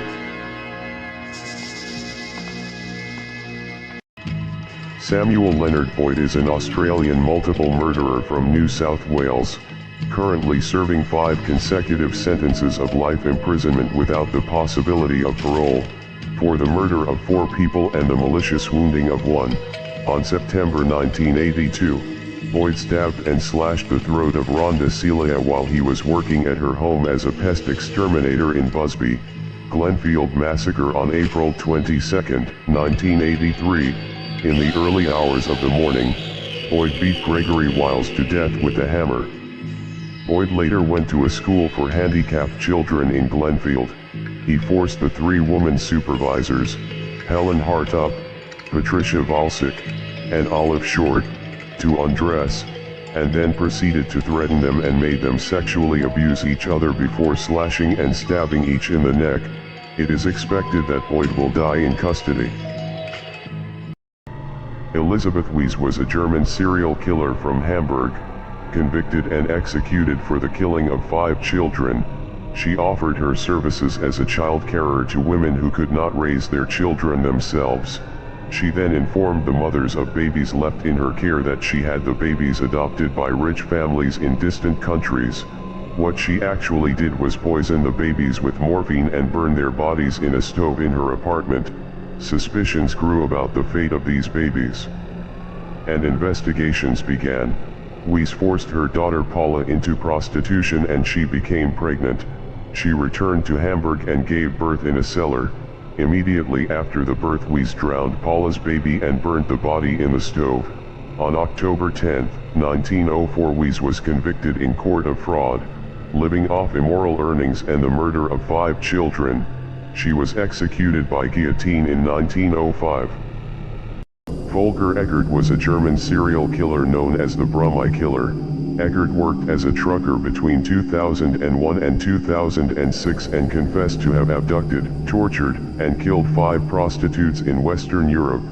Between 1979 and 1987, Volker Eggert began attacking women in the dark streets of Plauen. During these attacks, Eggert throttled his victims but did not kill any of them.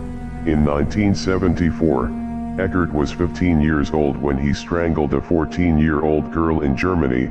Spanish police identified Eggert as a suspect after images of his tanker truck was captured where the corpse of a murdered roadside prostitute was found. Polaroids and trophies were allegedly found in his truck cab. Police considered him the perpetrator of 9 murders, with 4 more victims being possible. In 2007, Volker Eggert committed suicide by hanging himself in prison. Angel Maturino Resendez, also known as the Railroad Killer, was a Mexican itinerant serial killer, suspected in as many as 23 murders across the United States and Mexico during the 1990s. During his crimes, he was known to strangle, rape, and murder his victims. Some also involved sexual assault. He had become known as the Railroad Killer, as most of his crimes were committed near railroads where he had jumped off the trains which he was using to travel around the country. On June 21, 1999, he briefly became the 457th fugitive listed by the FBI on its 10 most wanted fugitives list, before he surrendered to the Texas authorities on July 13, 1999. He was convicted of capital murder in Texas and executed by lethal injection in 2006. Jesha Margaretti Gottfried was a serial killer who murdered 15 people by arsenic poisoning in Bremen and Hanover, Germany, between 1813 and 1827. She was the last person to be publicly executed in the city of Bremen. Gottfried's victims included her parents, her 2 husbands, her fiancé, and her children. Her poison of choice was a mixture of arsenic and fat called mouse butter, as it was usually used to kill mice. Before being suspected and convicted of the murders, she garnered widespread sympathy among the inhabitants of Bremen because so many of her family and friends fell ill and died. Because of her devoted nursing of the victims during their time of suffering, she was known as the Angel of Bremen, until her murders were discovered. She was executed by guillotine on April 21, 1831. Jarvis Theodore Roosevelt Cato, sometimes referred to as the D.C. Strangler, was an American serial killer. On August 29, 1941, he confessed to the murders of 7 women in Washington and 1 in New York City. 4 others had been raped but left alive, and he reportedly had failed in efforts to abduct 2 more. Another slaying in the District of Columbia was added on September 1. Corroborating his confession, he reportedly acted normal until he sustained a head injury in 1925. Afterwards he began to show odd behavior and is believed to have killed his first victim just 4 years later. Cato was twice arrested for exposing himself in public, and racked up numerous arrests for traffic violations. Between 1935 and 1941, Cato was executed via the electric chair. Sarah Aldrete is a convicted Mexican serial killer known as La Madrina, who headed a drug smuggling and human sacrifice cult with Adolfo Constanzo. The members of the cult, dubbed by the media as the narco-Satanists, called her the Godmother. The cult was involved in multiple ritualistic killings in Matamoros, Tamaulipas, including the murder of Mark Kilroy, an American student killed in 1989. When detectives discovered their shrine, they found human hair, brains, teeth, and skulls at the site of the murders. The police found their hideout in Mexico City on May 6, 1989. She was convicted of several of the killings at the cult's headquarters, and sentenced to 62 years in prison. If Aldrete is ever released from prison, American authorities plan to prosecute her for the murder of Mark Kilroy. Michigan serial killer Gary Taylor spent his early years in Florida, launching his first attacks on women when he was in his teens. He began randomly attacking women with a hammer, usually near bus stops that he would loiter at in wait. Taylor was eventually incarcerated as a juvenile but was released in 1957. At 21, he drove through Detroit suburbs firing a gun at women. He wounded 2 and was billed by newspapers as the Phantom Sniper. He also robbed, raped, and stabbed a number of other women. After he killed his victims, he would cover their bodies in plastic bags and bury them on his property. In late 1973, Taylor stopped taking his medication and failed to show up at his hospital. He was subsequently classified as an escaped mental patient. Taylor was convicted on the 4 counts he confessed to and sentenced to life.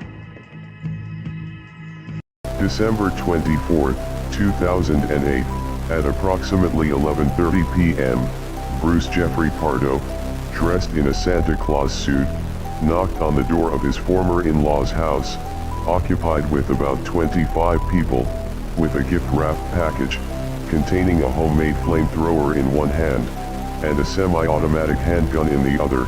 When the door opened, Pardo fired the handgun at an 8-year-old girl in the face as she ran to greet him. He then fired indiscriminately at fleeing partygoers. After the shootings, Pardo unwrapped the package containing the flamethrower and used it to spray racing fuel to set the home ablaze. 9 people died from either gunfire or flames, and 3 others were wounded. The recovered bodies were severely burned and charred. Dental records were needed to establish identities. After the massacre, Pardo took his own life with a single gunshot to the head.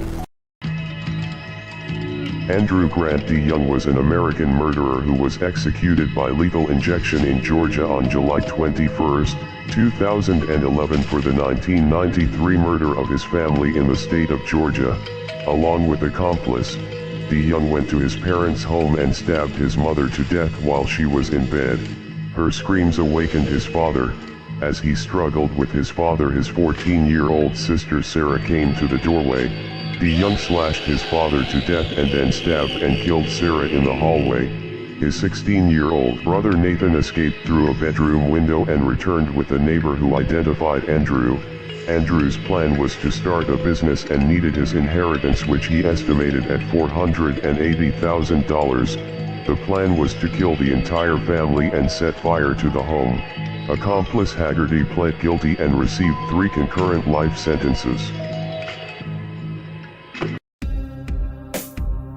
Nicola Bush-Reef is an American woman who was convicted of the 2007 Villa Park, Illinois murder of her lesbian lover, Rebecca Klein.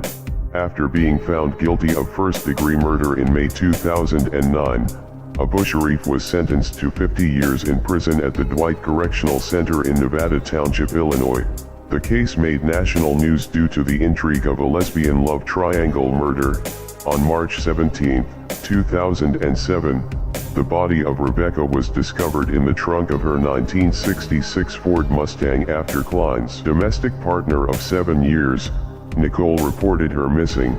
Klein was found bound with duct tape, gagged with a bandana, blindfolded, and suffocated with a plastic bag over her head.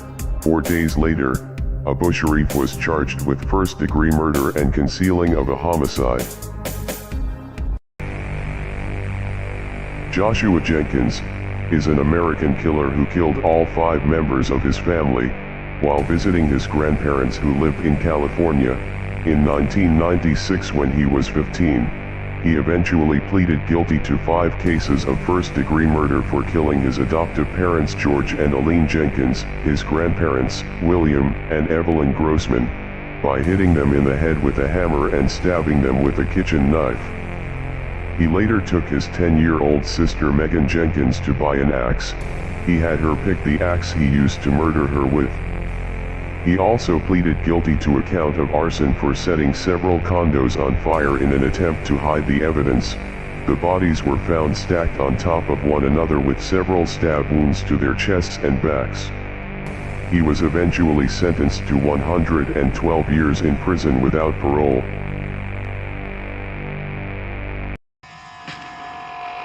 Frank Vitkovic was an Austrian responsible for the Queen Street Massacre.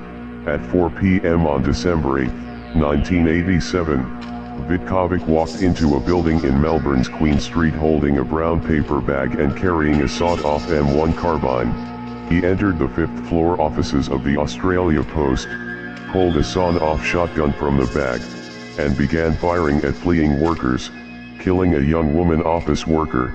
Vitkovic went from floor to floor randomly shooting victims in the elevators and in offices. On the 12th floor, Vitkovic's gun was wrestled away from him by an office worker named Frank Carmody. The weapon was immediately hidden in a refrigerator by another worker. Vitkovic then broke a window on the floor, and despite attempts by postal workers to save him, he jumped and fell to his death on Queen Street. The 6 newborn babies each lived less than 2 minutes. Their mother, lost in a haze of desperation and addiction, pressed her thumbs to their throats and choked them. She remembered using a hair tie one time. She smothered or strangled 6 of her own flesh and blood. Prosecutors asked why. To be sure it was dead, Huntsman explained. Huntsman, 40, pleaded guilty in February to 6 counts of murder, a first-degree felony. She was sentenced to 6 terms of 5 years to life in prison for murdering the babies between 1996 and 2006, then packaging their bodies and hiding them in her garage for years to come. Neighbors noticed she gained and lost weight through the years but never suspected that she was pregnant. Huntsman was addicted to drugs at the times of the other births and couldn't afford to keep the babies and still have her methamphetamine. Anatoly Onoprienko, also known as the Beast of Ukraine, was a Soviet serial killer who murdered 52 victims. He would choose an isolated house and gain the attention of the occupants. He would then kill them all, starting with the adult male before killing the spouse and finally the children. He would then usually set the buildings alight in an attempt to cover his tracks. He would also kill any witness unlucky enough to cross his path. The first to die were a family of 4 in Bratkoviki. Another family of 5 and 2 witnesses were killed not long after. He then moved to other villages to continue killing. Onoprienko was found after a massive manhunt 7 years after his first murder. He was sentenced to death April 1999, commuted to life in prison August 1999. He died in prison on August 27, 2013. Ramon Salcido is a Mexican convicted spree killer who is currently on death row at San Quentin State Prison. He thought his wife Angela was having an affair with his boss. Angela was planning to leave him. After spending a night snorting cocaine and drinking, he drove his daughters to a dump near Petaluma, where he slit the girls' throats with a fishing knife. 2 of them died. He then went to his in-laws' house and clubbed to death his mother-in-law, Marion Richards. He also slit the throats of Marion's 2 youngest daughters, whom he sodomized and sexually assaulted. He then went back home where he found Angela and shot her to death. He then went and killed his boss. After the killings, he headed to his hometown of Los Mochis in Mexico to see his mother. There he was arrested by authorities. The 2010 Lorach Hospital shooting rampage occurred on September 19 in the small town of Lorach, Germany, near the Swiss border. Sabina Radmacher, a 41-year-old woman, smothered her 5-year-old son and then shot and stabbed the boy's father, who was her ex-partner. She then set fire to the flat, eventually causing an explosion. She crossed the street to St. Elizabethan Hospital, where she shot and stabbed one male nurse, killing him and severely injuring 2 passers-by and a police officer. Soon after, the woman was fatally shot by special police units.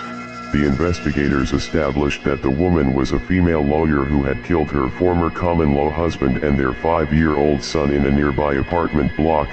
She was a sporting markswoman and used a .22 caliber sports pistol and a knife.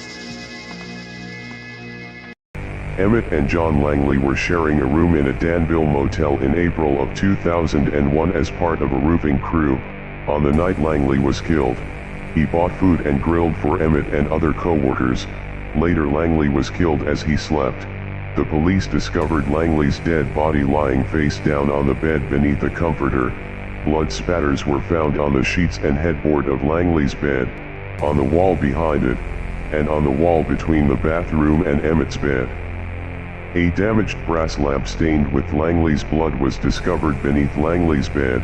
In a taped confession to police, Emmett admitted striking Langley in the head with the lamp in the motel room they were sharing, robbing him of $100, buying and smoking crack cocaine, then calling the police to report that something had happened to his roommate. Emmett was executed by lethal injection in Virginia on July 24, 2008. Ronald Simmons was an American spree killer who killed 16 people and wounded several others over a week-long period in Arkansas in 1987. Simmons murdered 14 members of his family, including a daughter he had sexually abused and the child he had fathered with her, as well as a former co-worker and a stranger. He also wounded 4 others. Shortly before Christmas 1987, Simmons decided to kill all the members of his family. On the morning of December 22nd, he first killed his wife Rebecca and eldest son Gene by bludgeoning them with a hammer and shooting them with a .22 caliber pistol. He then killed his 3-year-old granddaughter Barbara by strangulation. He is the most prolific mass murderer in Arkansas history. Simmons was sentenced to death on each of 16 counts, and after refusing to appeal his sentence, he was executed on June 25, 1990. Joseph Danks, known as the Koreatown Slasher, is an American serial killer who killed 6 homeless men in January 1987 in Los Angeles, Koreatown. The first known victim was Christopher Fursblade, age 40, found dead on January 6. 8 days later, the slasher killed Isaac Davis, then 55-year-old John Coble. Less than 3 hours later, a John Doe victim in his early 40s was slain on January 16, but the killer missed his mark the next day, leaving Almond Lord alive. Another near miss with 58-year-old James Lyons, but he killed his second John Doe in a downtown alley, then followed by witnesses and cornered by police. The suspect dropped his knife, submitting to arrest. Danks confessed to the series of stabbings after his knife blade was matched to the wounds of his victims. Danks remains incarcerated on death row at San Quentin State Prison. Daryl Keith Rich, known as the Hilltop Rapist, was an American serial killer who murdered 3 women and an 11-year-old girl in Redding, California between June and August 1978. Annette Edwards was beaten to death with a rock. Linda Slavic was driven by Rich to his house in Cottonwood, where she was raped and then driven to a remote area where she was shot and killed. Annette Selix was driven by Rich to his house, where he committed acts of rape and sodomy. He then drove her to Johns Creek Bridge and threw her 105 feet to the rocks below. Rich was also convicted of sexual assaults on 4 other women and an attempted sexual assault on a 5th. Rich told a friend he had found a dead body. The friend informed police, who questioned Rich. After flunking a polygraph test, Rich confessed to each of the crimes. He was executed by lethal injection in California on March 15, 2000. Michelle Kalina, 46, of Pennsylvania, secretly gave birth to 5 babies in her bathtub and hid the bodies in a closet, pled guilty to murder and was sentenced to the maximum 20 to 40 years in prison. The skeletal remains were estimated to be from 32 weeks in gestation to newly born. 4 of the babies were stillborn, but the third, a boy, was killed.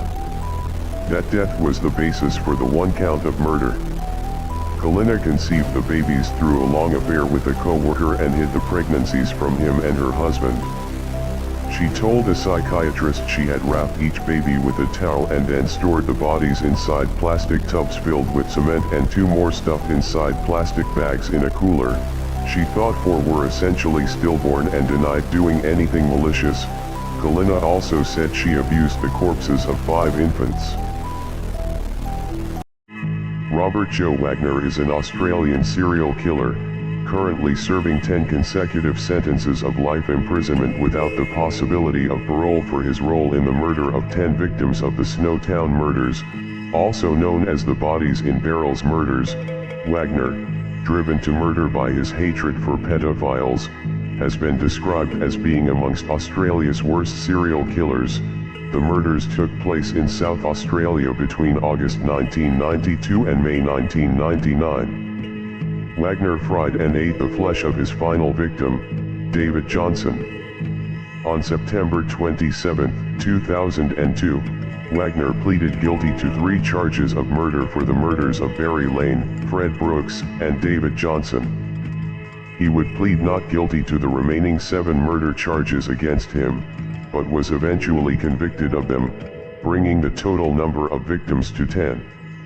Nathan Gale was a native of Marysville, Ohio, USA, who was killed by a police officer after he murdered several people at a concert, including heavy metal guitarist Dimebag Darrell.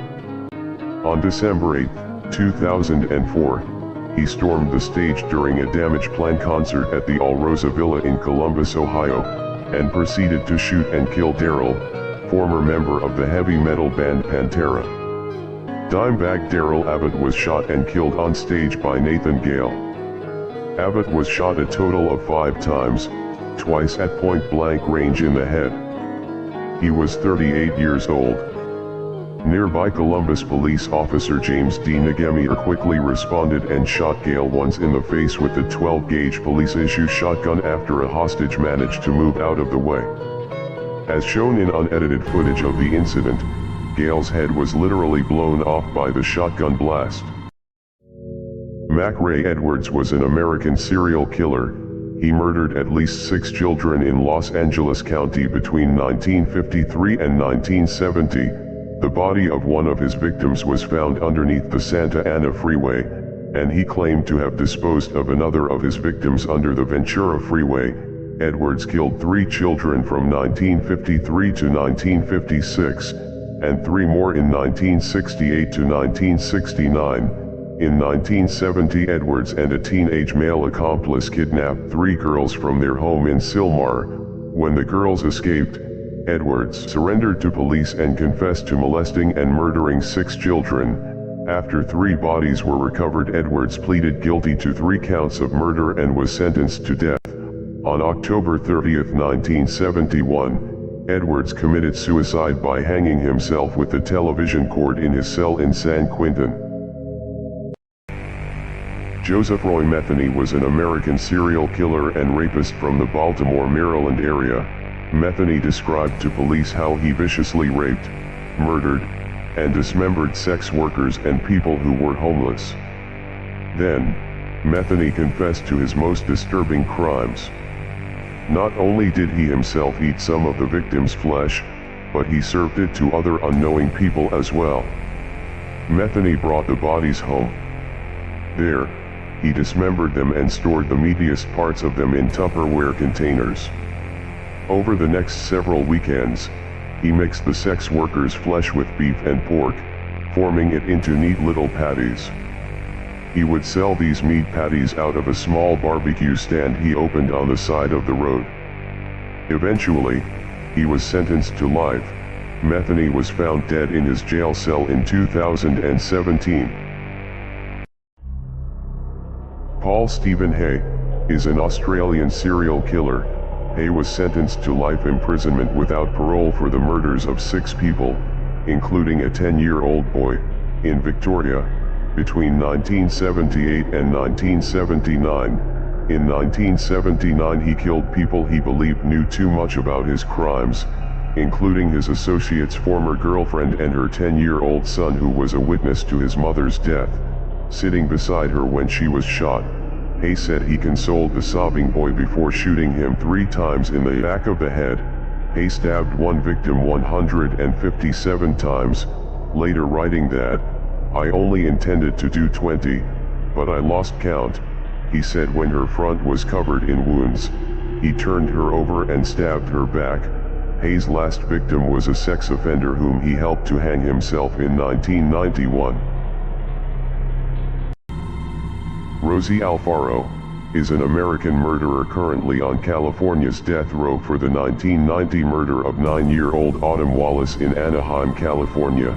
Alfaro, who was 18 years old, pregnant, and high on cocaine and heroin, burgled the Wallace home for money to purchase drugs. When Alfaro originally planned to approach the Wallace home, she did not expect to find anyone there. When she found Autumn at home, she then realized she would have to kill her or she would know who committed the burglary. Alfaro stabbed Autumn 57 times and then proceeded to take everything of apparent value. The stolen property was later sold for less than $300. She later changed her original confession and stated that a male accomplice forced her to stab the girl. Alfaro has never identified the male. Police and the Orange County prosecutor say he never existed. Angry over his girlfriend meeting another man, Remy Grenier, 29, killed her with a crossbow and a Colt .45, then killed her mother and her 2 sisters. Remy lived with his girlfriend, Vassiana, and her family in the small village of Bassoha, 50 miles from Brussels. Remy's July 7, 1997 murderous rampage is believed to have been triggered when Vassiana told him that she had met another man, and that he would have to move. Police believe Vassiana, 24, and her 2 sisters ages 21 and 19, were drugged before the massacre because there were no signs of struggle. Vinciana was found dead in her bedroom.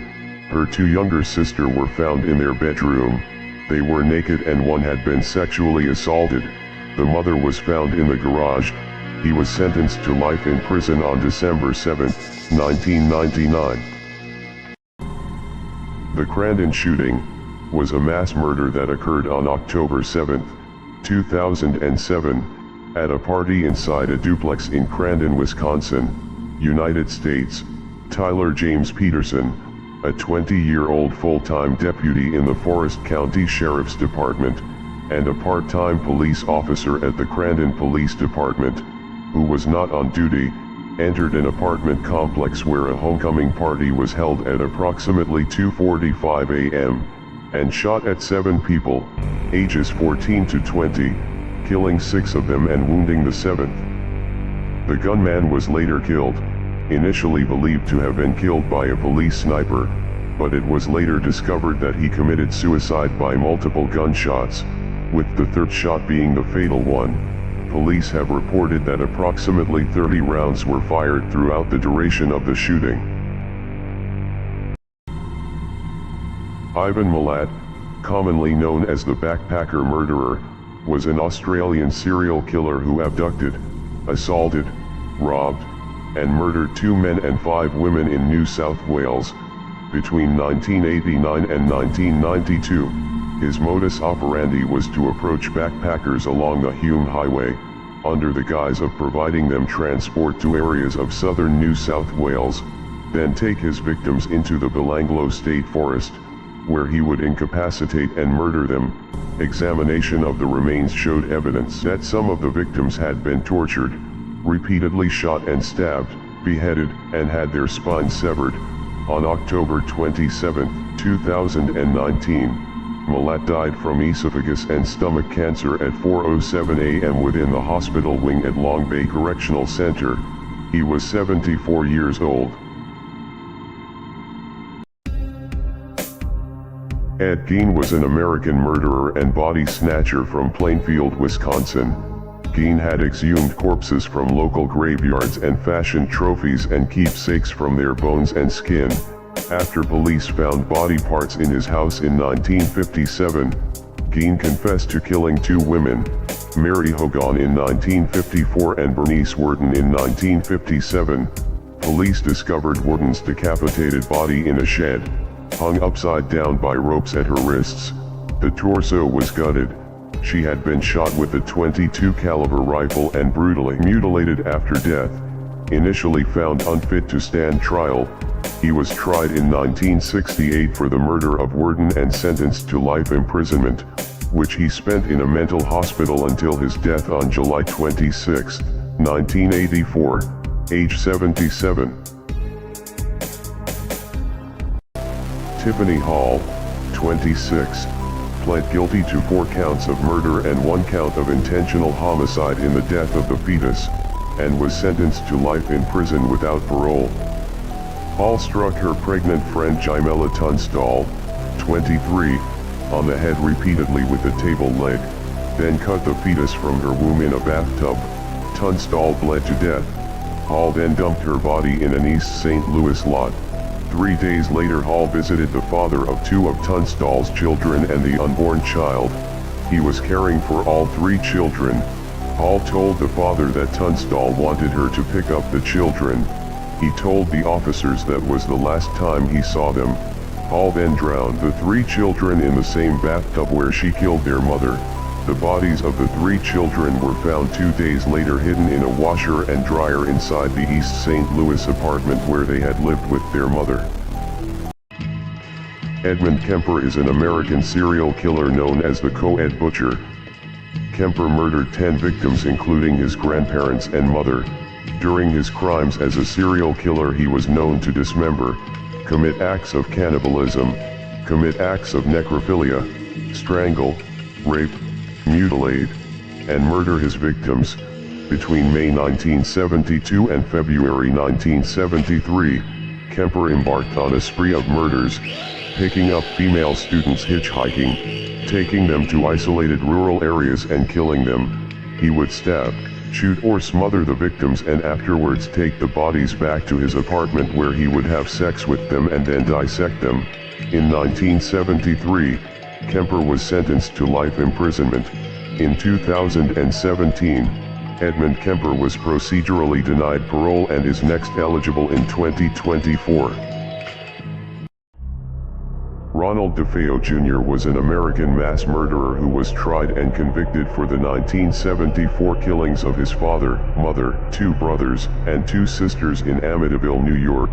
All of the victims had been shot with the .35 caliber lever-action Marlin 336C rifle at around 3 o'clock in the morning. DeFeo's parents had both been shot twice, while the children had all been killed with single shots. Louise DeFeo and her daughter Allison were reportedly the only victims who were awakened by the gunfire at the time of their deaths, but the victims were all found lying on their stomachs in bed. The DeFeo family had occupied 112 Ocean Avenue since purchasing it in 1965. The murdered members of the DeFeo family are buried in nearby St. Charles Cemetery in Farmingdale. Ronald DeFeo Jr. died in prison on March 12, 2021. In early 2001, the Hungarian nurse, Timea Faluti, then 24, confessed to killing approximately 40 elderly patients for mercy, by lethal injection, in a Budapest hospital in 2000 and 2001. The case was uncovered when the medical director of the Gala Enviro Hospital in Budapest noticed that the death toll was unusually high when Sister Timea was on night shift. Controls of the drug usage showed a shortage of tranquilizer. Police were called in and found she had illegally administered tranquilizers and painkillers to patients. Timea Faluti withdrew her confessions during trial, and as all the victims had been cremated, there was no evidence left. Faluti was sentenced to 9 years in prison for repeated attempts of murder and a lifelong prohibition to work as a nurse. On On July 13, 1990, Dean Kilgore was convicted of first-degree murder and resentenced to death. Kilgore was serving 2 life sentences for prior offenses, first-degree murder and kidnapping, as well as a 5-year term for armed trespass. On February 13, 1989, while serving his sentence, Kilgore waited outside a cell that belonged to his lover, Emerson Robert Jackson. When Jackson appeared, Kilgore stabbed him 3 times with a homemade shank knife. After stabbing Jackson, Kilgore poured a caustic liquid onto Jackson's face and into his mouth. After the incident, Kilgore immediately went to the administration building and admitted the murder to the guards. Kilgore died while on death row, January 12, 2018. On the morning of December 23, 1995, Bruce Rich called police and told them that he had just found his parents dead. He told them that his parents had been shot and that the gun was still in his mother's mouth. The victims were killed by Blanche Rich's own .25 caliber semi-automatic pistol. Police dismissed the murder-suicide theory. Both victims suffered multiple gunshot wounds to the head. There were no signs of forced entry, and nothing was stolen. Detectives began to believe the killing was a homicide made to resemble a murder-suicide, and they began to focus on the sole benefactor of his parents' life insurance policy and will. Bruce Rich. He killed his parents, placed the gun in his mortally wounded mother's hand, then put the gun in her mouth, and then pulled the trigger. He was sentenced to life in prison without parole on March 22, 2000. Police in Italy were called to the scene of a murder where a woman had killed her 3 children near Milan. 37-year-old Edlyra Dobroschi had stabbed her 3 daughters to death in their beds, and is believed to have injured herself on the wrists and neck with a kitchen knife because her husband had left her. Edlyra was said to have been sedated by hospital staff because she seemed confused, and she screamed repeatedly, "I've killed them all." The girls, aged 13, 10, and 4, were declared dead on the scene by officers. Lieutenant Colonel Rocco Italiano, of the paramilitary Carabinieri Police, said the whole apartment was covered in blood. There was nothing that could be done for the victims. They were all dead with multiple stab wounds from a kitchen knife. An ambulance spokesman said the blood was flowing like a river all across the apartment.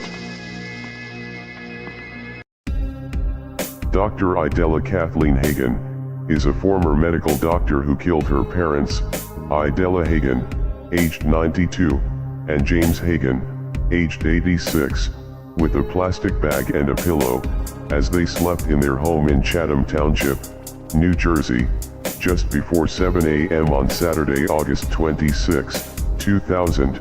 Hagen phoned Township Police and told them her parents were dead. She had been with the bodies between 4 and 7 days, authorities believed.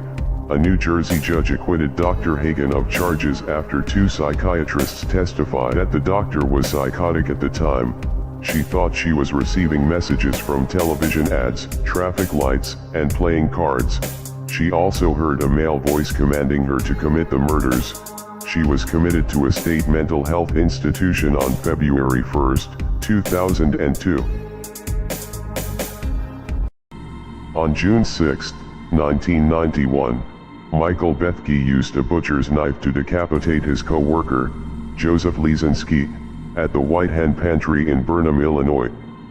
Bethke, who was 28 at the time, struck as his victim bent over to pick up a carton of cigarettes, and is said to have lopped off the head in one move. He wrote the word, "Repent," in blood on his victim's head and left it, as if on display, in the glass counter of the deli. After wandering in nearby woodland for a few hours, Bethke approached a group of people and told them to call police. He claimed he was suffering from command hallucinations that ordered him to kill. In 1993 he was found not guilty by reason of insanity, and ordered to be held at the Secure Elgin Mental Health Center. He was diagnosed with schizoaffective disorder. Bevan Spencer Von Ionum is a convicted child murderer and suspected serial killer from Adelaide, South Australia. He was convicted in 1984 for the murder of a 15-year-old Adelaide teenager named Richard Kelvin. Kelvin was murdered by Von Ionum on or around July 10, 1983. Bevan had abducted, held captive, sexually abused, drugged, and tortured the teenager for 5 weeks. Kelvin's whereabouts was unknown until his clothed body was found 7 weeks later on July 24, 1983 alongside a dirt airstrip near One Tree Hill in the Adelaide Hills area. The autopsy revealed that Richard Kelvin had most likely died from massive blood loss from an anal injury. He had suffered severe bruising and injuries from blows to his head, the left side of his back and right buttock, as well as a fractured front tooth. Dennis Nilsen was a Scottish serial killer and necrophile, known as the Muswell Hill Murderer and the Kindly Killer. He was known to commit acts of necrophilia, strangle, rape, mutilate, and murder his victims. Nilsen murdered and dismembered young men in London between 1978 and 1983. His victims would be lured to these addresses through deception and killed by strangulation, sometimes accompanied by drowning. Nilsen observed a ritual in which he bathed and dressed the victims' bodies before dissecting and disposing of the remains. He kept various body parts around his home for an extended amount of time. Nilsen died at York Hospital in 2018 while still in custody. He had been transferred to the hospital after complaining of stomach pains. During surgery, a blood clot ended his life.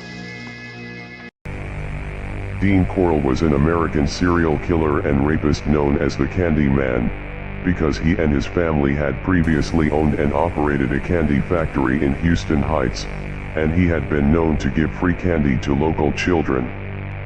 Corll, along with 2 teenage accomplices named David Owen Brooks and Elmer Wayne Henley, abducted, raped, tortured, and murdered at least 28 young men between 1970 and 1973 in Houston, Texas. All of his victims were males, aged 13 to 20, the majority of whom were in their mid-teens. They were then stripped naked and tied to either Corll's bed, or a plywood torture board which was regularly hung on the wall. The crimes are known as the Houston Mass Murders. Dean Corll was murdered by his accomplice, Elmer Wayne Henley, after Corll had turned on him. Elmer Wayne Henley Jr. is a convicted American serial killer. Henley was convicted in 1974 for his role in the Houston Mass Murders, in which a minimum of 28 teenage boys and young men were abducted, tortured, raped and murdered by Dean Corll. Between 1970 and 1973, Henley and David Owen Brooks, Corll's other teenage accomplice, together and individually, lured many of the victims to Corll's home. Henley, then 17 years old, shot Corll dead on August 8, 1973. Henley is serving 6 consecutive terms of 99 years for his involvement in the killings, which at the time were characterized as the deadliest case of serial murders in American history. Henley was not charged with the death of Dean Corll, which was ruled self-defense. David Owen Brooks was an American convicted murderer and accomplice of serial killer Dean Corll, who, along with Elmer Wayne Henley, abducted, raped, tortured, and murdered at least 28 boys and young men between 1970 and 1973 in Houston, Texas. He was offered $200 for any boy he could lure to Corll's apartment. An enticement he accepted. The crimes, which became known as the Houston Mass Murders, came to light after Henley fatally shot Corll. Many of the victims had been friends of Brooks and Henley. At the time of their discovery, the Houston Mass Murders were considered the worst example of serial murder in American history. In the years between his 1975 conviction and his death in 2020, Brooks was repeatedly denied parole, finally in 2018. Gary Evans was an American serial killer from New York. Evans killed Michael Falco in Troy, dismembering the body with a chainsaw. On September 8, 1989, Evans shot and killed 63-year-old second-hand shop owner Douglas Berry during a robbery. On October 3, 1997, he shot and killed Timothy Risdorf. In order to get rid of the corpse, he dismembered it and buried the remains in a wooded area. On May 27, 1998, Evans surrendered himself at a police station, confessing that he had committed several murders. On August 12, 1998, Evans was being transported to Rensselaer County Jail. He then broke the window of the transport van on Menon's Bridge and leaped into the Hudson River, hitting the shallows, which caused him fatal head injuries. Michaela Roeder, a nurse whose colleagues jokingly called her angel of death because elderly patients died during her shift. She killed her patients because they had no chance of recovering, but she acknowledged only one actually asked to be killed. She said that in one case she accidentally killed a patient with the wrong injection. Roeder was accused of killing 17 patients at the Wuppertal Hospital between 1984 and 1986. 14 of her alleged victims were over 70, and the other 3 were over 53. She was accused of giving the patients injections containing a heart-paralyzing drug and another drug that reduces blood pressure levels.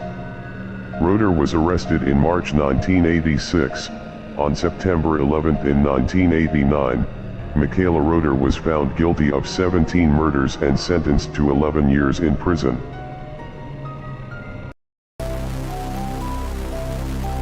Dora Buenrostro was sentenced to death on October 2, 1998, for stabbing her 3 children to death. She was convicted of murdering Susanna, 9, Vicente, 8, and Deidre, 4. On October 27, 1994, all 3 children were stabbed in the neck. Jurors said Buenrostro showed a lack of remorse when she testified during the penalty hearings.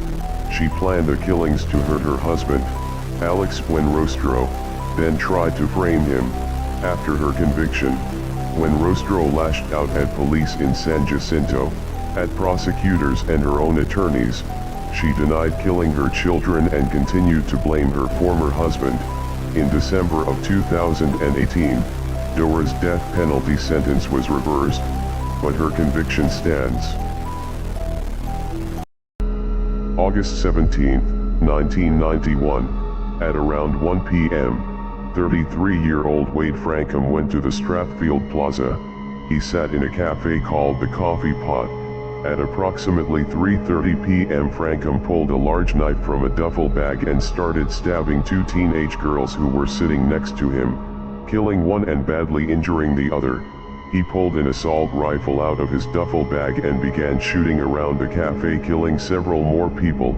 He then shot the cafe owner dead, and fled into the mall where he killed his last victim. He ran into the car park and held the car owner at gunpoint and demanded them to take him to a nearby suburb.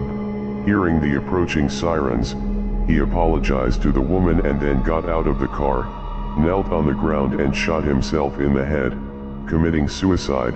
In just 10 minutes Frankham had killed 7 people and injured 6. Joseph Francis Breslin was an American serial killer. A former mental patient with a record for murder in Pennsylvania and an attempted murder, he spent time in 2 separate mental institutions in Pennsylvania during the 1960s. While residing there, he killed a fellow patient in 1968 and attacked a nurse, but due to confidentiality, these incidents were covered up and details were never released. He was sought after for a 1982 double murder in his hometown of San Luis Obispo, California, but before he could be caught, he was fatally wounded in a gunfight with sheriffs and several campers in Jackpot, Nevada. He was driven to a hospital in Twin Falls, Idaho, where he subsequently succumbed to his injuries. No motive for Breslin's crimes was ever established, and the exact reason for his suicidal tendencies remains unclear. Michael Bear Carson is an American serial killer, who, along with his wife Susan, were convicted for 3 murders between 1981 and 1983 in Northern California and the San Francisco Bay Area. In March 1981, 23-year-old Karen Barnes was found dead in their shared apartment. The Carsons later confessed to killing her after Susan had decided Karen was a witch. The Carsons moved to Alder Point, California, where they lived and worked on a marijuana farm. In May 1982, Michael shot and killed Clark Stevens, a worker on the farm with whom he had a dispute, and attempted to dispose of the body by burning it and burying it under chicken fertilizer in the woods. In January '83, the Carsons were given a ride by John Hellier. Michael killed Hellier after Susan decided he was a witch. They were both apprehended by police. Susan Carson is an American serial killer, who, along with her husband, were convicted for 3 murders between 1981 and 1983 in Northern California and the San Francisco Bay Area. In March 1981, 23-year-old Karen Barnes, who had been the Carsons' roommate, was found dead in their shared apartment. She had been stabbed 13 times and her skull crushed before being hidden in the basement. The Carsons later confessed to killing her after Susan had decided Karen was a witch. In January '83, the Carsons were hitchhiking and were given a ride by John Hellier. Susan decided that he was a witch and stabbed Hellier while he and Michael struggled over a gun. Michael killed Hellier in view of passing motorists, one of whom contacted police. A high-speed chase ensued as the Carsons attempted to flee in Hellier's car, which crashed, and they were both apprehended. Kelly Lane is a former Australian water polo player and teacher who was convicted of the 1996 murder of her newborn baby, Tegan. Lane became pregnant 5 times during the 1990s, terminating the first 2 pregnancies, placing the 3rd and 5th babies up for adoption, and murdering the 4th. As a motive for murder, Lane was prepared to abandon her children at birth to increase her chances of representing Australia in water polo at the Sydney 2000 Olympic Games.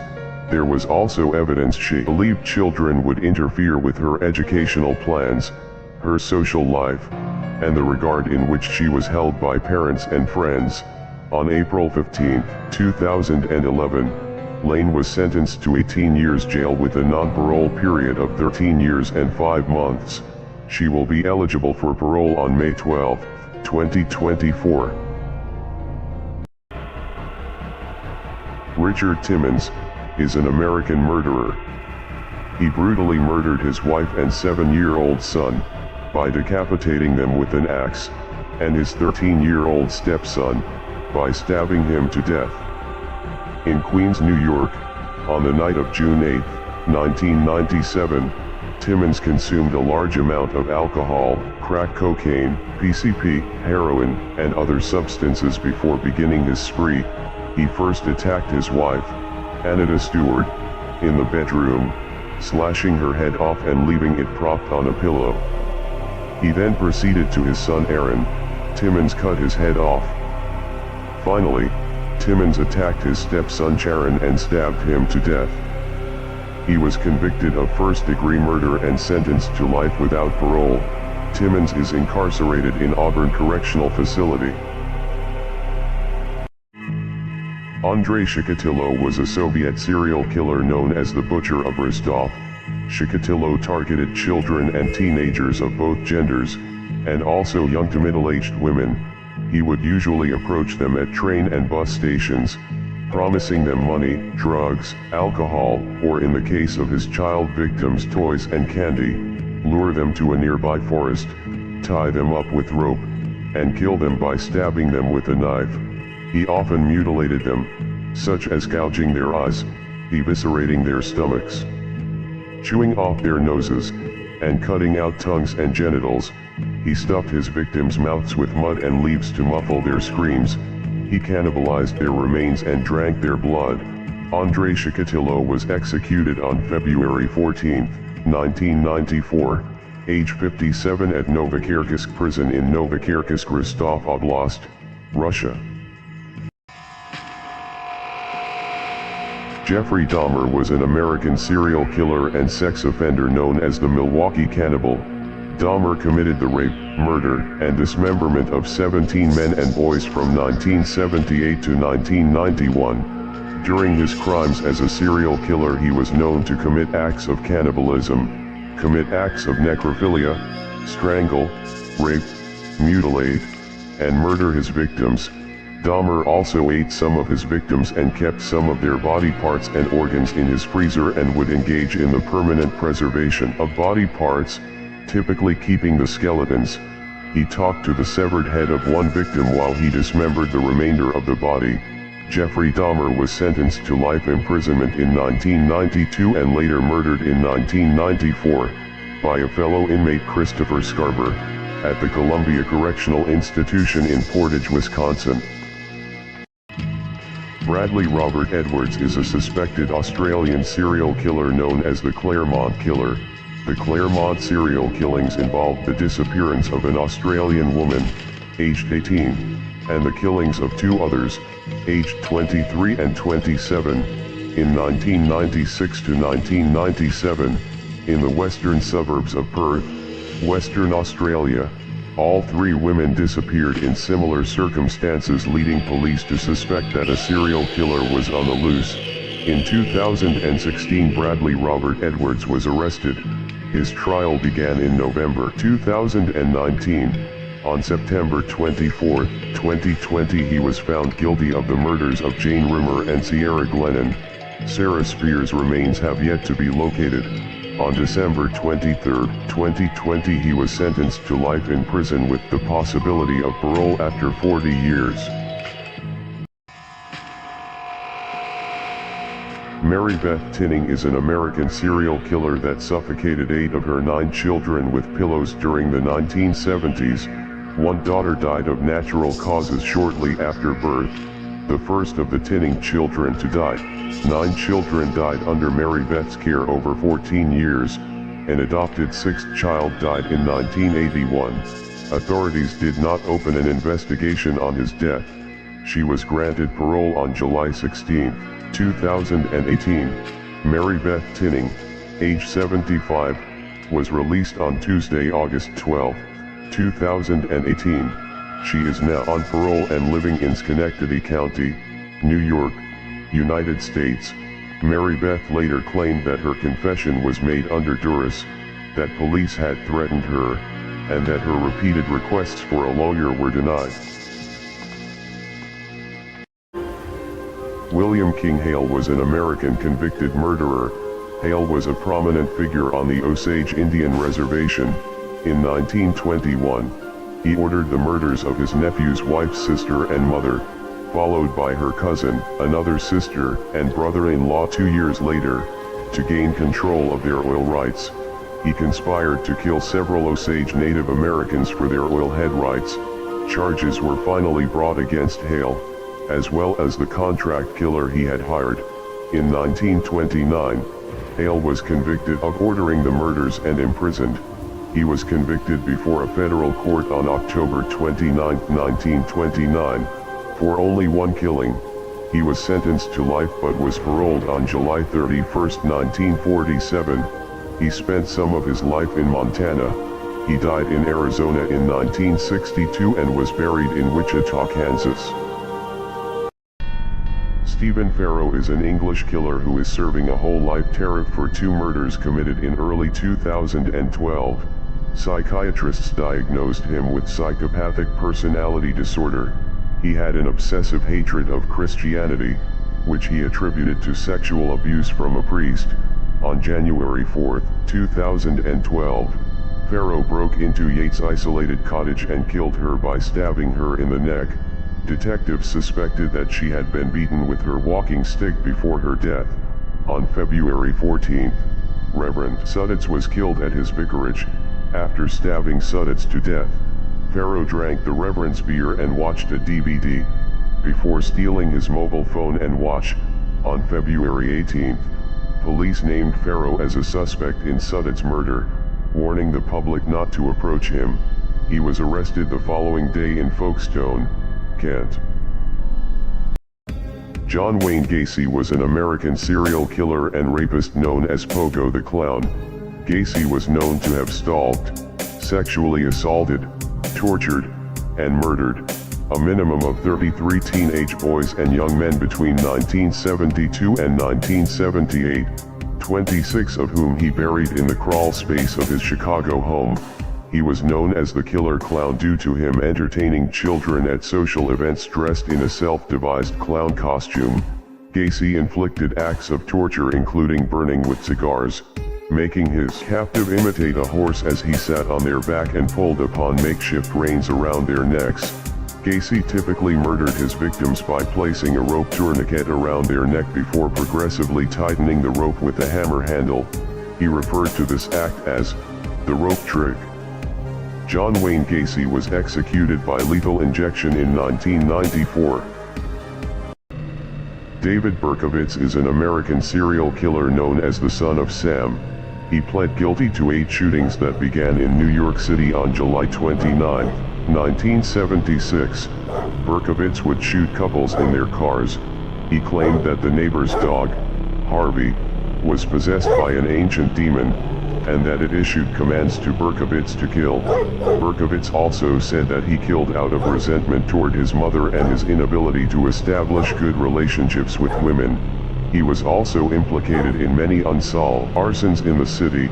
On June 12, 1978, Berkowitz was sentenced to 25 years to life in prison for each murder, to be served consecutively. In 1979, there was an attempt on Berkowitz's life in which the left side of his neck was slashed from front to back, resulting in a wound that required more than 50 stitches to close. Nico Claus, born in 1972, is a Parisian serial killer known as the Vampire of Paris. French authorities were shocked to discover human remains and bags of blood in Claus's apartment. In addition to confessing to the murder of Thierry Bissonnette, worshipping Satan, and robbing graves, Claus admitted to drinking blood and eating strips of human flesh that he procured from his job as a mortuary assistant.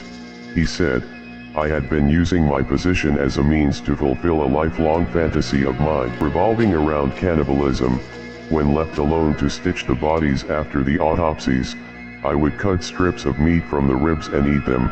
After serving a 12-year prison sentence for his crimes, Claus was released in 1997. Claus spent his time creating serial killer-inspired artwork, and released the Cannibal Cookbook, human meat recipes from around the world.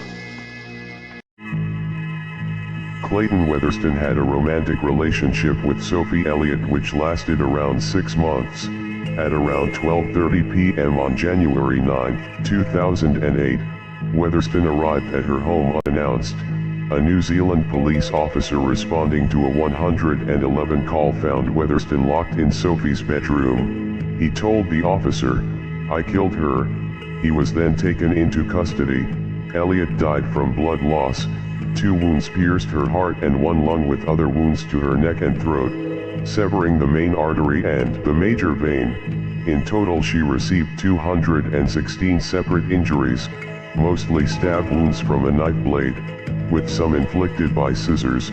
There were 7 blunt force injuries. Weatherston was sentenced to life imprisonment with a minimum non-parole period of 18 years on September 15, 2009. Elfriede Blauensteiner was an Austrian serial killer, who murdered at least 3 victims by poison. On March 7, 1997, Blauensteiner was found guilty of murdering 77-year-old Eloise Pickler, and sentenced to life imprisonment. She was a gambling addict and would deliberately date rich elderly men and poison them, before gambling away the money which had been left to her in their fabricated wills. 4 years later, she was found guilty of murdering her 64-year-old husband, Friedrich Doecker. An 84-year-old female neighbor, Franziska Koeberl. Although she was only convicted of a total of 3 murders, Austrian police believe that she may have murdered at least 10 people. After serving less than 7 years of her life sentence, Blauensteiner died from a brain tumor on November 18, 2003 in a Vienna hospital. Daniel Harold Rolling, known as the Gainesville Ripper, was an American serial killer who murdered 5 students in Gainesville, Florida, over 4 days in August 1990. Rolling posed the bodies in sexually provocative positions. He was known to commit acts of necrophilia. He would brutally rape and mutilate his victims. He decapitated one victim. After cutting off her head, he placed it on a shelf facing the corpse. He later confessed to raping several of his victims, committing a triple homicide in his home city of Shreveport, Louisiana, and attempting to murder his father in May 1990. In total, Rolling confessed to killing 8 people. He was sentenced to death for the 5 Gainesville murders in 1994. He was executed by lethal injection in 2006. Donato Bilancia was an Italian serial killer who shot and murdered 17 people on the Italian Riviera in the period from October 1997 to April 1998. Bilancia's inconsistent modus operandi made him difficult to capture. There were no obvious links between the majority of his murders. He chose his victims at random across a vast area of northern Italy. He was given the nickname, the Liguria Monster, initially attributed with only 9 homicides. Bilancia later confessed to having killed 8 other people, with a sentence to 13 terms of life imprisonment, and no possibility of release. Bilancia never explicitly regretted his crimes, claiming that he did not consciously commit them because he was possessed by a disease. Bilancia died on December 17, 2020 in prison.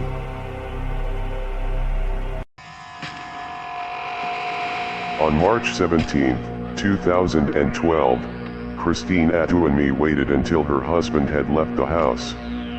She loaded her 3 children into the family SUV, and drove them to a dead end, on a gravel road near a campground, where she proceeded to shoot each one of them in the head.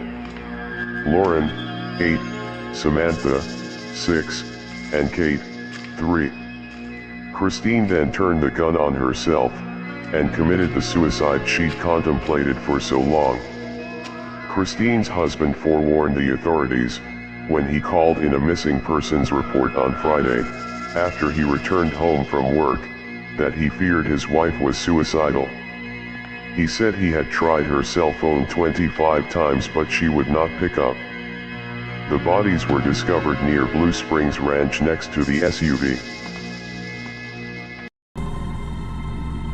Joseph Schwab was a German man who murdered 5 tourists in the Northern Territory and Western Australia in June 1987. Schwab was dubbed the Kimberley Killer. In June 1987, a father and son were shot dead while fishing on the Victoria River in the Northern Territory. Days later, 3 tourists, a newly engaged couple and their friend, were shot dead at Pentecost River crossing near Wyndham, Western Australia.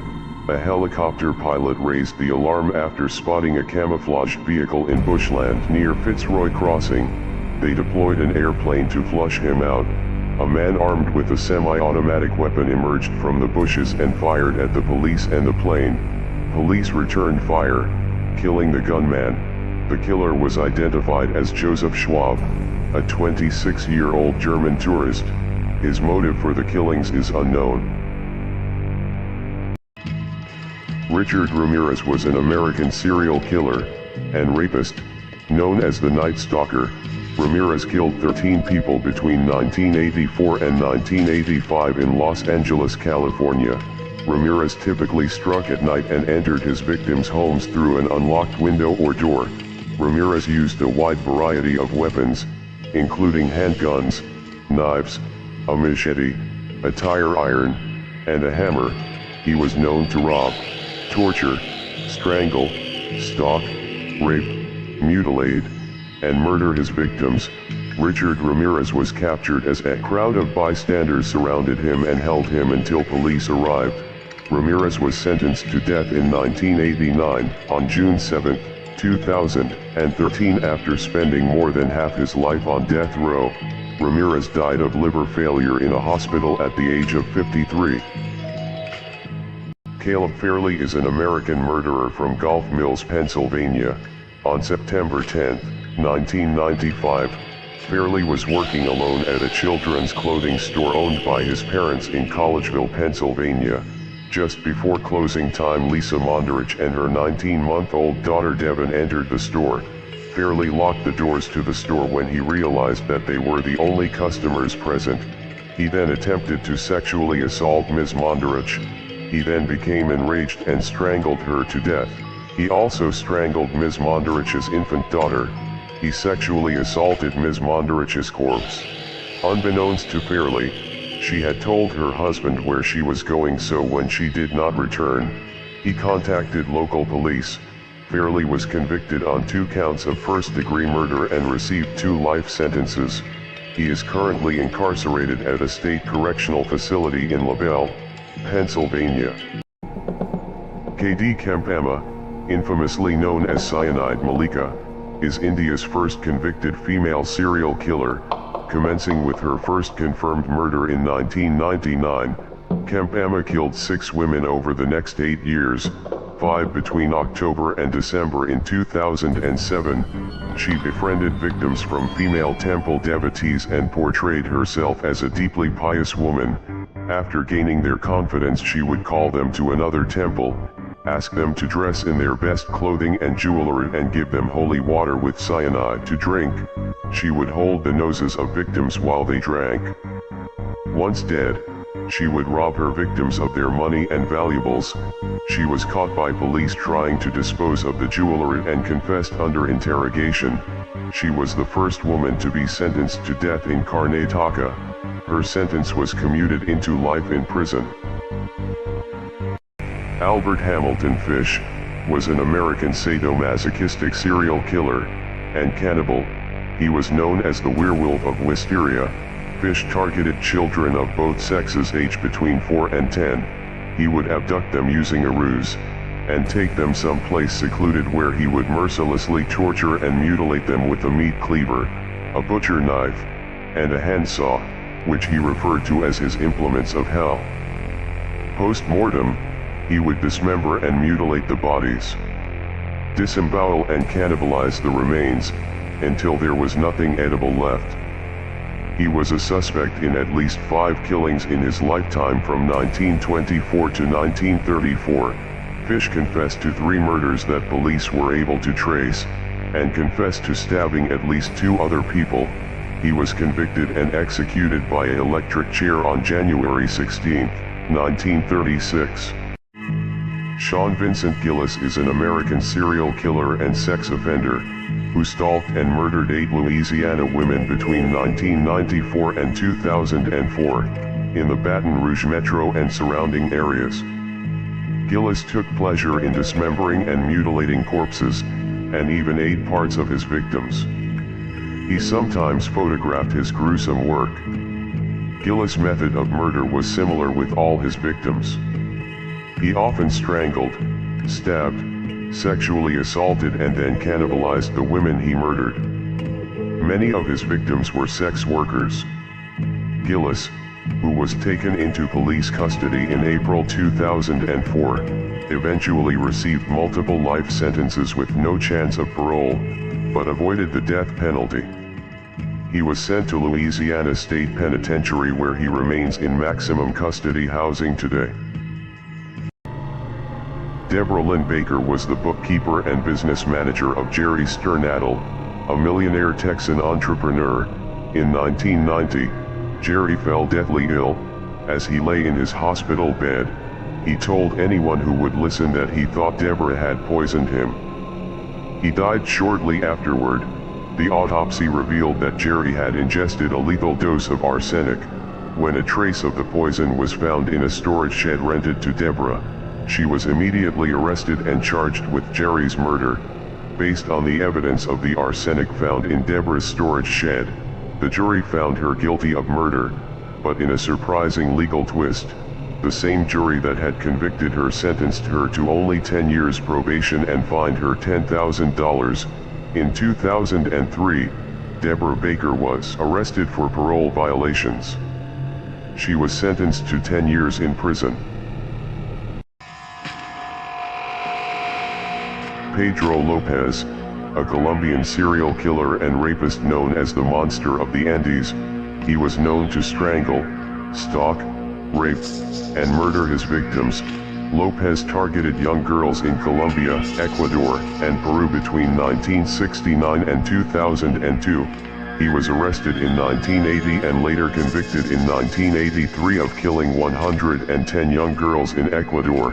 Lopez confessed to killing at least 300 victims.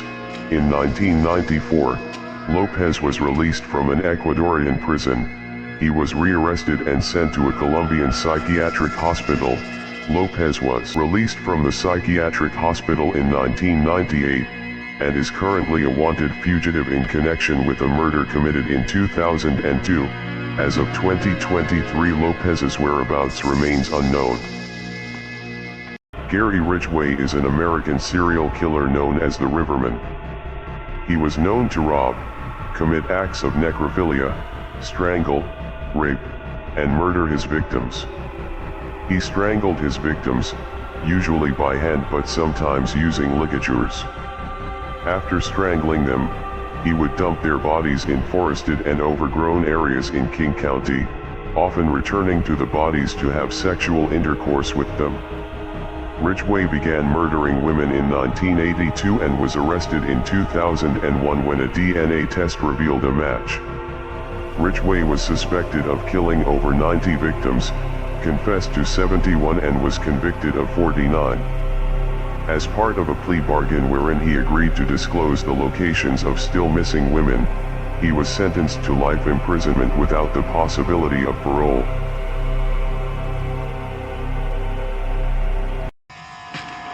The Hammersmith Nude Murders is the name of a series of 6 murders in West London, England in 1964 and 1965. The victims, all prostitutes, were found undressed in or near the River Thames, leading the press to nickname the killer Jack the Stripper, an obvious reference to Jack the Ripper. 2 earlier murders committed in West London in 1959 and 1963 have also been linked by some investigators to the same perpetrator. Some victims were also known to engage in the underground party scene in addition to appearing in pornographic movies. Several writers have postulated that the victims may have known each other and that the killer may have been connected to the scene as well. Despite intense media interest and one of the biggest manhunts in Scotland Yard's history, the case is unsolved. Forensic evidence gathered at the time is believed to have been destroyed or lost. Dina Schlosser is an American murderer who lived in Plano, Texas. On November 22, 2004, she used a knife to amputate the arms of her 11-month-old daughter, Margaret, who died as a result. The 911 operator testified that she confessed to her, and that the gospel song, "He Touched Me," played in the background. She said that she heard God commanding her to remove Margaret's arms. The attack was later described as religious frenzy. When police arrived, they saw her calmly sitting down, covered in blood, holding the knife, and singing Christian hymns. Hours after her arrest, police heard her repeatedly chanting, "Thank you, Jesus. Thank you, Lord." As of December 2020, Dina Schlosser was ordered to remain committed to a state hospital. The Kandahar Massacre was a mass murder that occurred in the early hours of March 11, 2012, when United States Army Staff Sergeant Robert Bales murdered 16 Afghan civilians and wounded 6 others in the Panjwai district of Kandahar province, Afghanistan. 9 of his victims were children, and 11 of the dead were from the same family. Some of the corpses were partially burned. Bales was taken into custody later that morning when he told authorities, "I did it." Bales pleaded guilty on June 5, 2013, to 16 counts of premeditated murder, in exchange for the prosecution not seeking a death sentence. At the time of the plea, he said he did not know why he committed the murders. On August 23, 2013, Bales was sentenced to life in prison without the possibility of parole. The Mad Butcher of Kingsbury Run was an unidentified serial killer who was active in Cleveland, Ohio, United States in the 1930s. The killings were characterized by the dismemberment of 12 known victims and the disposal of their remains in the impoverished neighborhood of Kingsbury Run. Most victims came from an area east of Kingsbury Run, known for its bars, gambling dens, brothels, and vagrants. The torso murderer always beheaded, and often dismembered the victims, occasionally severing the victim's torso in half, or severing their appendages. In many cases the cause of death was the decapitation or dismemberment itself. Despite an investigation of the murders, which at one time was led by famed lawman Elliot Ness, then Cleveland's public safety director, the murderer was never apprehended. Christine Laverne Slaughter is an American serial killer. She began killing small animals, especially domestic cats, at an early age, in order to test their 9 lives. She would also strangle them, as her way of showing them her love. In order to make money, Slaughter began working as a babysitter for neighbors and friends. She murdered at least 5 neighborhood children by suffocation, because she said she heard voices telling her to do it and prevent anyone from hearing them scream. Christine was taken in for questioning, where she admitted to killing 3 of the babies. She would press a blanket over their faces in response to disembodied voices chanting, "Kill the baby." Based on her confession, she was given a term of life imprisonment, with no parole for the first 25 years. Anatoly Utkin was a Soviet serial killer and rapist known as the Ulyanovsky Maniac. Utkin operated in the Ulyanovsk and Penza regions in the late 1960s and early 1970s. He killed 8 girls and 1 man from 1968 to 1973. He was known to rob, rape, mutilate, and murder his victims. On March 31, 1968, Utkin killed a 14-year-old girl and stole her watch. On June 27, Utkin raped and killed a 17-year-old girl, and on September 25 killed a 13-year-old in Penza Oblast. On November 28, Utkin killed a 10-year-old girl in Ulyanovsk. And May 28, 1969, he killed another woman in the city. He was found guilty on all counts and sentenced to death by firing squad. Anatoly Utkin was executed by firing squad in 1975. On January 9, 2008, federal marshals came to Jack's home to serve her with an eviction. Jax came to the door wearing only a white t-shirt and refused to allow them inside. The marshals forced their way past the door, and Marshal Nicholas Garrett said he could immediately smell an odor of rotting meat, like stink bait, which he thought was rotten or spoiled food. In an upstairs bedroom, they found the bodies of the 3 younger girls, lined up according to age, each wearing a white t-shirt. The body of Brittany Jax was in another upstairs bedroom, nude and lying on the floor in a pool of blood underneath a white t-shirt. She told investigators that demons had possessed her daughters and that they died in their sleep after she stopped feeding them. She was sentenced to 120 years in prison on December 18, 2009. John George Hay, also known as the Acid Bath Murderer, was an English serial killer convicted for the murder of 6 people.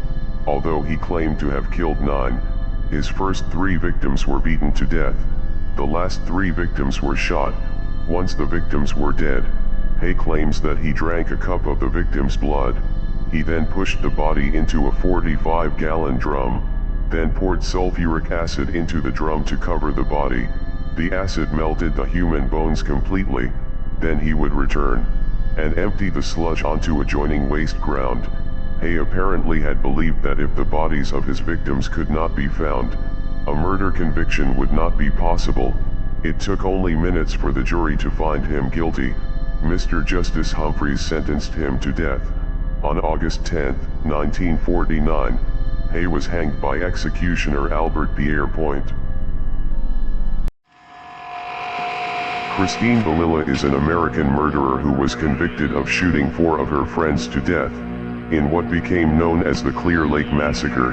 On July 18, 2003, 17-year-old Christine Balilla and her then-boyfriend 21-year-old Christopher Snyder went to her friend Tiffany Rowell's house, where Tiffany and Rachel Colarodes, Marcus Prekella, and Adalbert Sanchez were. Christine and Christopher planned to buy drugs, but Christopher got into an argument with Marcus, which led to the shooting murders. More than 3 years after the killings, police received a tip and arrested Balilla. On October 13, 2008, Christine Balilla was convicted of 4 counts of capital murder and sentenced to life in prison. She is currently incarcerated at the Mountain View Unit in Gatesville, Texas, and will be eligible for parole in 2046. Joseph Paul Franklin was an American neo-Nazi terrorist and serial killer who engaged in a murder spree spanning the late 1970s and early 1980s. Franklin was convicted of several murders and received 4 life sentences, as well as 2 death sentences. He also confessed to the attempted murders of magazine publisher and pornographer Larry Flynt in 1978, and civil rights activist Vernon Jordan in 1980. Both survived their injuries, but Flynt was left permanently paralyzed from the waist down. Franklin was not convicted in either of those highly publicized cases, and he made his confessions years after the crimes had occurred. Franklin was on Missouri's death row for 15 years awaiting execution for the 1977 murder of Gerald Gordon. He was executed by lethal injection on November 20, 2013. Amanda Hamm is an American child murderer who was imprisoned for child endangerment that resulted in death. She was released from Dwight Correctional Institute on September 9, 2008. She had served 5 years of a 10-year sentence for the deaths of her 3 children, Christopher, age 6, Austin, age 3, and Kylie, age 23 months. The 3 children were buckled into their mother's vehicle in September 2003 when it rolled into Clinton Lake in Clinton, Illinois. Hamm and her then-boyfriend, Maurice Lagrone, who received a life sentence, stood on the boat ramp as the car became submerged in approximately 4 feet of water. Christopher and Austin were pronounced dead that day. Kylie died the next day in a Peoria area hospital. Prosecutors allege they planned the deaths because the children were in the way of their relationship. Mark Martin, aka the Sneinton Strangler, is a British murderer. He killed 3 prostitutes in Nottingham between December 2004 and January 2005. He was said to be a violent, volatile, and aggressive bully with a short temper. His victims were Zoe Pennock, aged 26, Ellen Frith, aged 25, and Katie Baxter, aged 18. The remains of Miss Baxter and Miss Pennock were found in a disused city center warehouse by a police sniffer dog team. The women had been buried under rubble and, like Miss Frith, appeared to have been strangled. Frith was found in a blazing flat in the St. Anne's area of the city the previous month. Martin was sentenced to life imprisonment. He was one of around 50 prisoners to have been issued with whole life tariffs and were unlikely ever to be released. July 31, 2007, Mary Ann Whittock, upset about her husband leaving the family, drugged her children, Jacob, 10, and Sydney, 7, painted black X's over their hearts and then shot them both twice in the chest at point-blank range before killing herself. Hamilton County Coroner Odell Owens said that it appeared that the 2 children were drugged with Benadryl or a similar substance. The children's deaths were carefully planned.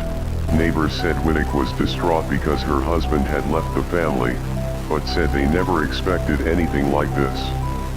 An older daughter, Katie Whittock, stated that her mother had mood swings, where she would be on top of the world one day and then depressed and angry the next.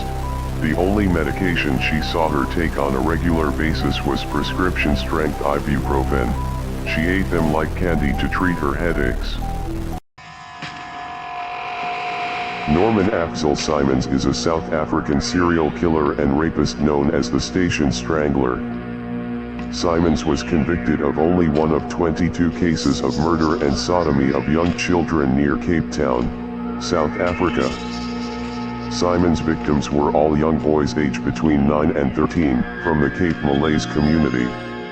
He was employed as a teacher at Alpine Primary School in Beacon Valley, Mitchell's Plain. All the victims were raped and strangled with pieces of their clothing, their hands bound behind their backs, their shoes removed and their faces pushed into the sand. Simons was considered intelligent and spoke 7 different languages. He also reports hearing voices from his dead brother instructing him to kill. Simons was sentenced to life imprisonment, 25 years for murder, 10 years for kidnap. Albert DeSalvo was an American rapist and suspected serial killer in Boston, Massachusetts, who confessed to being the Boston Strangler, the murderer of 13 women in the Boston area from 1962 to 1964. Most of the women were sexually assaulted and then strangled with articles of clothing.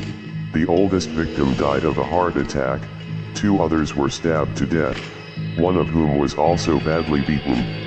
The women were assumed to have either known their killer or voluntarily allowed him into their homes. In 1967, DeSalvo was imprisoned for life for committing a series of rapes. However, his murder confession has been disputed and debate continues as to which crimes he actually committed. In 1973, Albert DeSalvo was found stabbed to death in the prison infirmary at the Cedar Junction Correctional Institution in Norfolk, Massachusetts. Peter Sutcliffe was an English serial killer who was dubbed the Yorkshire Ripper. In 1981, Sutcliffe was convicted of murdering 13 women and attacking 7 others. The first victim to lose her life was Wilma McCann, a mother of 4 from the Chapeltown district of Leeds. Sutcliffe struck her twice with a hammer before stabbing her 15 times in the neck, chest, and abdomen. Sutcliffe initially attacked women and girls in residential areas, but appears to have shifted his focus to red light districts because he was attracted by the vulnerability of prostitutes. Most victims were killed by a combination of bludgeoning and stabbing, and all but 2 were killed in the county of Yorkshire. A High Court ruling rejected an appeal in 2010.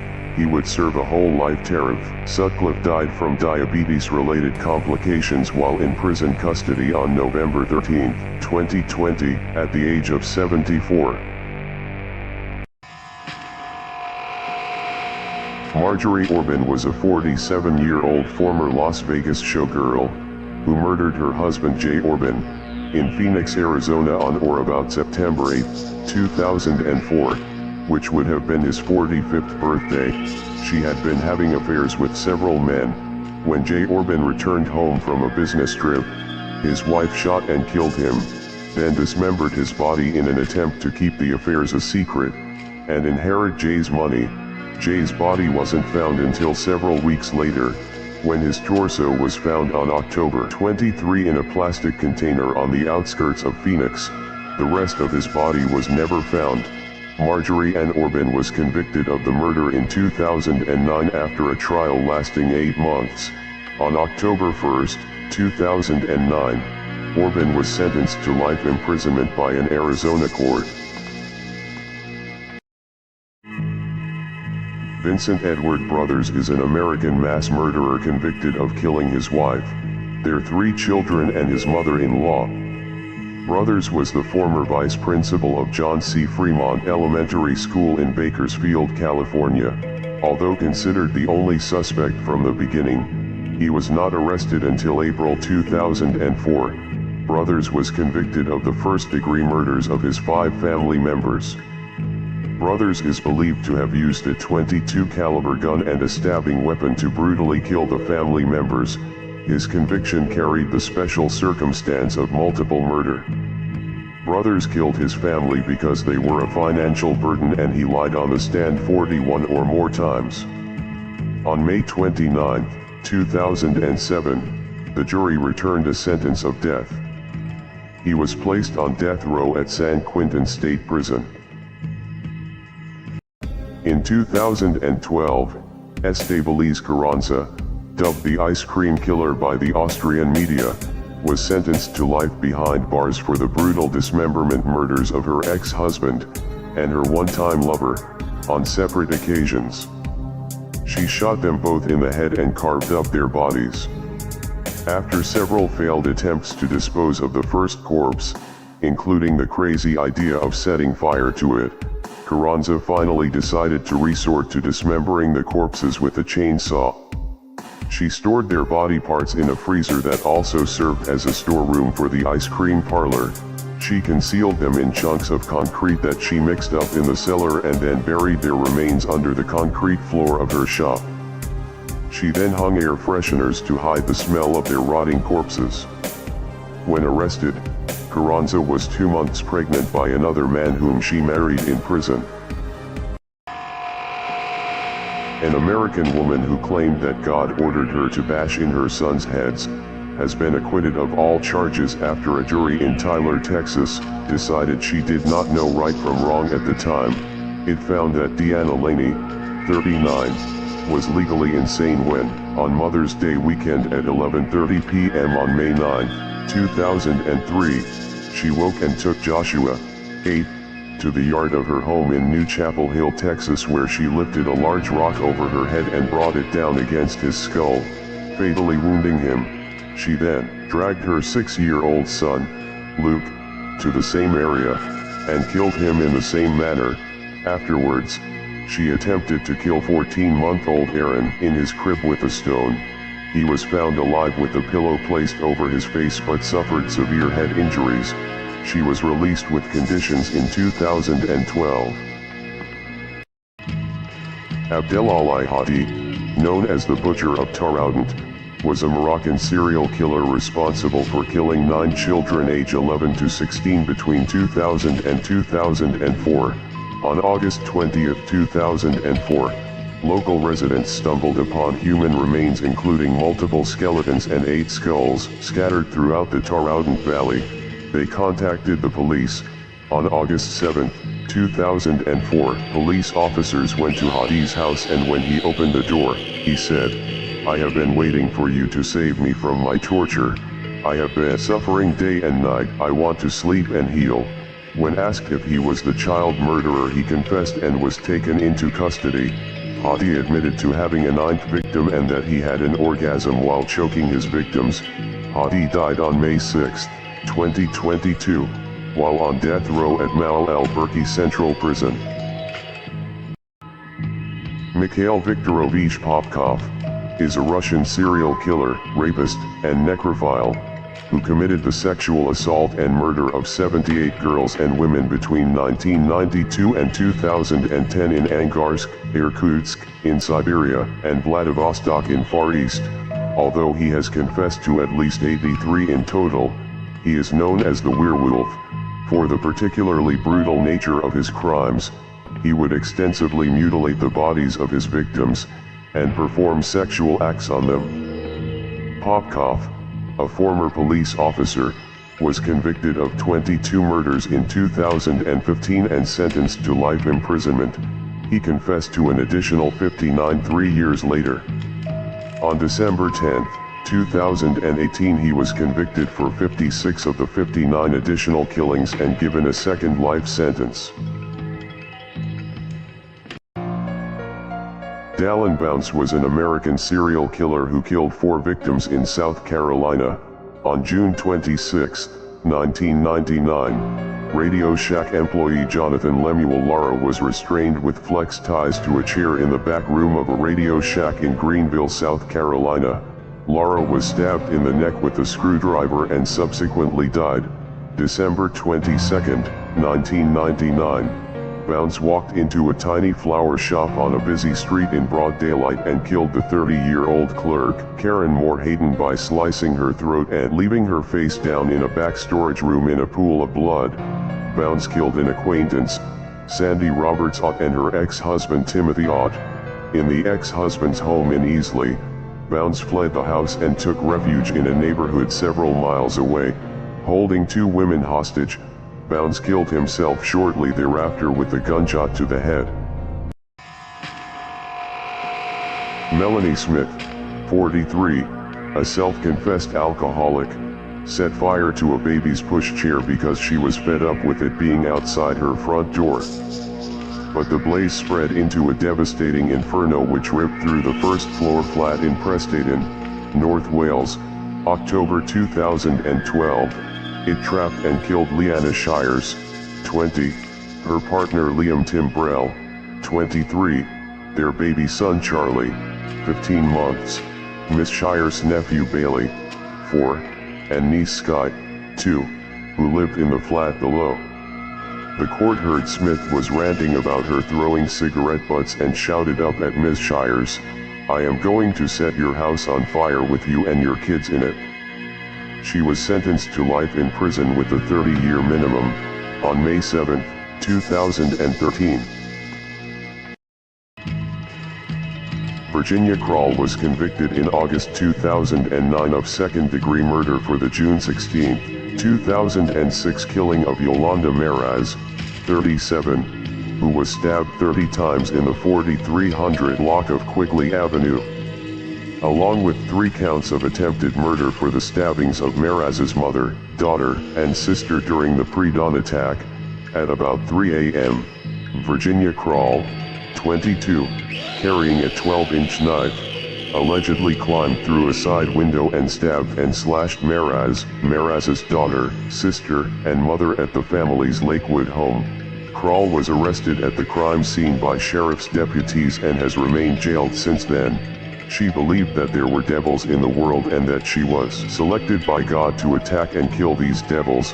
She was sentenced to just over 36 years to life in prison. Miroslav Stalik was a Czech sadistic murderer, who committed a total of 14 completed or attempted rapes in Prague in 1983, killing 2 of the attacked women. He had both sadistic and masochistic tendencies. He would cause conflicts at school because he enjoyed being beaten by other children. He began to commit violence against women. He forced them to have sex using a hunting knife which he carried with him.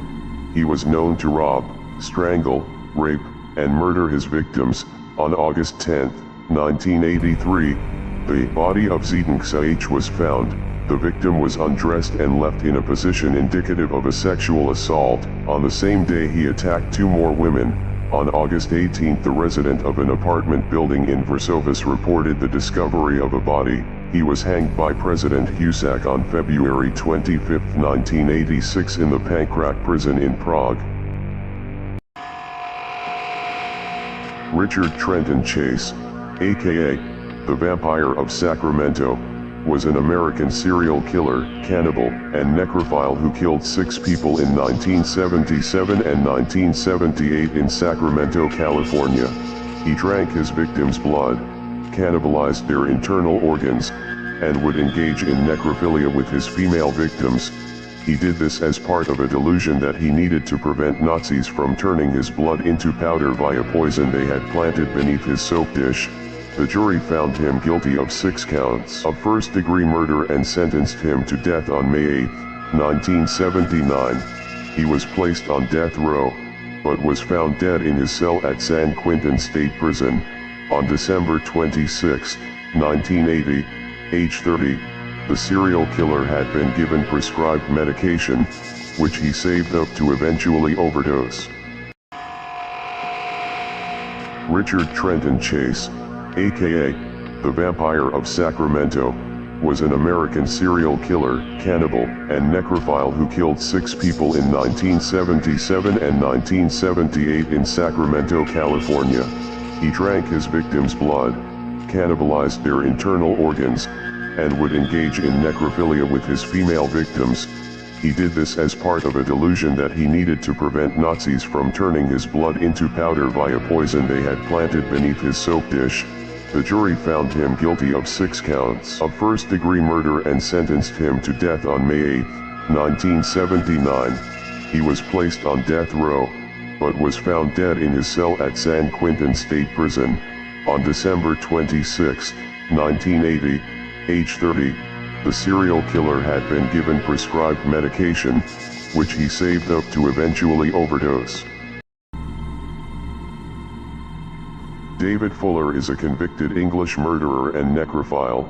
In 2021, he was convicted of the murders of Wendy Nell, 25, and Caroline Pearce, 20, whom he strangled and sexually assaulted after breaking into their homes, months apart in 1987, in Royal Tunbridge Wells, Kent, in what became known as the Bedsett murders.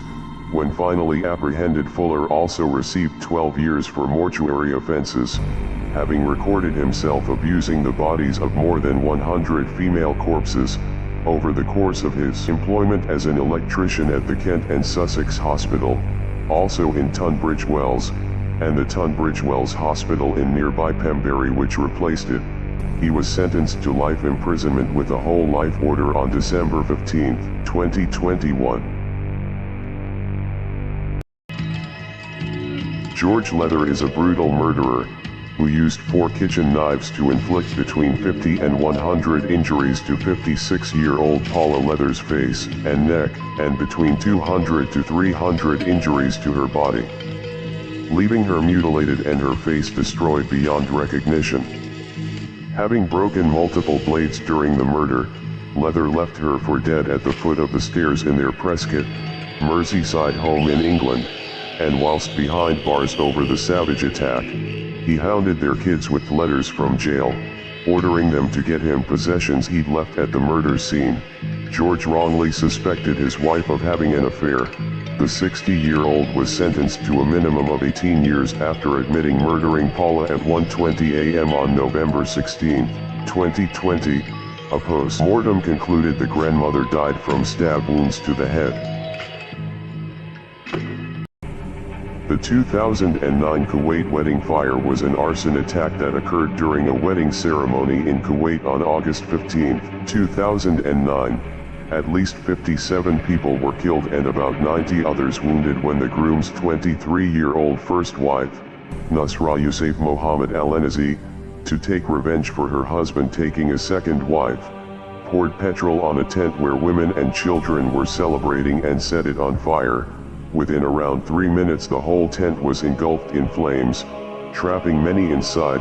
It was the deadliest civilian disaster in Kuwait in the last 40 years. Many of the bodies were burnt beyond recognition.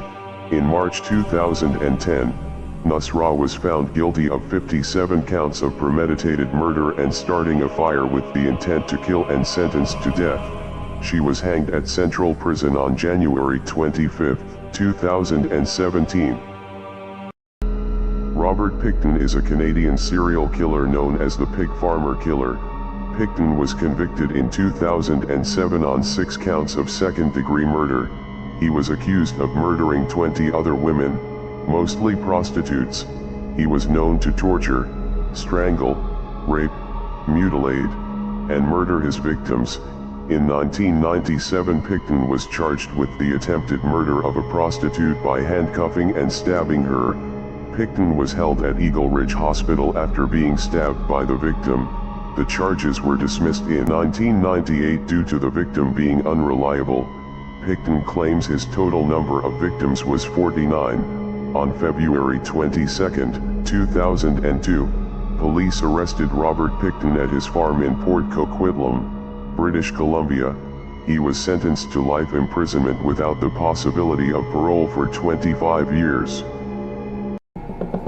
Dennis Rader is an American serial killer known as BTK, an abbreviation he gave himself for bind, torture, kill, the BTK Strangler, or the BTK Killer.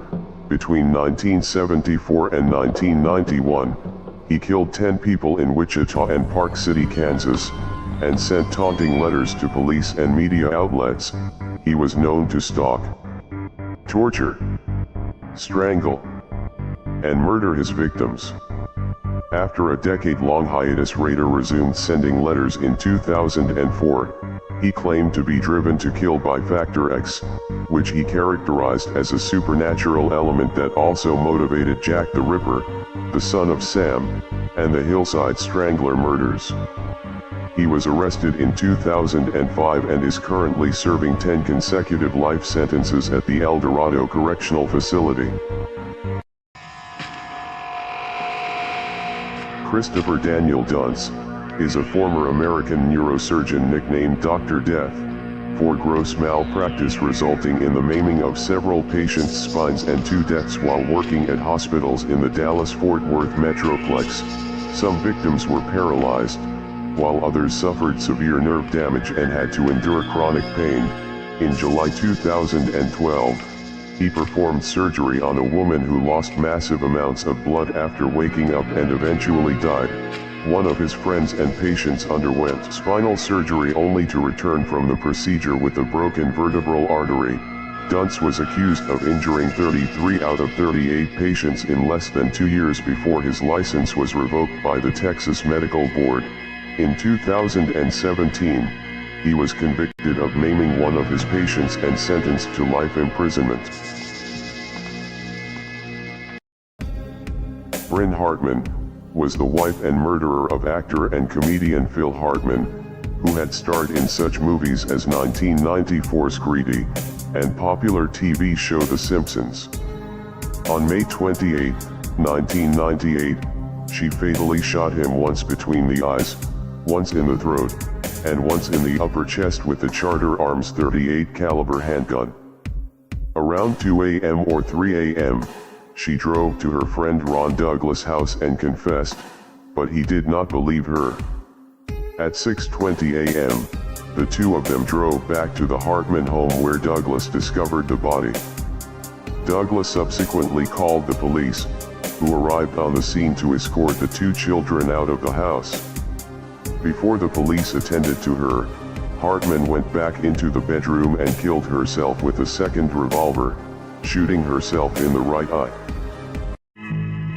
Tamara Samsonova is a Russian serial killer known as the Granny Ripper. During her crimes as a serial killer, she was known to commit acts of cannibalism, mutilate, and murder her victims. Samsonova confessed in her diary to 11 murders. In 2015, Samsonova was arrested on suspicion of murdering a 79-year-old woman and dismembering her body. She killed her tenant. He was a 44-year-old resident from Norilsk. She then dismembered his corpse and disposed of it on the streets of St. Denis Way. She confessed to eating parts of some of her victims' bodies and cutting other victims into pieces and disposing of them in the Frunzensky district of Russia. Samsonova is being investigated in connection to a total of 14 murders. She sits in a psychiatric hospital in Russia, awaiting her fate. Derek Todd Lee, also known as the Baton Rouge serial killer, was an American serial killer. Between 1992 and 2003, Lee murdered 7 women in the Baton Rouge area. Prior to his murder charges, Lee had been arrested for stalking women and watching them in their homes. During his crimes as a serial killer, he was known to commit acts of necrophilia, stalk, rape, and murder his victims. Lee was linked by DNA evidence to the deaths of 7 women in Baton Rouge and Lafayette, Louisiana between 1992 and 2002. Lee is believed to have murdered several other women in Louisiana, Mississippi, and Alabama. Lee was convicted of 3 of the murders and sentenced to death by lethal injection in 2004. In 2016, Derek Todd Lee died of heart disease at the Lane Regional Medical Center in Zachary, Louisiana. Rebecca Olenchak beat her mother, Kimberly Vinos, with a baseball bat, then poured kerosene around her as she lay unconscious. After igniting the kerosene, Olenchak snapped a padlock on the shack's door, trapping Vinos inside, and drove away, her clothes ablaze. Vinos broke through a wall of the flaming shack and stumbled toward the road, crying for help. Before she succumbed to heart failure, she told a paramedic that her daughter had tried to kill her. The murder occurred on October 17, 2010, in a homeless encampment behind the pathmark on Durham Road, Bristol Township, Bucks County, Pennsylvania, USA. Rebecca Olenchak was found guilty, but mentally ill, and sentenced to life in prison without parole on October 12, 2011. On August 15, 1975, Ted Bundy fled from a patrol car. When the police caught up to him and searched his 1968 Volkswagen Beetle, they found the following suspicious objects: a crowbar behind the driver's seat, a box of large green plastic garbage bags, an ice pick, a flashlight, a pair of gloves, torn strips of sheeting, a knit ski mask, a pair of handcuffs, and a strange mask made from pantyhose. They also noticed that the passenger seat had been removed. They later released him. Little did they know they had just set free one of the worst serial killers in American history. Eventually, Utah authorities seized the 1968 Volkswagen and examined it inch by inch, finding hairs that matched 3 potential victims. The Ted Bundy Volkswagen is currently on display at the Alcatraz East Crime Museum. Dr. Theodore John Kaczynski, also known as the Unabomber, is an American domestic terrorist who engaged in a mail bombing spree that spanned nearly 20 years. He was a mathematics prodigy, but abandoned his academic career in 1969 to pursue a more primitive life. Between 1978 and 1995, Kaczynski killed 3 people and injured 23 others in a nationwide mail bombing campaign against people he believed to be advancing modern technology and the destruction of the environment. He authored Industrial Society and Its Future, a 35,000-word manifesto and social critique opposing industrialization, rejecting leftism, and advocating for a nature-centered form of anarchism. He was sentenced to 4 life terms in prison on May 5, 1998. In the early hours of April 15, 1988 in Behar County, Texas, high on cocaine and after 3 six-packs of beer, Leopoldo Narvaez barged into the trailer home of his ex-girlfriend Shannon Mann, 17, and killed her and her sisters, Jennifer, 19, Martha, 15, and brother Ernest Jr., 11. Shannon's body was found nude and she had been stabbed 5 times and both of her arms were broken. Jennifer was found partially nude and had been stabbed 23 times. Martha also was partially nude and received 9 stab wounds. Shannon's brother received between 63 and 67 stab wounds. On the night of the attack, a mortally wounded Shannon Mann called 911 and identified Narvaez. He was executed by lethal injection in Texas on June 26, 1998. Sayano Horimoto was a 12-year-old 6th grader at Shinmei Primary School. She became uncomfortable around 23-year-old Yu Hagino, a teacher at a cram school in Uji, Kyoto Prefecture. Sayano complained to her parents about the teacher when he became suggestive around her. On December 10, 2005, Hagino sent the other students outside. He then disconnected a security camera and approached the seated girl from behind. He tried to hit her with a hammer, but failed. He then stabbed her in the neck, head, and face with a kitchen knife more than 10 times. Hagino then pushed her to the floor and then stabbed her at least 3 more times in the neck. The Osaka High Court sentenced him to 15 years imprisonment on March 24, 2009. Jessica Tada, 24, was sentenced to 80 years for a murder conviction in the death of one of 4 children that were killed in a fire at her home daycare in Houston. She was convicted for the death of 16-month-old Elias Castillo. Elias was one of 7 children whom Tada left unsupervised while she went to a nearby Target store. She left a pan of oil on a stovetop burner and this ignited the February 2011 blaze. 3 other children were seriously injured. Neighbors said that they heard the children crying during their unsuccessful attempts to rescue them from the blaze. Tada fled to Nigeria in the wake of the fire but was captured after about a month. Along with the prison sentence, Tada was ordered to pay a $10,000 fine. A judge dropped the remaining 8 cases against Tada in order for her to begin her prison sentence. Ed Gein made at least 40 nighttime visits to local graveyards, to exhume recently buried corpses and take them home to make his gruesome art.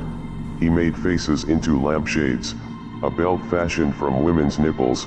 There were also human skulls used as decorative bedposts, lips as a curtain drawstring, a wastebasket made of human skin, chair seats covered in human skin, several female skulls, some with the tops sawn off, bowls made from human skulls, a corset made from a female torso, skin from shoulders to waist, a pair of lips on a window-shaped drawstring, 4 noses, 2 vulvas from teenage girls, 9 women's vulvae in a shoebox, Bernice Worton's heart in a plastic bag, Bernice Worton's head in a sack, masks made from female faces, leggings made from human leg skin.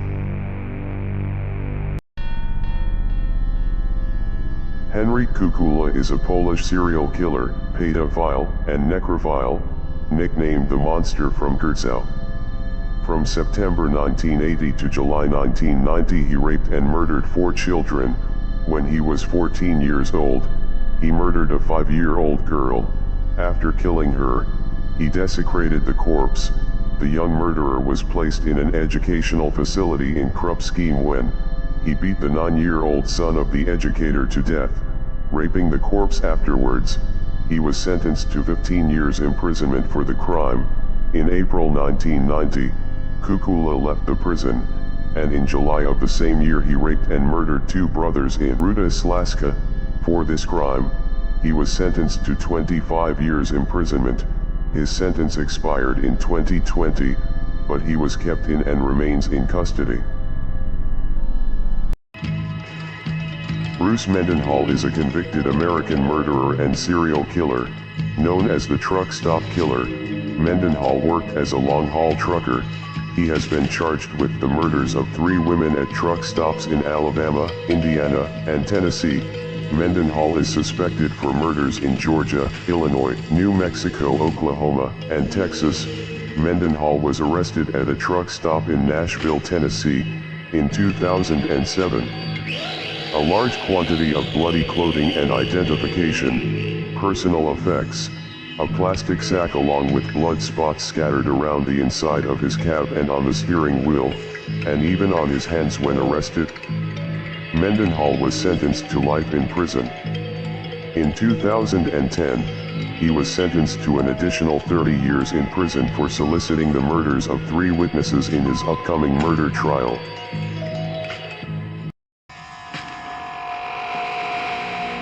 Marino is an American serial killer. She was convicted in June 1999 of murdering 8 of her children. Between 1949 and 1968, 8 of the 10 no children died of mysterious causes which were then attributed to sudden infant death syndrome.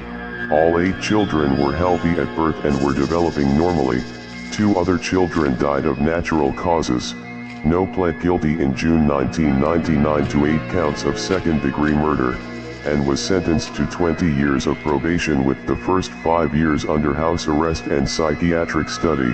As a condition of her plea agreement, No agreed to psychiatric study in hopes of identifying what caused her to kill her children.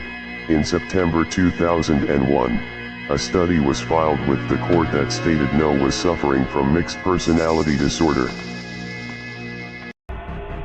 Daryl Peter is an American convicted murderer. On September 24, 1993, Pandeli picked up the victim, Holly Eiler. He paid the victim to have sex with him, but he was unable to maintain an erection. He decided that he wanted his money back. Pandeli claimed that the victim attacked him. Pandeli slit the victim's throat. He mutilated her corpse and cut off her nipples. He then dumped her body in an alley. Later, he flushed the nipples down a toilet. After being captured and interrogated for that murder, he confessed to killing Holly Humphreys more than a year before the Eiler murder. He was tried separately for the murder of Humphreys, and convicted of second-degree murder. Daryl Pandeli was convicted in 1997, and was eventually sentenced to death in 2017. Adhish Kamra is an Indian serial killer, known as the Darzi of Death. He has confessed to the murder of 33 truck drivers and their apprentices. He used to befriend the targets at food joints, and drug them before killing them. He was known to rob, strangle, mutilate, and murder his victims. Kamra says he dumped their bodies in isolated locations and sold off the trucks and goods. He remembers every little detail about everyone he has killed: the victim's last meal, where they ate, what they wore, where and how he was killed, and where exactly the body was dumped. The details are blood-curdling. The injuries were exactly where he said he had dealt the blows.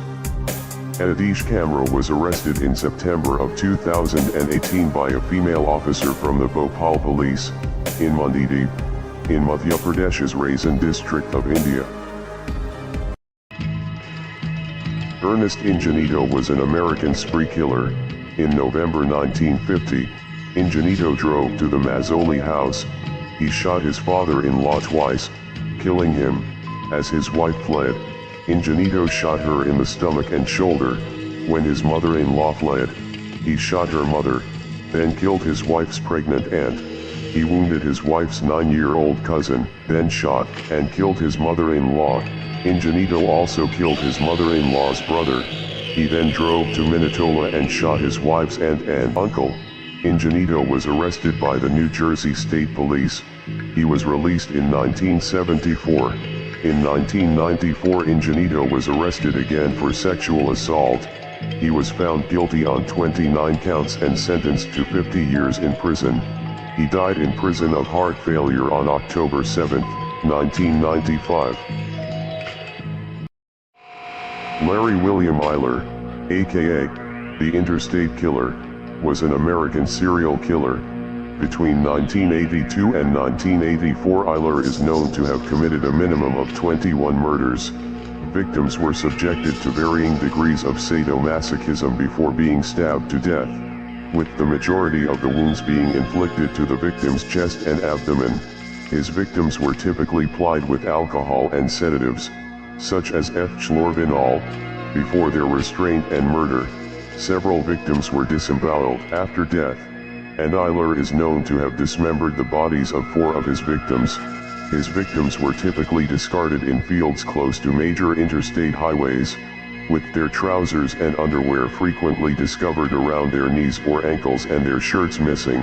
Eyler died of AIDS-related complications in 1994 while incarcerated on death row.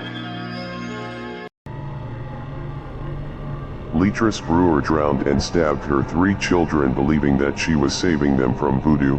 On February 24, 2008, Brewer stabbed her 6-year-old daughter, Jewel Ward.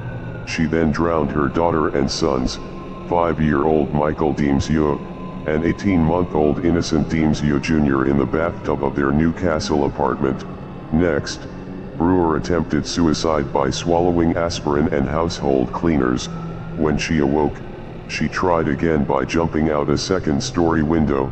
She pleaded not responsible by reason of mental disease on February 9, 2009. Incarcerated indefinitely at Mid-Hudson Forensic Psychiatric Center. While in state custody, she got pregnant and gave birth 4 years ago to a baby boy who is now in foster care. The boy's father is another patient. Francisco Acevedo is an American serial killer who was convicted of strangling 3 women to death in New York between 1989 and 1996. All 3 women were naked, their bodies facing skyward, their hands bound behind their backs and left in South Yonkers over a 7-year span, 2 in a remote industrial neighborhood, the other at an East Side motel. Described as sexual posing, he was posing bodies to get some type of psychological charge. Only about 1% of the nation's killers are sexual posers. Acevedo was linked to the murders in 2009, after voluntarily giving his DNA as a parole condition for drunk driving. In 2012 he was found guilty of the murders and was sentenced 3 times to 25 years to life imprisonment, each to be served consecutively, totaling to a minimum of 75 years. Arthur Shawcross was an American serial killer, known as the Genesee River Strangler. He was arrested in 1972 for the rape and murder of 2 children. He was released on parole in 1987. During his crimes as a serial killer, he was known to commit acts of cannibalism, strangle, rape, mutilate, and murder his victims. Shawcross killed most of his victims from 1988 to 1989 after his parole. He would rape, strangle, and beat, mostly prostitute victims prior to killing them. Shawcross once claimed to have eaten the vulvas of 3 victims and the genitals of another. He was sentenced to life imprisonment without the possibility of parole. On November 10, 2008, he was taken to Albany Medical Center where he went into cardiac arrest. He was pronounced dead at 9:50 p.m.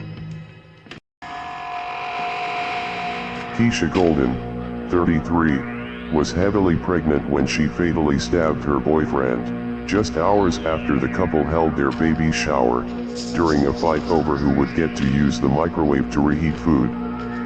She was arrested October 23 and charged with first-degree murder in the stabbing death of her boyfriend, Calvin Sidney, 29.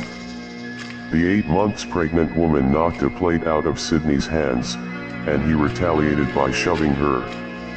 Sidney stormed off to a bedroom, where Golden allegedly stabbed him in the leg with a knife, and left the apartment after dropping the weapon. The boyfriend's femoral artery was reportedly cut in the attack. He died at Mount Sinai Hospital. A few hours later, Golden was arrested after she returned home, unaware that Sidney was dead. Ramadan Abdel Rahim Mansour was an Egyptian serial killer known as the Express Train. He was known to torture, rape, and murder his victims. Mansour raped and tortured homeless children, mostly boys aged 10 to 14 years old. Mansour lured street children onto the carriage roof of the trains, where he then stripped, raped and tortured them, and tossed them naked onto the trackside, dead or barely alive. The murders took place aboard trains between Cairo, Alexandria, Calliope, and Beni Suef. Some of his victims were thrown into the Nile River, and at least 1 victim was buried alive. In 2007, Mansour was convicted by the criminal court in Tanta. He was also found guilty of illegal possession of weapons. Ramadan Abdel Rahim Mansour was executed by hanging in 2010. The box incident occurred in 1989.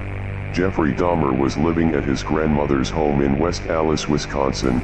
His dad came to visit and happened to see it, a 1-foot square metal and wood box, and was wondering what was in it. He said, "Jeff, open it up, I just want to see what's in there." They got into a bit of an argument because he wouldn't open it. His father then said, "Jeff, open it up or I'm going to just take it down into the basement and get a screwdriver and open it."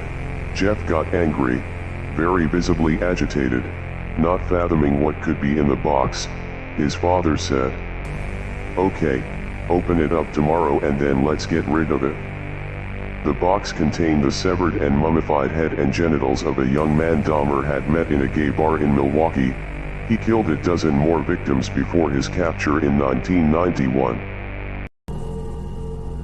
Charles Cullen is an American serial killer who worked as a nurse in many hospitals but was repeatedly fired for suspicious behavior.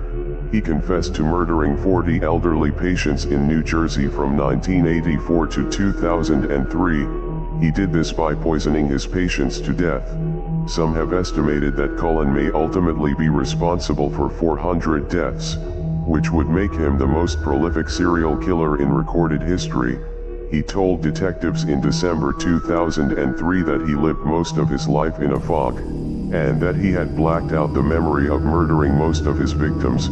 He said he could not recall how many of them there were, or why he had chosen them. On March 2, 2006, Cullen was sentenced to 18 consecutive life sentences in New Jersey, and is not eligible for parole until 2403.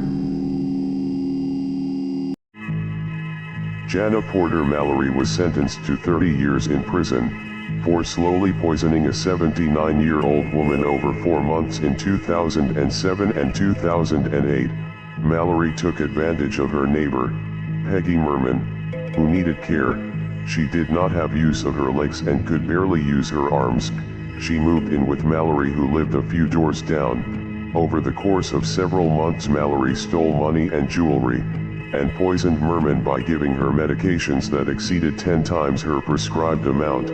Mallory was unable to explain the high dosages of drugs and the spending. Police arrested Mallory on charges of second-degree murder and aggravated abuse of the elderly. On Wednesday, she was sentenced to 30 years in prison, followed by 15 years of probation on the murder charge and 5 years in prison on the abuse charge, to be served concurrently. Rodney Alcala was an American serial killer known as the Dating Game Killer, for appearing on the game show The Dating Game in the middle of his killing spree. Alcala was convicted of 5 murders, though his actual total is estimated to be much higher. He was known to torture, strangle, rape, mutilate, and murder his victims. Alcala had a locker filled with thousands of photographs of women and children, most in sexually explicit poses, and it is suspected that some of the women photographed may be among Alcala's additional victims. On January 7, 2013, a Manhattan judge sentenced Alcala to 25 years to life. Alcala died of unspecified natural causes in Corcoran, California on July 24, 2021, at the age of 77. Moses Sithole is a South African serial killer known as the ABC Killer. Sithole murdered at least 37 women and 1 toddler between July 16, 1994 and November 6, 1995. He was known to rob, torture, strangle, rape, and murder his victims. Sithole preyed on unemployed women, luring his victims with the prospects of a job before leading them to an isolated place, where he murdered them. They were generally strangled with their own underwear. He once inflicted a head wound on the 2-year-old son of one of his victims and left him to die. He would later phone the victims' families to taunt them. In 1997, Moses Sithole was sentenced to 2,410 years imprisonment with a non-parole period of 930 years.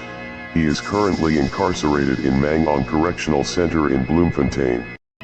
Robert Christian Hansen was an American serial killer known as the Butcher Baker, not receiving the attention he wanted from the attractive girls in school. Hansen grew up hating them and nursing fantasies of cruel revenge. Hansen kidnapped prostitutes. He hunted many of them down in the wilderness with a Ruger Mini 14 and a knife. Rape, torture and abduction were among his signatures. Based on discovered remains, police suspect him of 6 murders in addition to the 15 for which he was convicted. An aviation map with X marks was found hidden behind Hansen's headboard. Police later learned the X marks were locations of victims' bodies. He was arrested and convicted in 1983, and was sentenced to 461 years without the possibility of parole. He died in 2014 of natural causes due to lingering health conditions at age 75. Fiona Davis of Green Lanes, Palmer's Green, North London, killed her great-grandmother and her former boyfriend. She stabbed her lover Keith Fernandez 58 times and knifed her 81-year-old great-grandmother Mary Scarrett 130 times on October 14, 2003, she was found not guilty of murder due to insanity. She thought Keith Fernandez was a robot and Scarrett was the devil. She attacked them because she thought Judgment Day had arrived. Later, at Stoke Newington Police Station, she attempted to strangle herself and smeared crosses on the wall with excrement and blood.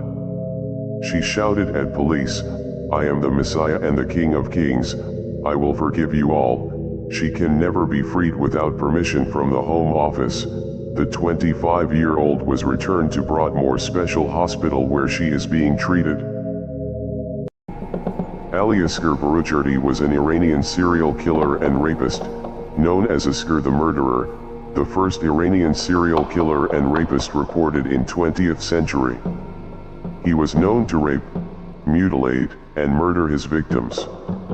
As a child, he started assaulting, raping, and later murdering adolescent boys in Baghdad when he was 14 years old. Barujerdi was convicted of killing 33 young boys in Iraq and Iran, 8 in Tehran, most of them homeless vagrants. The first bodies, heads severed, were found on December 31, 1933, and 25 in Baghdad. Barujerdi was convicted, and after an unsuccessful appeal, he was sentenced to death. In 1934, Ali Asghar Barujerdi was executed by public hanging in front of a crowd in Tehran Sepah Square. William Bonin was an American serial killer who was known as the Freeway Killer, as the majority of his victims were discarded alongside various Southern California freeways. Bonin underwent 2 psychiatric examinations, and he was determined to be a sexual psychopath who had little control over his impulses. He committed the rape, torture, and murder of a minimum of 21 young men and boys in Southern California from May 1979 to June 1980. One of his victims had been bound, beaten about the face, sodomized, then stabbed in the neck and genitalia and bludgeoned about the skull. Attempts had also been made to remove his testicles and slash his throat. In March 1969, Bonin was convicted of 14 of the freeway murders and died on February 23, 1996, age 49, by lethal injection at San Quentin State Prison. James Wood was an American serial killer and rapist.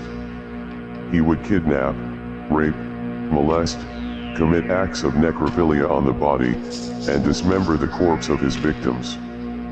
He was convicted and sentenced to death in 1993 for the June 29 kidnapping, dismemberment, and murder of an 11-year-old newspaper delivery girl in Pocatello, Idaho. He kidnapped her at gunpoint before shooting her in the head. He kept the body for over a week, repeatedly raping it, before finally dismembering the remains. He was arrested in 1993 and later led authorities to the body that had been thrown into the Snake River in Idaho Falls. In 2004, James Edward Wood died from a heart attack at the Idaho Maximum Security Institution in Kuna, Idaho. Carlette Parker was a home health care worker who kidnapped 88-year-old Alice Covington, withdrew money from Covington's account, and then drowned her in a bathtub. Her body was subsequently found inside her 1993 Mercury Sable, which had been abandoned in a Morrisville field. When examined, Covington had bruising around her ankles and legs, pepper spray on her clothing, and possible burns from a stun gun. At the time of her arrest, Parker had a stun gun and pepper spray in her possession. Police suspect Parker may have victimized other elderly people as well, and said these charges not only involve Covington, but at least 3 other victims. Parker was convicted of kidnapping and murder of Alice Covington, given the death penalty, and sent to death row in North Carolina. Nikolai Zhumaguliev is a Soviet serial killer and rapist known as the Metal Fang. He was known to commit acts of cannibalism, rape, mutilate, and murder his victims.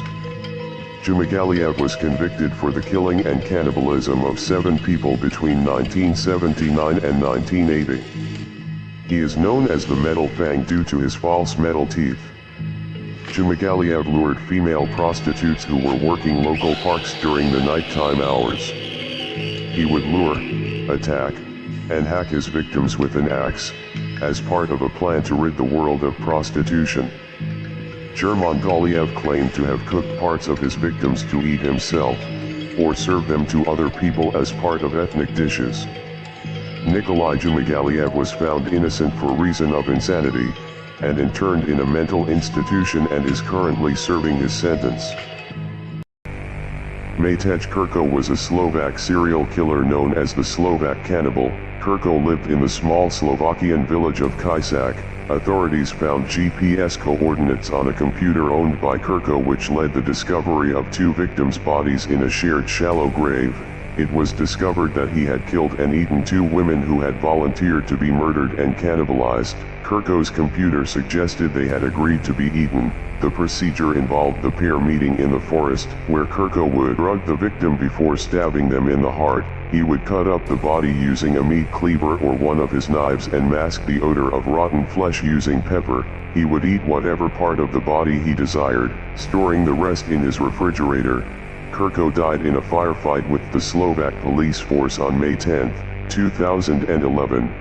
Interpol has sought to establish conclusive links between Krko and up to 30 other missing persons. Leonard Thomas Lake was an American serial killer. During the mid-1980s, he and his accomplice, British Hong Kong-born Charles Ng, raped, tortured and murdered an estimated 11 to 25 victims at a remote cabin near Wilseyville, California, in the Sierra Nevada foothills, located 150 miles east of San Francisco. They killed the men and infants immediately but kept the women alive, raping and torturing them, before killing them or allowing them to die from their injuries. After his 1985 arrest on unrelated charges, Lake swallowed cyanide pills that he had sewn into his clothing and died 4 days later. Human remains, videotapes, and journals found at Lake's cabin later confirmed Ng's involvement, and were used to convict Ng on 11 counts of capital murder. Charles Ng is a convicted Hong Kong-born, Chinese-American serial killer. Ng committed numerous crimes in the United States.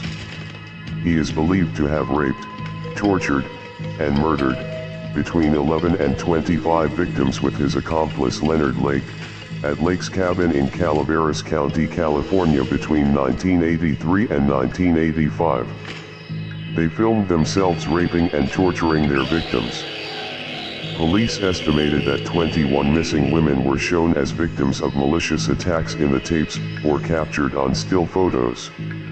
After his arrest and imprisonment in Canada on robbery and weapons charges, followed by a lengthy dispute between Canada and the U.S., Ng was extradited to California, tried, and convicted of 11 murders. He is currently on death row at San Quentin State Prison.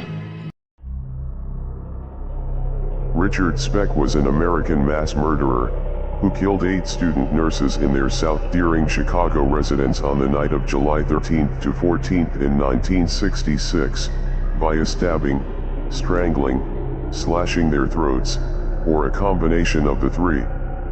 One victim was also raped. A 9th potential victim survived by hiding beneath a bed. When asked why he killed the nurses, Speck shrugged, and jokingly said, "It just wasn't their night." Convicted of all 8 murders on April 15, 1967, Speck was sentenced to death. His sentence was reduced to 400 to 1,200 years in 1972. This was later reduced to 100 to 300 years. Speck died of a heart attack while incarcerated at Stateville Correctional Center on the eve of his 50th birthday. Kathleen Falbig. It is one of the most disturbing cases of serial killing in world history. Melbourne's Kathleen Falbig was found guilty in 2003 of murdering 3 of her children. She killed Patrick, 8 months old, Sarah, 10 months, and 19-month-old Laura. As there was no obvious cause of death, it was initially believed the children had died of sudden infant death syndrome, SIDS, or cot death. Falbig was also convicted of the manslaughter of her child, Caleb, 19 days. She was charged with murder after her husband discovered her diary, which appeared to detail the killings. A 2019 judicial inquiry into the deaths upheld the 2003 verdict. Falbig, who is serving a maximum 30-year sentence, maintains her innocence.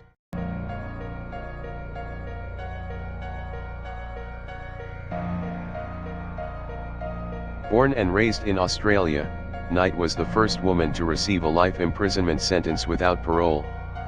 Throughout her life, Knight showed signs of severe mental instability, displaying bouts of aggression and violence against animals and humans.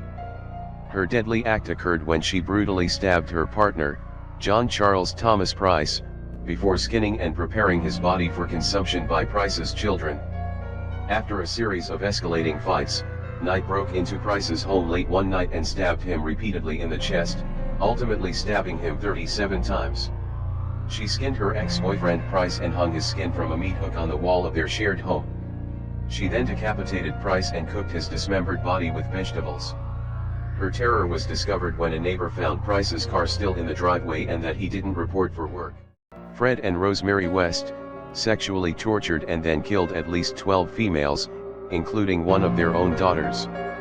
Body count believed to be much higher. He committed suicide before trial. She was found guilty and is serving life imprisonment. Harold Shipman, family doctor, found guilty of the murder of 15 of his patients. Body count believed to be much higher, possibly in the region of 250, mostly elderly women. Motive: financial gain. Hanged himself in prison aged 58. Peter Sutcliffe, the Yorkshire Ripper, convicted in 1981 of murdering 13 women and attempting to murder 7 others. Targeted prostitutes, though not all of his victims actually were working girls. Attacked with a hammer, then caused mutilations with a screwdriver. Was apparently happily married. Is still alive and imprisoned. Dennis Nilsson, former Army cook and ex-Metropolitan Police officer who murdered at least 12 young men during and after homosexual encounters. Convicted in 1983, died in prison in 2018. Liked to keep his dead victims with him as companions until their state of decomposition became too bad for him to stomach, at which point he dismembered the corpse.